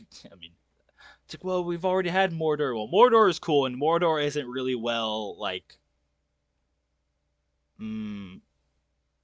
Well, besides Shadow of War, but that doesn't really. You don't really discover Mordor, right? So like you discovering like going out throughout all of Mordor would be kind of interesting. I can see them doing that. Not a lot of games that talk just about people daydream about and let you do that. Yeah, at least not many. Some do, but real diamond in the rough sometimes. Blends of immersive sim RPG stuff, right? That's where you get a lot of that sandbox RPG vibe. When you like throw in the immersive sim factor, you know, like your Arx Fatalis, Kingdom Come Deliverance, they get close, but never quite the same as like a Morrowind, an Oblivion, a Skyrim. You know, never quite the same. They kind of have it locked down, and nobody has really quite been able to achieve the same thing. Granted, I don't think everyone is trying to aim for the same thing either, so that's worth bearing in mind as well. And it's probably a good thing. But either way, I would welcome a copycat because it takes forever for these games to come out, as we talked about last Tuesday, or on Tuesday, the most recent IRL video aside from this one. But yeah, I mean, if we look at let's see, yeah, where's some of the more popular games of O2? Hang on, I wrote them down here. Let me check. One sec. Arx Fatalis? Okay, yeah. What's that? O2, Mario Sunshine, Jet Set Radio Future, which I guess was more of a cult classic than a blowout hit. Final Fantasy 11, the MMO, Pokemon Ruby and Sapphire, Wind Waker, Vice City. Oh my gosh, yeah. Would I say that like the quests?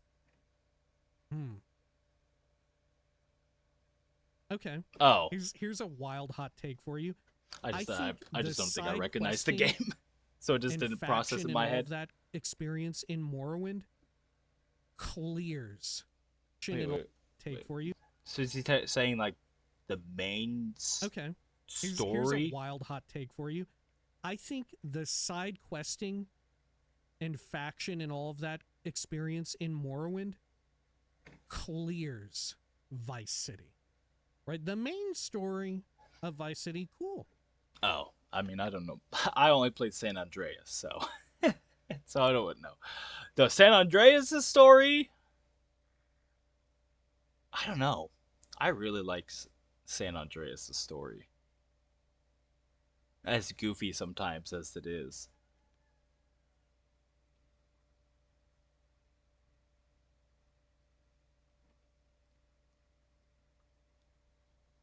Though I would say... Well, the problem with this is that it's a different vibe. I don't know. Like, I wouldn't compare... Like...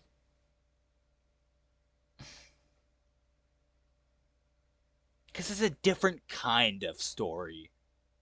Right? I guess he's talking about side quests, though.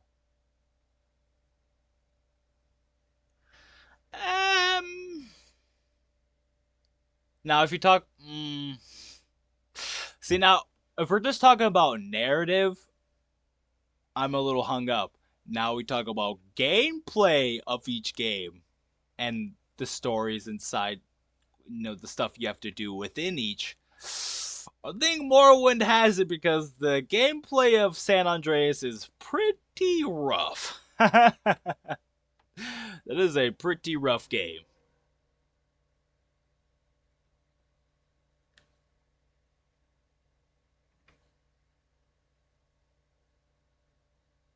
Vice City's cool, but GTA feels empty and vacant compared to Morrowind. I would agree to some extent. Even I would say San Andreas is a little bit more populated. Like, there are still people walking on the streets. You can go into... Actually, I mean, there's a lot more stores in San Andreas than I think any other... Like, I don't know about 4. I have played through 4. I stopped because I just kind of got annoyed by a certain character in that game. I was like, I don't want to do your quest. The story's good, though. But...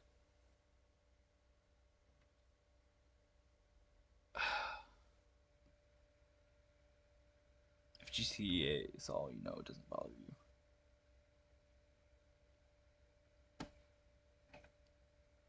Okay, their houses. You see the... I can see that.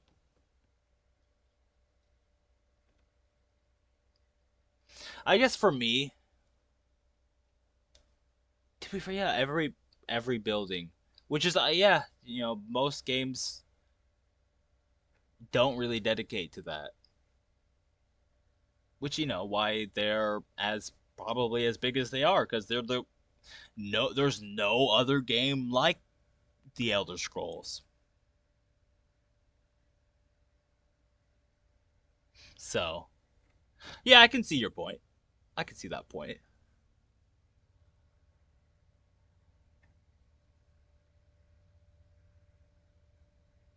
People honestly just randomly generated and completely blank. See, I would have to fight back a little bit against that point. I agree, but most, or at least some of the NPCs you talk to are kind of one-noted. And like, there's not, you don't get much of their personality really, or at least a good chunk of the characters you talk to. So, and it's kind of a thing that the Elder Scrolls has a problem with, besides like the guard system, is that they don't want to have just generic NPCs roam around, which isn't a problem if you want to have named characters, but I don't know, it just kind of, it makes your, I don't know what I was gonna say, it just kind of makes your world feel even less uh or even more generic in a sense, because then at that point you expect the named characters to all have their, like, to be as deep as every other named character,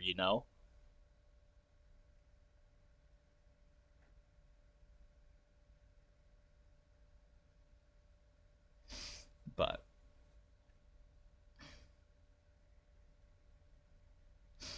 it's like when Skyrim just calls a bandits bandit rather than giving them a name.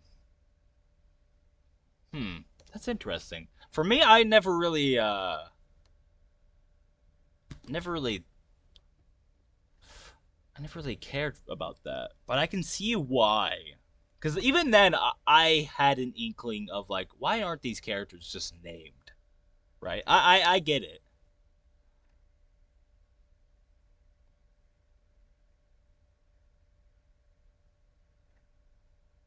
Occupation in the background.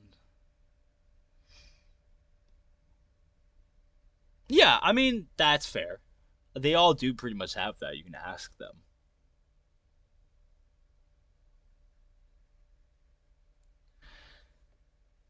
I don't know, but that at that point, meh. I was gonna say, at that point, they just kind of feel robotic, innate. But then again, it's just it's a video game, so of course. But I do agree with the fact that at least they give them like, here's my thing. In Morrowind, it's a lot more normal because, like you said, they actually will say, I have this occupation, I do this and this and this, right? Whereas I don't think you really get that from Oblivion, and not even close to like Skyrim. So I can see where that even the mindset comes from.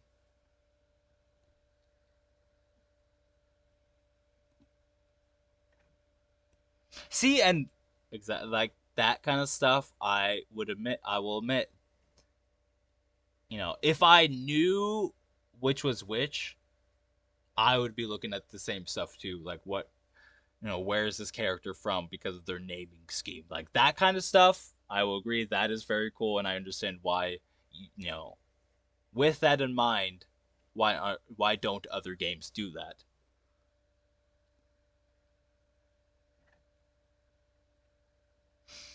If mine is called, or just mine, this is so much to me. See, like that. I wish more. See, I guess I just haven't really experienced a game that did that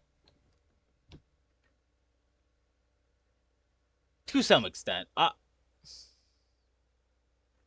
Or the name has a meaning to it.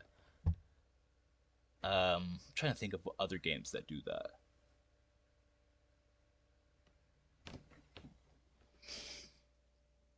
I mean, other RPGs that have ties to like previous games, right? I mean, other than that, I can't really think of anything. It's a Tolkien thing. You know, that makes. Yeah, that makes a lot of sense. Tolkien, the Tolkienism.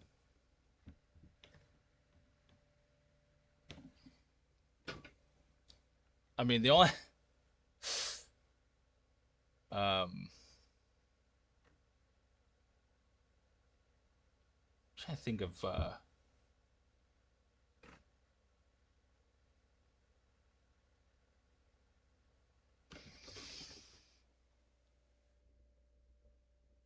Yeah. Okay. Yeah. Translating into a world seer, but she's just yeah. Um. Yeah. No, they're not even. Yeah. Well, probably if I knew about the naming schemes, which is makes me wonder: is there?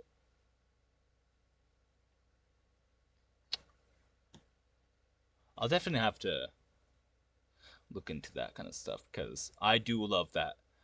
Oh, what is it? Etymology. I love etymology.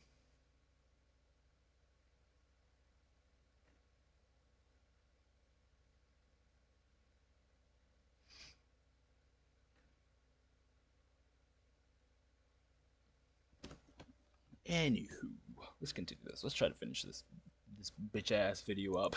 Right? Pretty neat. But all the side activities in Vice City, oh my gosh. Novelty at best. Oh, you get into the cab and eventually you do enough taxi cab missions and oh, you fight a souped up cab and then at the end you get a especially cool one or whatever, right?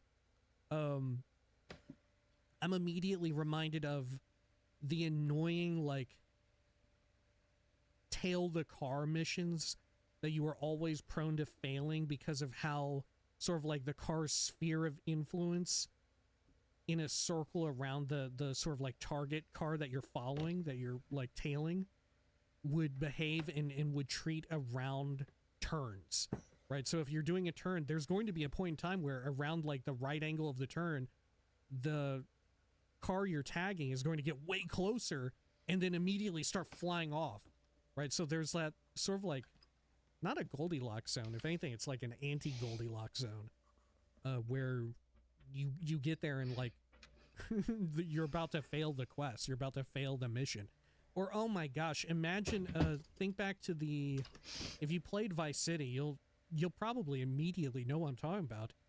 Those god awful little like toy helicopter flying missions, weren't those Vice City, or am I thinking of like GTA 3 or San Andreas? Maybe they were in all of them. But I definitely remember, like, for one of the here, am I thinking of, like, GTA 3 or San Andreas? Maybe they were in all of them. But I definitely remember, like... Do you have to tail anyone? And I only remember... Oh, no, you do have to chase... Oh, God, I hate the fucking... Like I said, the gameplay in that game, it is rough. Maybe Cyberpunk is another game. I never played that, but I've heard good things about it.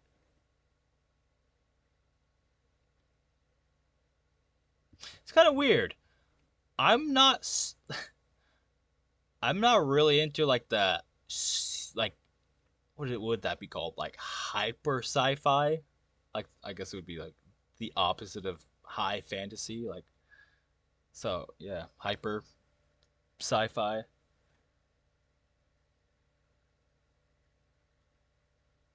I've always thought it was cool, but it has to have like a cool aesthetic, and most of the aesthetic of these universes have not, they just don't really vibe with me, unfortunately.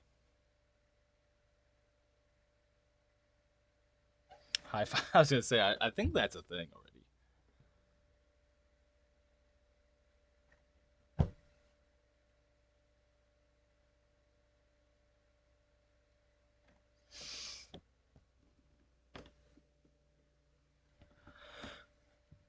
High. I'm not sure. I was gonna call it hyper sci-fi. I don't know. um.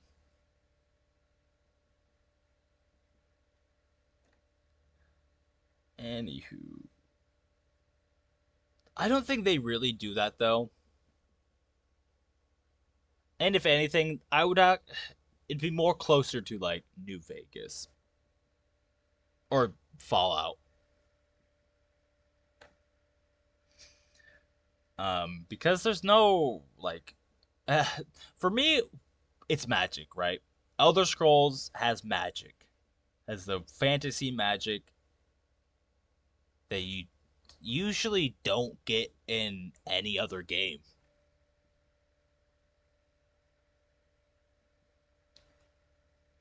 At least from my knowledge. So, like, you can play like a sword slasher in like a bunch of other RPGs.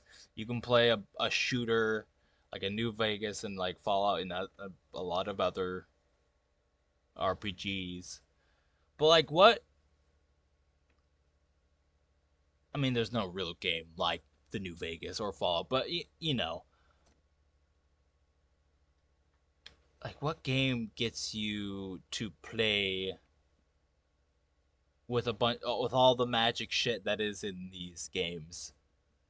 Like, there's it, which is why it boggles my mind that they reduce the amount of magic shit in each game.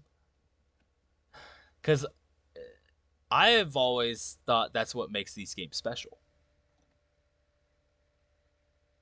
Or, you know, at least it makes it different from other fantasy stuff to some extent.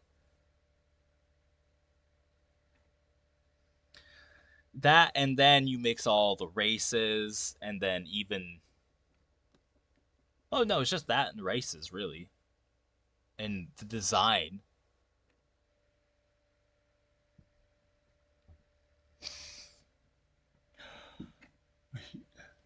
Robust. Yeah, it's just like magic breaks shit, which is like, whatever. It's supposed to, like, magic is supposed to break shit. That's kind of the whole point. So it's just like I kind of roll my eyes. It's like, yeah, I just feel like you just didn't want to work around it, which is lame to me. Start complaining it's broken. Which, no, I don't know if I can agree. I don't know if I can agree with that. Well, at least maybe with Obsidian or Oblivion.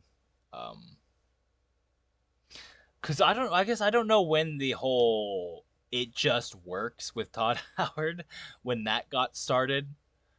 Um, because I feel like these games are all kind of broken.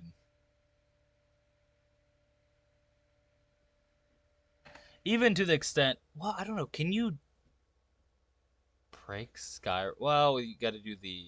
I'm trying to think about Skyrim because how easily. I guess you can't really. Yeah, because they remove all the speed stuff. Oh my Christ, that is why they removed like the stat like. Oh, that is so lame.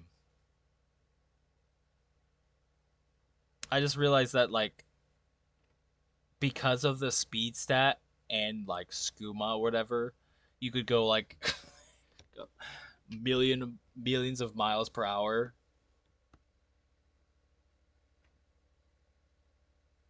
They didn't want you doing that, which is, but then I don't know. Yeah, That's why like I don't understand their design philosophy at this point, and I really like the design philosophy of Morrowind because like they actually worked around it. Like sure you can levitate everywhere, but it's not like levitating anywhere um, gets you to a spot where I'm trying to think like yeah you can go to Red Mountain, but you're not doing that at like the start of the game. I mean, sure you could, but you'd have to. That's also the thing. There's the challenge part where you're not going to, but if you can, it's going to be difficult to do so, right?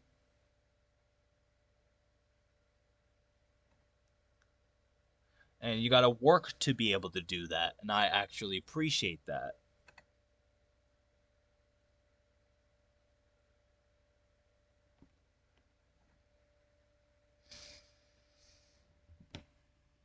Yeah, it's weird.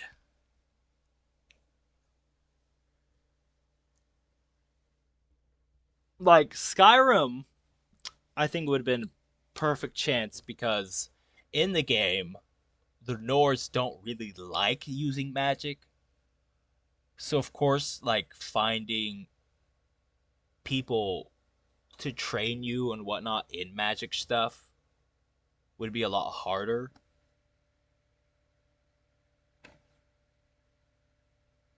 And I feel like that way you could definitely balance it. Like you wouldn't be able to find as much magic as shit as you would in like the other games because A, you're in Skyrim where Nords don't really like magic, right? And it's kind of also a weird point in like the historical event. So it's interesting. I don't get the design philosophy, but I ain't Todd Howard, so. One of the property quests or whatever, they're like real estate quests, I think it was. You had to do a whole bunch of these stupid quests and missions involving like a toy helicopter, and it was such a nightmare. That's San Andreas. That's it. I hated that. Oh, that mission sucked. Oh, that mission made me quit the game for like a month. I hated it. Oh, that mission was so ass. I was enduring all the stupid like mini games that they threw at you, and then they threw this horrendous like controlling flying machine. Oh, that was like as that was awful. As a kid, I was like, bro, this is awful. Like I'm actually getting angry. And the only time I got angry is with actually I don't think I really fighting games. Like usually just fighting games. Uh oh that's funny that he brought that up. Oh my god, I remember that. Oh, it was horrifying. It was atrocious. Regardless, it was that's awful. neither here nor there. I do think sort of like that side questing experience, the sort of like sandbox experience of Morrowind, it sucked so much. Would I say it's second to none for this era of games? Looking at sort of what we've got, yeah, because a lot of the like narrative powerhouses of that time, you know, like your Silent Hill 2, your Max Payne, your Sons of Liberty, Metal Gear, your KOTOR. A lot of those were not sandbox in nearly the same sense. Yeah, I would say it clears them. It clears them. I would say, and this is maybe a little biasy, I would say KOTOR's pretty close. But it's not like open world, so. Yeah. It definitely has that over it. And the combat I think I definitely prefer than the live turn-based or whatever KOTOR has.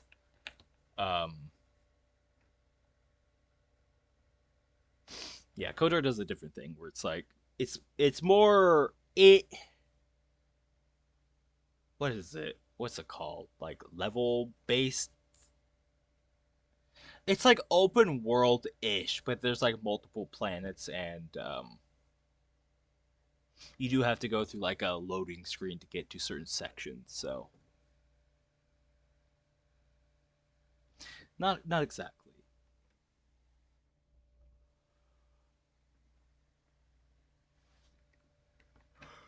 Like Neverwinter Nights. That's a game I heard of, and I feel like I've wanted to get into. Then I looked at it, and I was like, oh, it's one of those like Baldur Gates type games. I'm like, ooh, I gotta wait. I gotta wait till I'm like I have nothing to play, because I'm gonna spend all of my time. It's kind of why I want to get through this game or Morrowind, because I want to be able to play it on my own. To be able to do more playthroughs.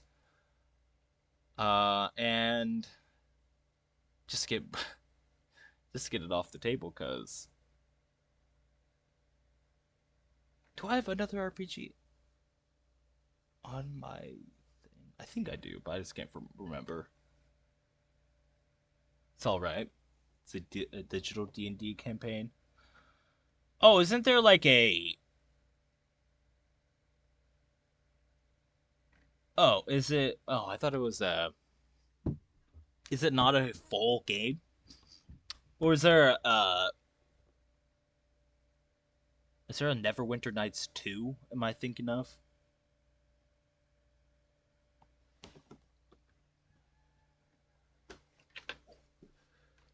Because I think there is like a... Oh, it is? Oh, okay.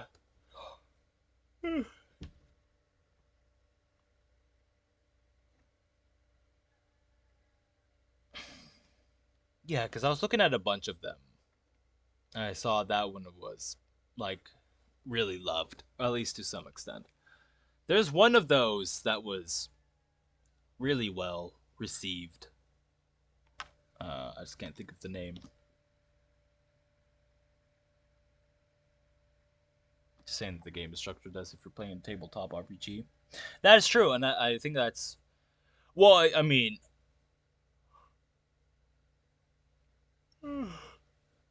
Excuse me. I mean, Daggerfall, I feel like, was, you know, also... I feel like, I mean, D&D... It just kind of is funny, because it's all kind of melted together, where D&D was inspired by Lord of the Rings. And, of course, you know, this game is definitely inspired by both. And I like that.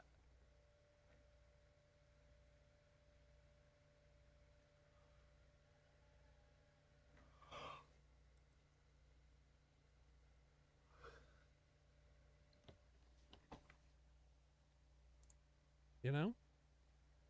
Baldur's Gate 2 had some really cool side questing, but it didn't get into...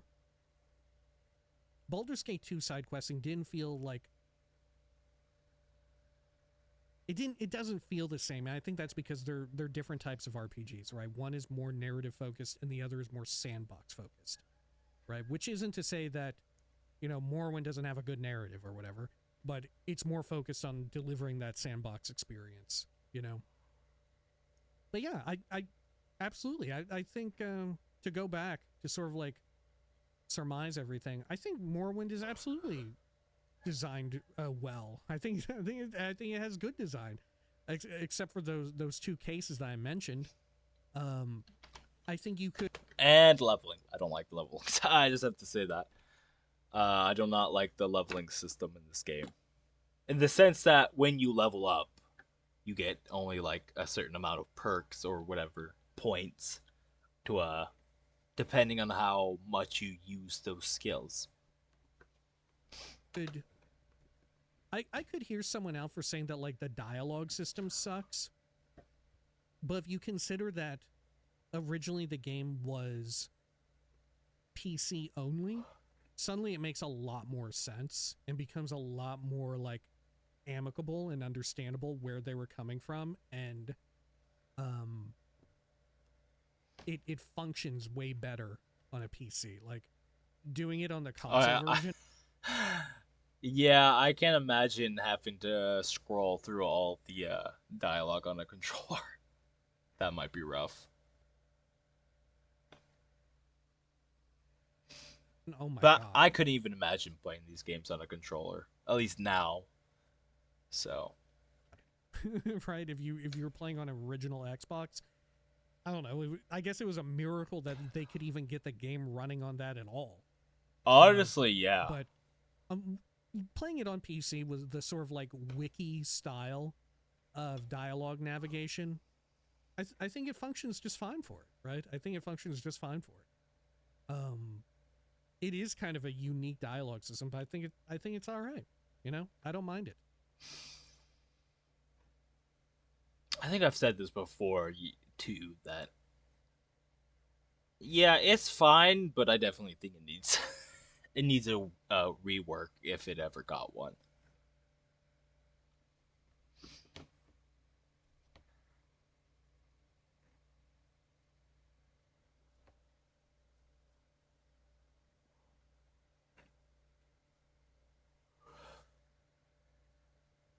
I'm just trying to think how. I know I said that, you could just make it just dialogue based where you had like a line in the text box, right? Like in like Fallout. Each line would be addressed to a certain like uh dialogue tree or whatever.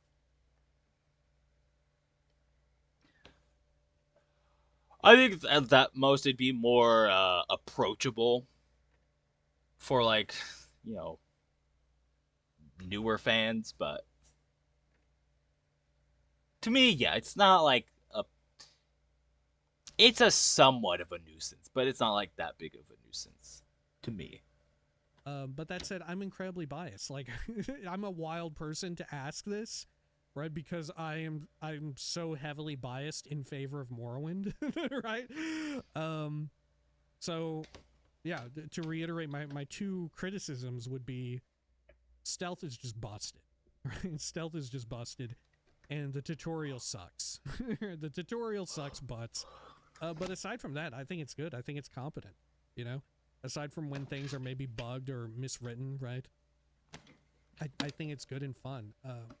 There are ways in which you can break the game, but you the player are electing to break it, right?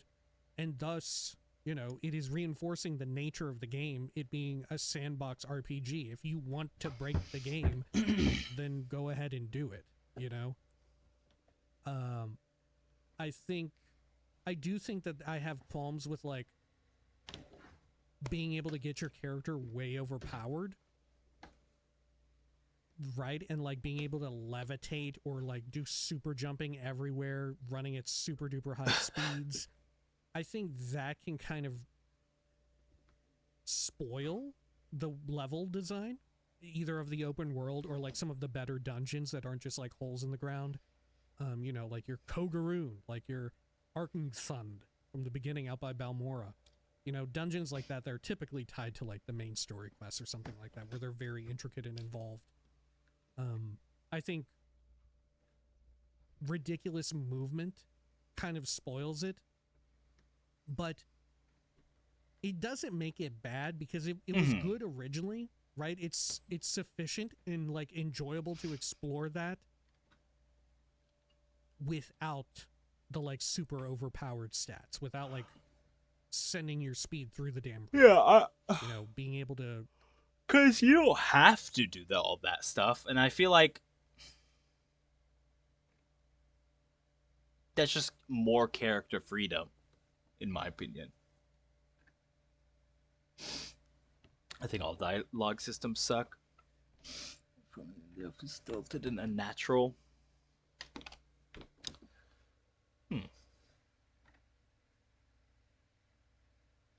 Well, I think, unfortunately, all dialogue systems are going to be confining to some extent.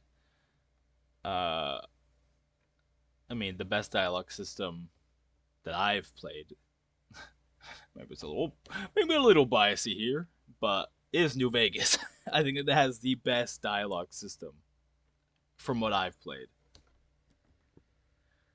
because there's so much freedom from even dialogue options that they give you just based on the specific skills that you are good at.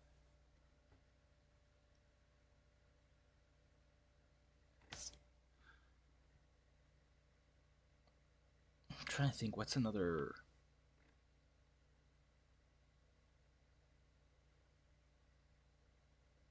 Witcher 3? Witcher 3 had some... I don't know if you made... Yeah, you did make dialogue options in that. That had some decent ones. But then again, that's like that's a character-driven story, so it's not, it's a little unfair. And it's even more confining to that extent. Yeah, because there's not really like a perfect dialogue system.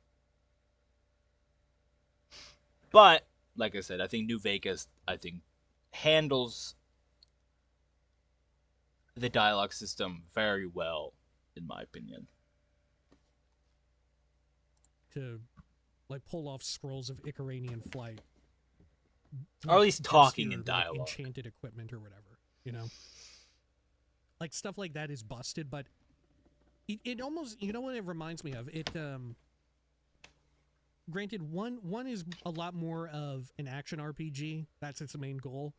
And Morrowind is, like we had said, it's more of a sandbox RPG. But sort of the same design ethos is at play there, wherein the player is choosing to make the game easier. You're choosing to you're choosing to That's what go one route, you know. You could critique and say that like the player shouldn't be trusted with that power because maybe the player you think, well, most people playing this are stupid, right? Most people are going to get a bad impression about the game, and they're going to spoil it for themselves because they don't know what to do with that kind of power. Right? Which, I mean, I don't like that. My point of comparison here would be a From Software game, right? An Elden Ring, a Dark Souls, wherein you can change around your equipment. Oh, you could be the most broken ass motherfucker. Yeah, you could be the most broken ass motherfucker in that game. And guess what? The game lets you. And that's why I enjoy those games. And many other reasons, but most games it feels like less you are conversing rather than that your character is.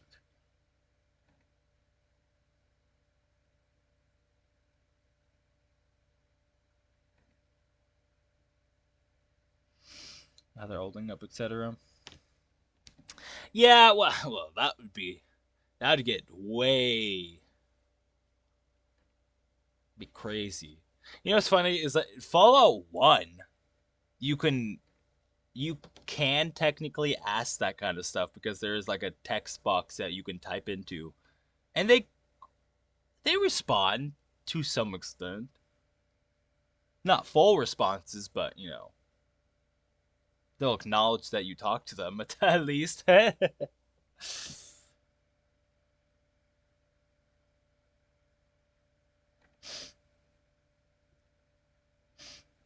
This like natural call. No, I mean that's true. I don't think we're not going to get that unless you use like AI, right? Which I don't know if I'm really against like an NPC using, which because it's like they're already a robot, so like them having like AI elements to them, I don't know. It just feels there's like nothing in my brain that's like that's bad, like that feels like that should. I feel like once that is implemented, you can have stuff where you ask a character how they're doing and be like, oh, they're fine. Like once you have like a character who has an actual backstory tied to them, I can see something along the lines of that. I mean, should Emily be inspired by it? Yeah, and I do think, I'm like for all AI, but like stuff like this where it's like would make interesting gameplay, especially from like an NPC's perspective. I'm not totally against.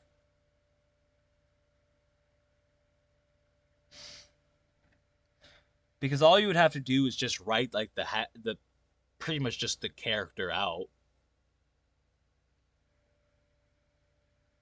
and they would weirdly, I don't know, this just sounds weird, but they would then act out that character. And I think once we see that happening, I don't know. I don't even know what to expect.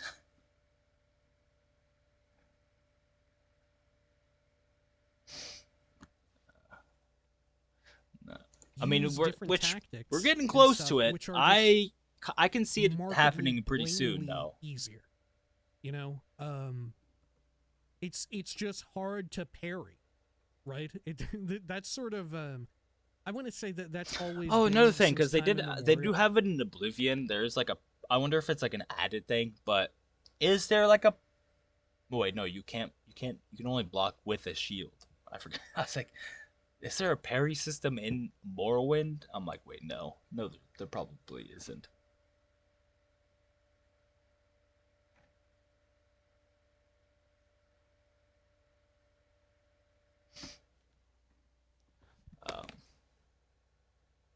Yeah, because Oblivion added that stuff, and I thought that was cool, but for some reason they then removed from Skyrim.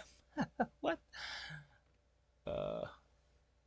In those and From Software games, that the stages of difficulty are like, okay. Well, funny enough, I heard here that the Outer Worlds 2 has like a very impressive like dialogue system where it will even bring up stuff like hours and hours ago, which is what I love personally, because that's like that's a New Vegas thing.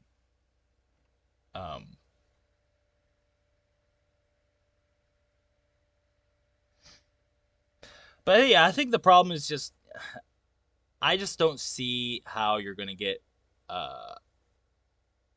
like a super responsive NPC unless they're using like some sort of AI. Which, you know, take that how you like it. It's the easiest thing ever, because there's like very little timing required, very little precision.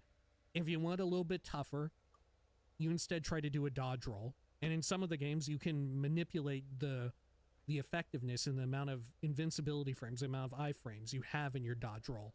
And the other is like parrying dudes, right? And there's a different risk and reward, right? Oh, is he talking?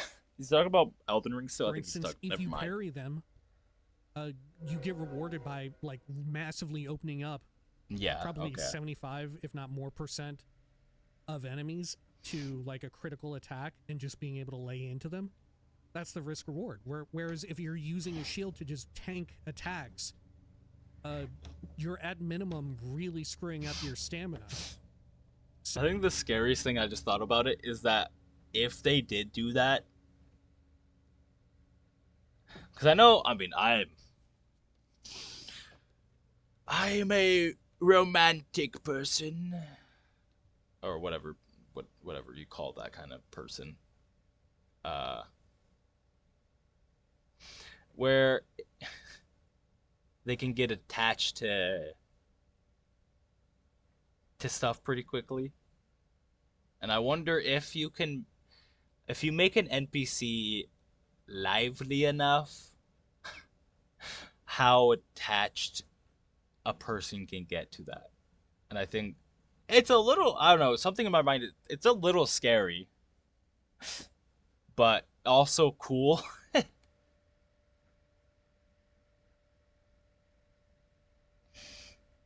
Does that have to be your super response? Yeah, I mean, I agree.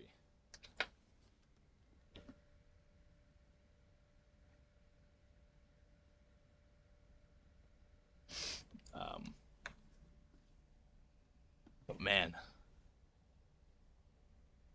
because yeah, we're gonna reach that. Combat, pace it out a little bit. We're gonna reach that point where we're going to eventually see. Honestly, I have a weird inkling that Elder Scrolls, the next Elder Scrolls, if it ever comes out, will use like NPCs that have AI like built into them. Yeah, I don't want that necessarily. Which, yeah, I can see why people wouldn't want that. I just want to see how it works.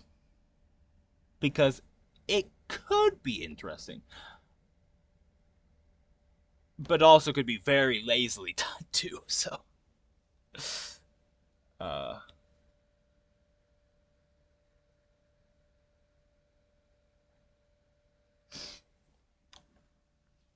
Yeah, it's a very... I'm very mixed on that, personally. Because as long as it's not doing anything with, like, writing, because you could all you do is just have all the writing done by an actual person, mind you, because that's what I want. And then you shove all that writing into the NPC, which is then, has the AI code implemented, whatever, which then enacts all the, the background and all their history and whatnot. Cool concept in my head. Will it work out in the end? I don't know. Work out something to use like speech volume distance to other people. Yeah, see, stuff like that would be very cool.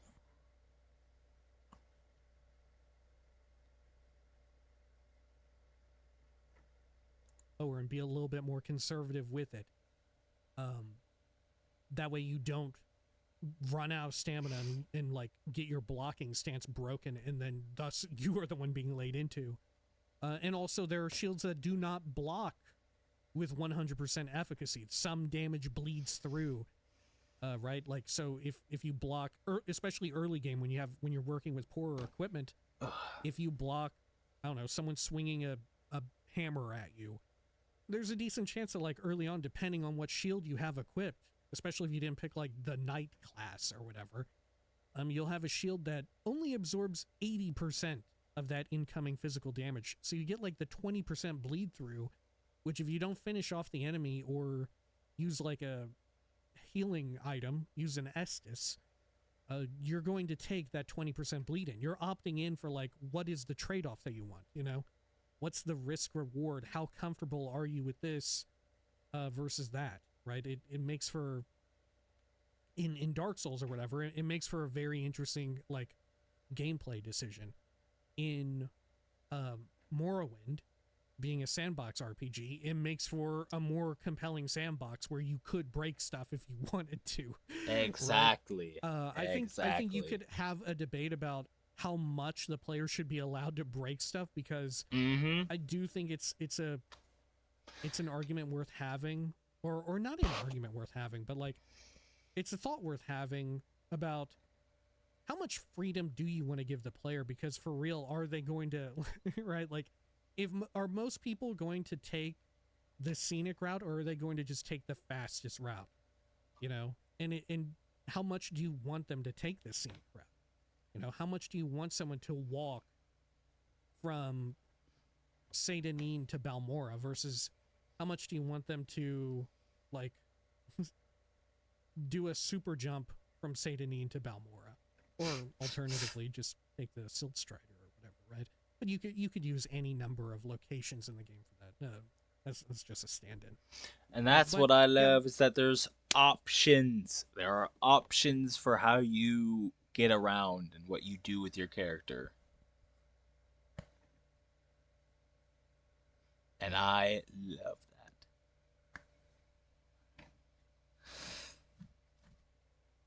Now, is there... Now, to an extent, the game developer also has a vision of what, how much should the game be broken, right? And I think that, that is ultimately up to the developer of their game.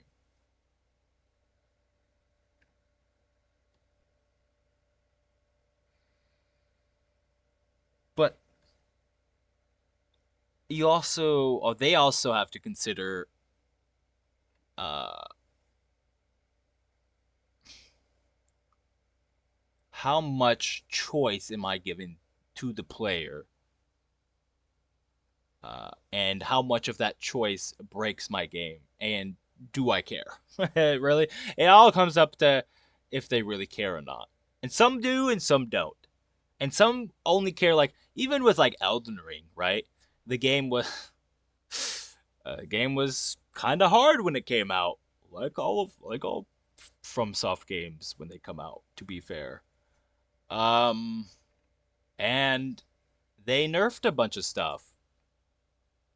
Because it was super strong, even though, and it was super strong, and it was also annoying to deal with, like PvP, which is another nightmare. Like that's another thing what these FromSoft games have to deal with, is that they're also dealing with like PvP like balancing. So luckily, Elder Scrolls doesn't have to deal with that. So honestly, that's when I think you should be even more crazy with your like system, and letting the player kind of break the world a little bit.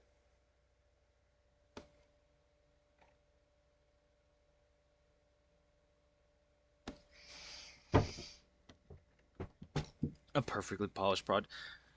Yeah, well, I think the problem is that it it's just the problem is of games coming out that are just extremely broken, which is the unfortunate case.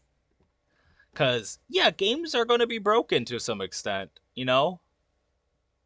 Um, Not ever like very rarely does a game just function.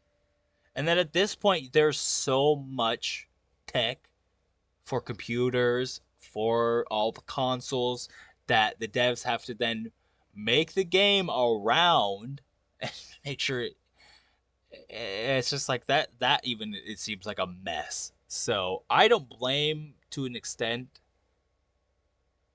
the fact that games are coming out so messy, but I also acknowledge the fact that, games need to at least somewhat work.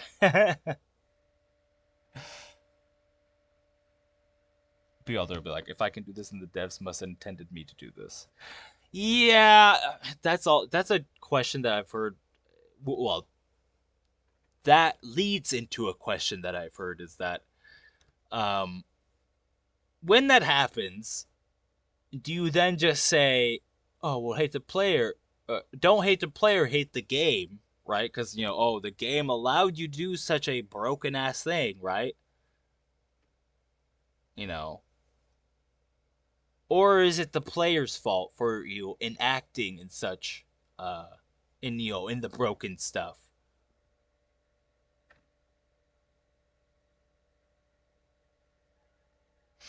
And I'm like, I think it's just, in that sense, there is a mix of both. I think both are at fault, but the needle kind of points, or slowly it leans towards the player side, because the player inevitably doesn't have to do it. So, like, why can't I climb these rocks when there's nothing there? Impossible jump there if there's no treasure. Yeah, like that. I don't get that kind of mindset. Like,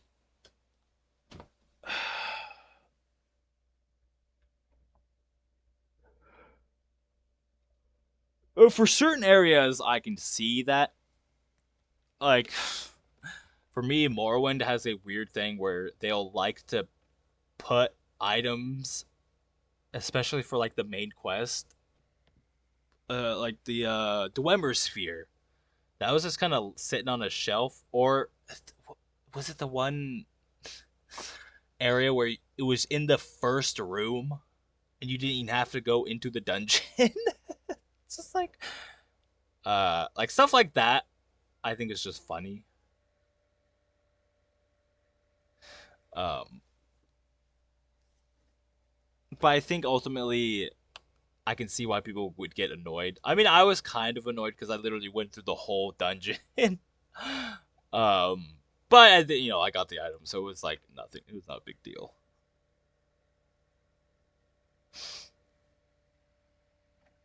Just like a full master alchemy gear that you can get within 5 minutes to play a game. It's boring.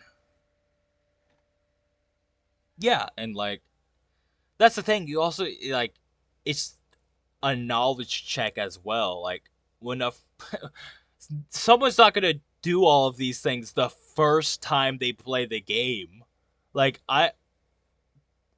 developers who think like that are insane to me. If the developer does think like that, that is insanity to me. Like no, they'll eventually figure it out maybe, but they're not. The first time they start playing the game, they're not like, okay, so I got to do this. They're not gonna have anything planned out unless they already did research beforehand, which is lame. If you, I don't know, I think that's kind of lame. But especially for an RPG, you know. But then again, it's like that's also their choice.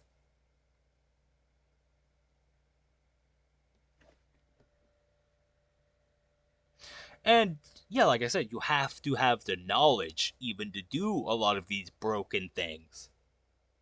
So,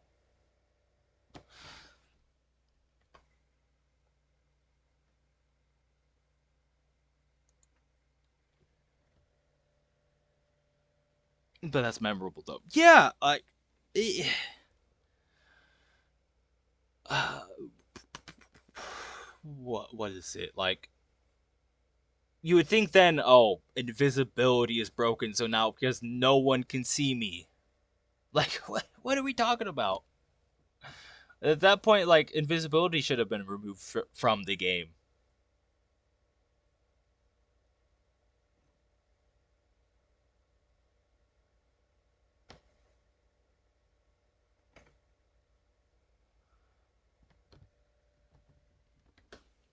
What else? What's like another broken?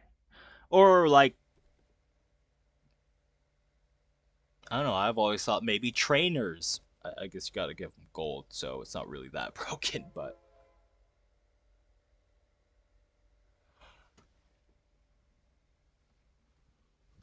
totally obsolete.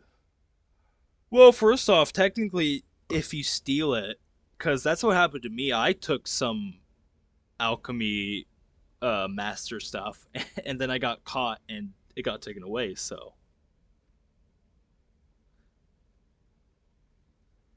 like, I guess you also have to be caught. No, because they take every stolen item from you. If I'm not mistaken. So there is kind of like a risk you're taking too. So it's not just like you're grabbing this for free. You also now can never be arrested because these items will be taken away from you.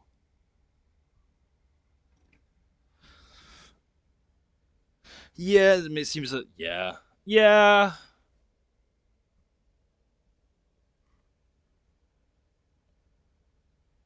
Which honestly, Morrowind I think does a really good job of.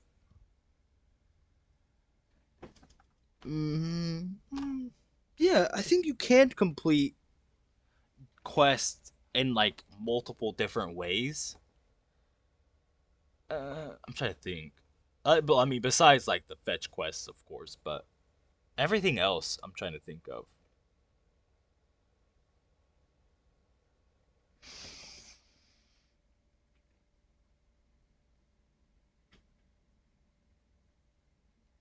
Yeah, no, it's pretty. Mm, well, maybe some of the main quests. I think some of the main quests are pretty just straightforward. You don't really have many options to do, but I think a lot of the side quests you got a decent amount of options you get to make, which I think is nice. And really unlike even Oblivion. Like, you can be just an asshole to everyone. Like, the whole, like, Nord guy, to be honest, I wasn't trying to be an asshole. I just kind of forgot, and now I don't know where he is. But the Nord guy who kind of just is stuck somewhere or something like that, you can just, like, leave him. Or, like, the the girl who wanted, I think she wanted to go take me to, or she wanted me to take her to the, like, fields or something, something. And I was like, no. And she's like, oh, okay. And that was it. I was like, oh, huh. I didn't expect that. And I kind of like that.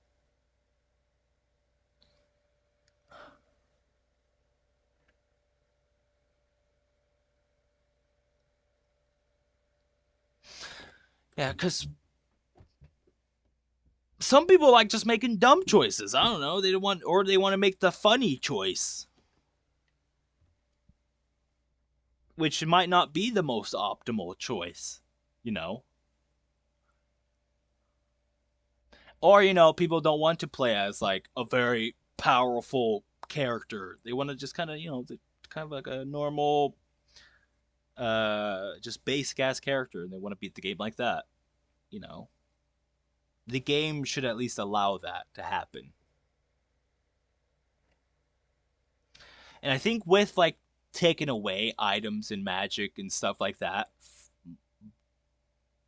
like Oblivion and even Skyrim does, it limits how much shit you can actually, like, do, which is annoying.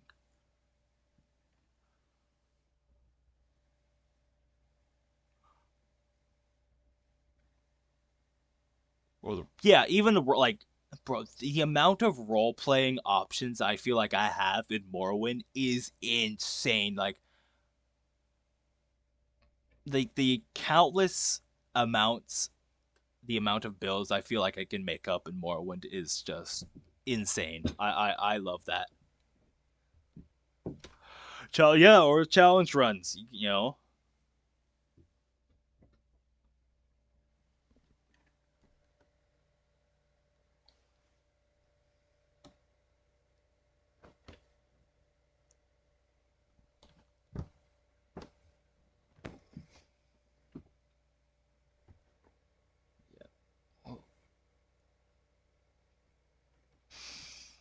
or even like speed runs. Like, I don't like, what was it? Yeah,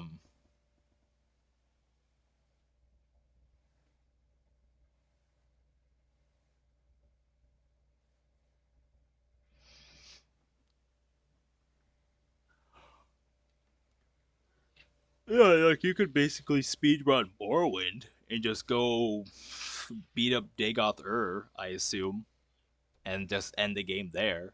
Like, I pretty much almost did. Um,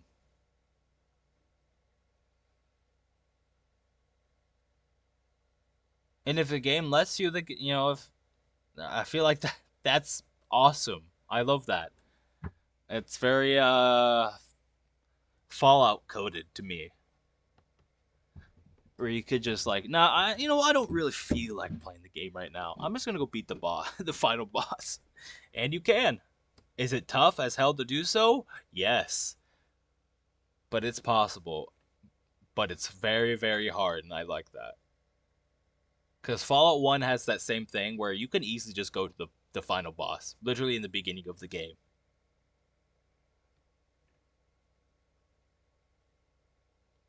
Like, Fallout 1 speedrun is like 2 minutes. uh, it's so good.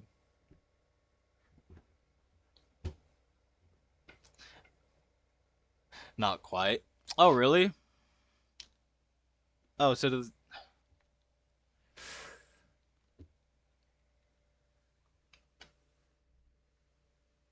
Okay. Interesting.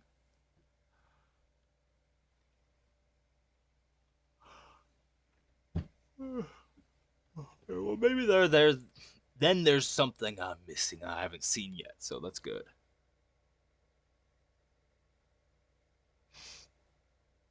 I kind of just assumed that once you beat, what is it, Shia Gorath or whatever his name is, it was done. That and then whatever guy's in the building that he's next to. Need a few more steps. Okay, that's interesting.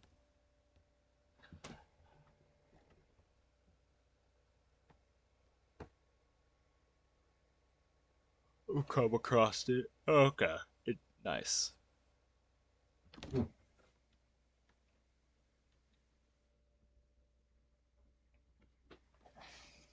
Because even like New Vegas, you can just run to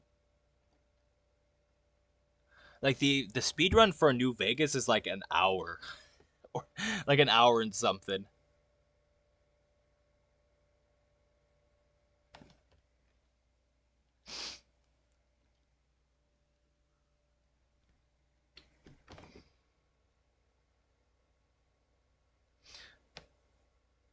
Uh, and I love stuff like that. I do love Shia Gorath's voice. It's very fitting.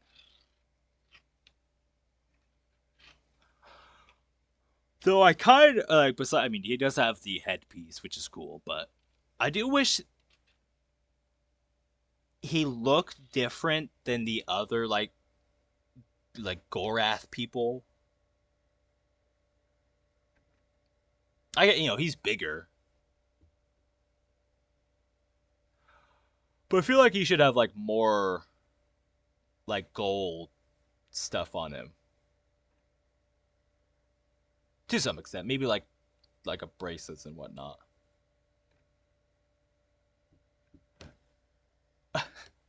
Hey, you know what? Typos or not, at least it got through.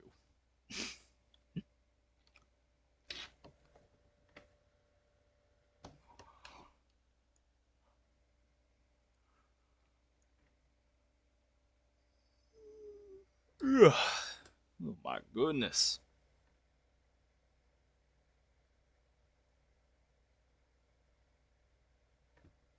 Oh shit.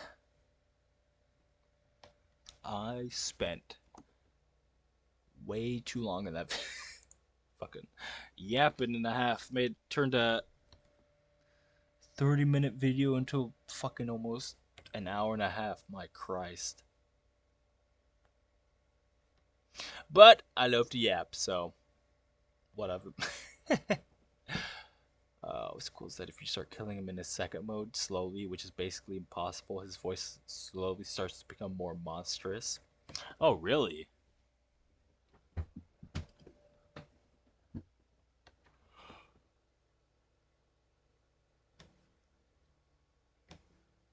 That's cool. So are these like am I supposed to get these items? And are these items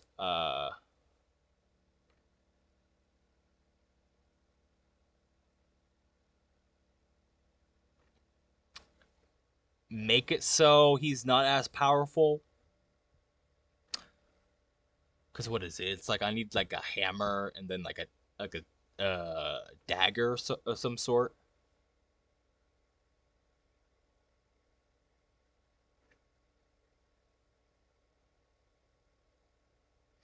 Oh, sorry. What do you say sorry for? That's my fault. I just like the yap. No, I mean, hey, I'll do that regardless.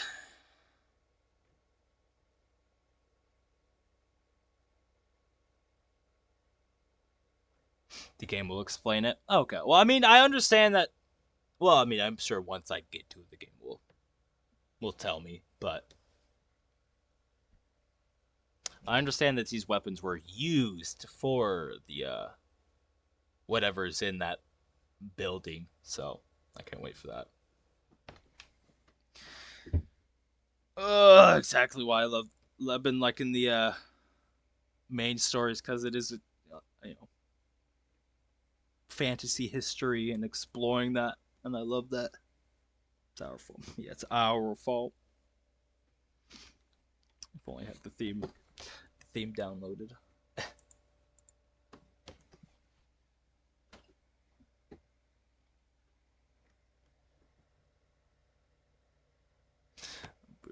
Well, to be honest, I'm probably going to. It's a lot late.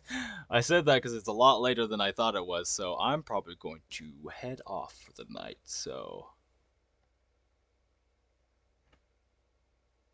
was it Saturday? Okay.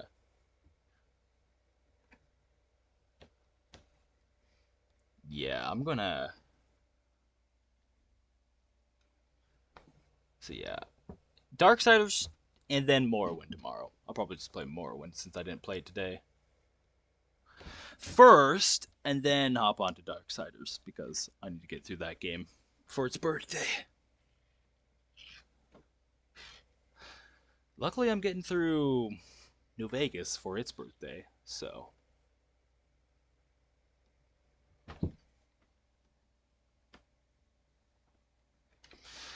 Yeah, it's a little late for me, so, or early, whatever, take it or leave it. Yeah.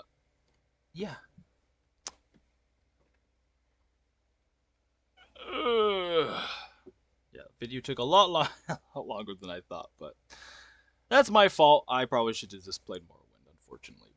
Didn't think it was going to last that long. Anywho. Not there, sir, stream. Okay. Well, I don't know. Maybe I'll start Morrowind, maybe I won't. I usually, like, I don't know, for me, I like to leave, let me put that on. For me, Morrowind, I like leaving it at the end of the game, end of the stream, because it's just kind of a nice vibe. It's just a nice vibe to kind of relax to at the end. Whereas, Darksiders kind of hype and, upbeat. So, I might just start Darksiders 2 at the start, because I just like toning down the stream to nice vibe at the end. So, anyway, take care, stay blessed. Glad to have you here, and I will see you on the next one. So, see ya.